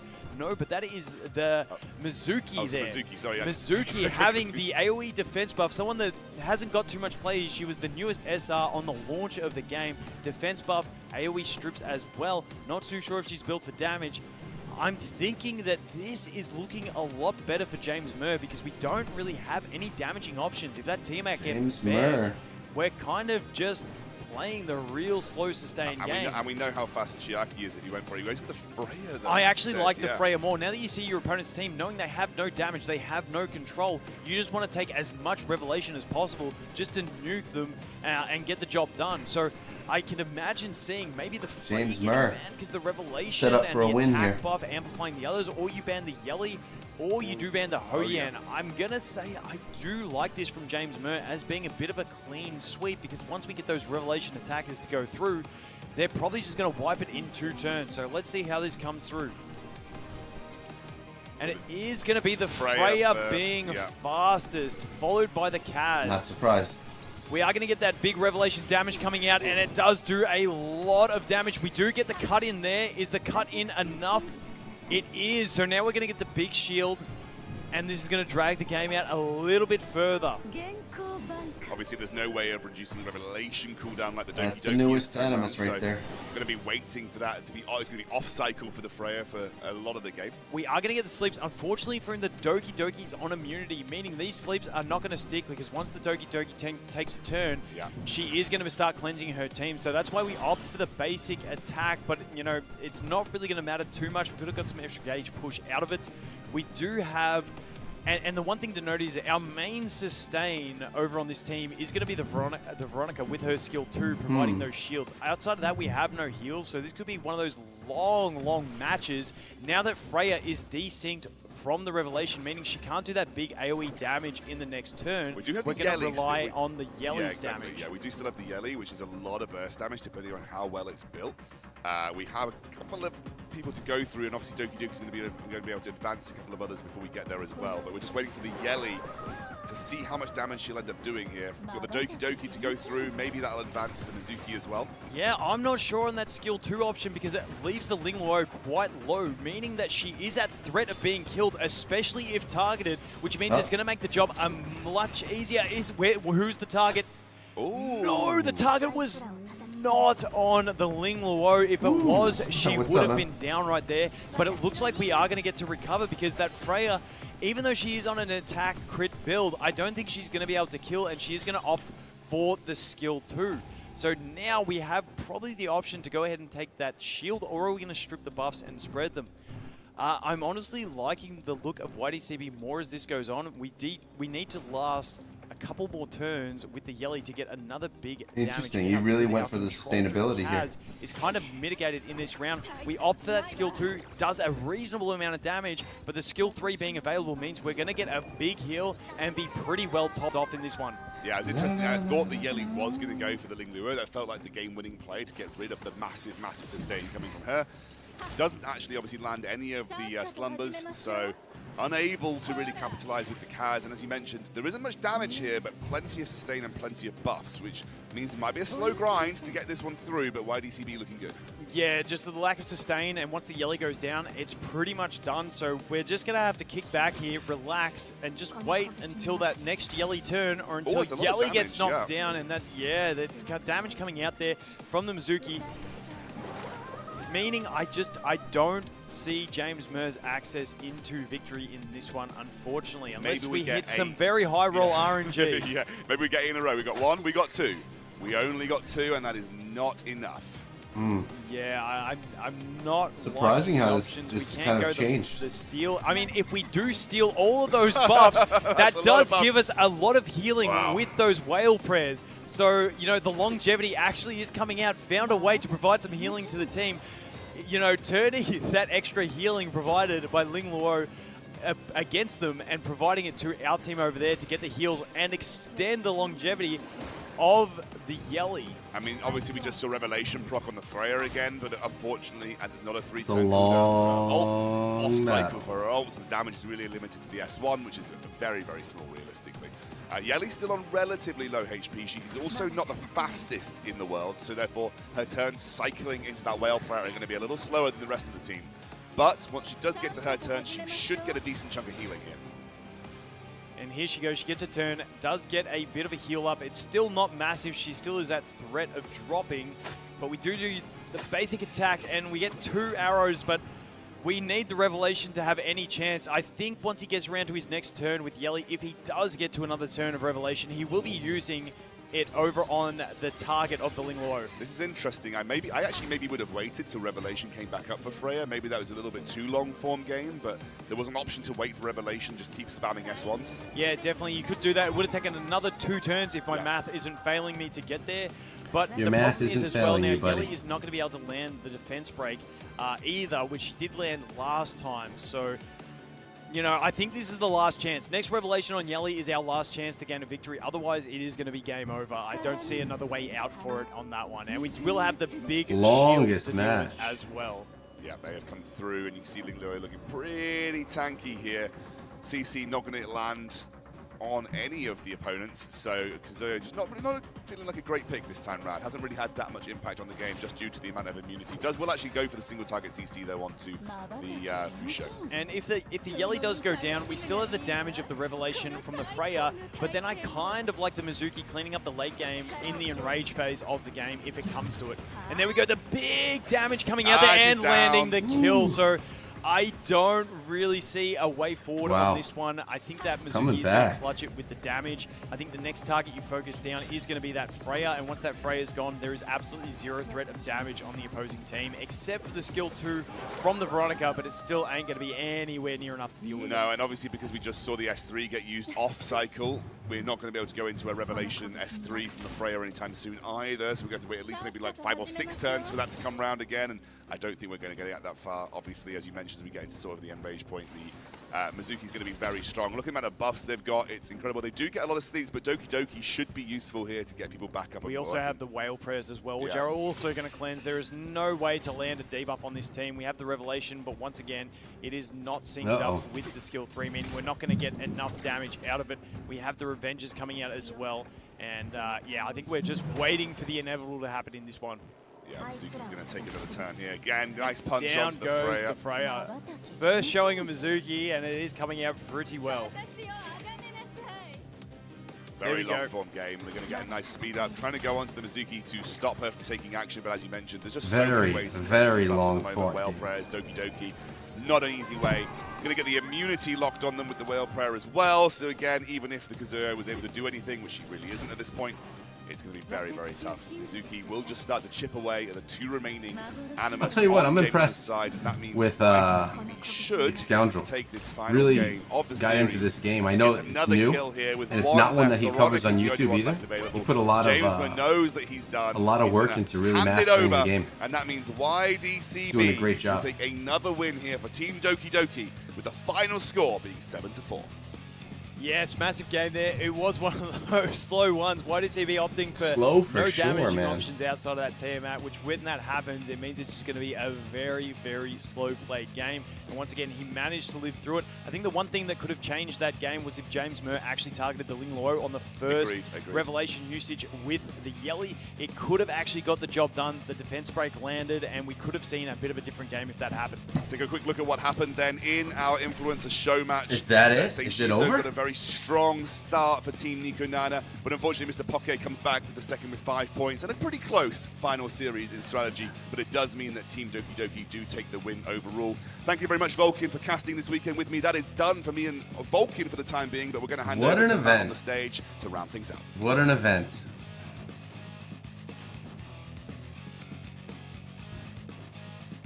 Thank you very much, Vulcan, as well as the Scoundrel. We are now done with the Influencer Show match, but before we get into wrapping up the show, I'd like to invite the 2 contestants that came down. Oh, YDCB. Jason was gone already.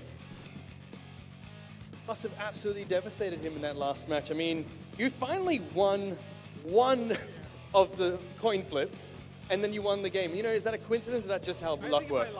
I think if I lost that coin flip, I lose the game there. Because he was forced to ban Tiamat, right? Oh, that was scary.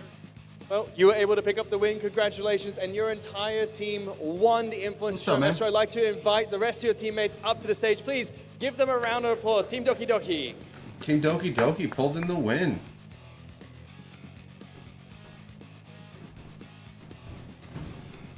Now, gentlemen, I'm going to get right into it. We've already talked to you throughout this entire tournament. Don't even think we need to go into how much you completely demolished your competition. They've already left. I mean, let's not rub salt into their wounds right now. But you get a chance to give back to all of your fans back at home. So we're going to bring out the mysterious wheel, which you're all going to get to spin, as well as a special guest that's going to join us to spin this wheel as well.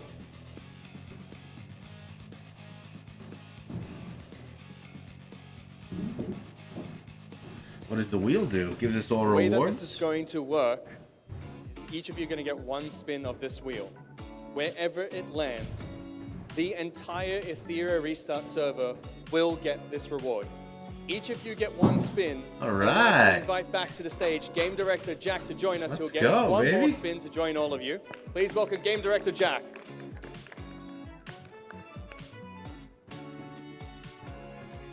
What's up, Jack? All right, we'll start with you, Mr. Koki. Please spin the wheel.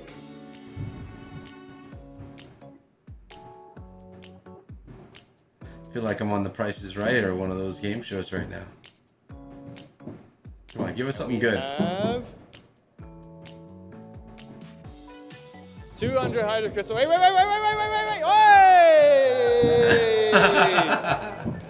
10 animal prototypes. Congratulations! How did that happen? All right, okay, we'll let this one slide. You're up next.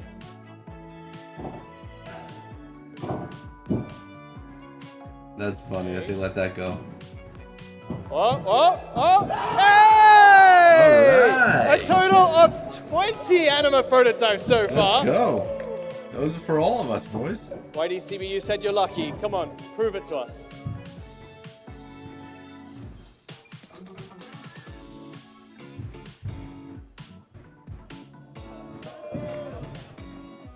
One Apex prototype, that's not bad. I'll take an Apex Game prototype. Director Jack, please spin the wheel for us. Give him a good one. Give us a good one. Yeah. All right, 5. Is that 5? And 5 more anima prototypes, so a total of 25 anima prototypes. and 1 Apex prototype. Nice. When does that come in Thank you so game? much, gentlemen. Thank you so much, Game Director Jack. Now, that is officially You go to the your end mail, of our broadcast. and it will be right over However, here. Before we go, there are still a few people that we need to thank. Firstly, Team Doki Doki, thank you so much for the amazing performance, as well as Team What a great Nick event, Banana, guys. that's Thank backstage. you so much to I wanna Etheria also Restart for thank Glenn sponsoring who was here for this the exciting legendary event. One in decisive Thank you so fashion. much for you guys coming around and watching. Remember, if at any point in time you decide that you want to try out this game, there's always a QR code and a link for an additional 10. So you just got 25 Animus prototypes, plus my 10, plus EWS 2005 gives you another 10. That's 45 Anima prototype pulls you get today just from watching this stream. We still respect your valiant effort in the tournament. The game director, Jack, as well as all of the production, broadcast crew, and everyone else behind the scenes, thank you so much for putting together a fantastic What a great event. broadcast. What a great event. Last but Nice not job least, to our Vulcan and shoutcasters, Scoundrel as well as our cosplayers. for Definitely amazing all casting of as you well. back They at did a home. really great job. I Without got to you, message my none boys of this over there would and be let them know how possible. well Thank you so they much. did on We their hope that you all have job. a good night. All right, that is it, fellas. Let me know what you think down in the comment section below. Make sure you subscribe for anything relating to Etheria Restart. And, as always, appreciate all of you. Go play some games, boys. Have some fun. We're out of here.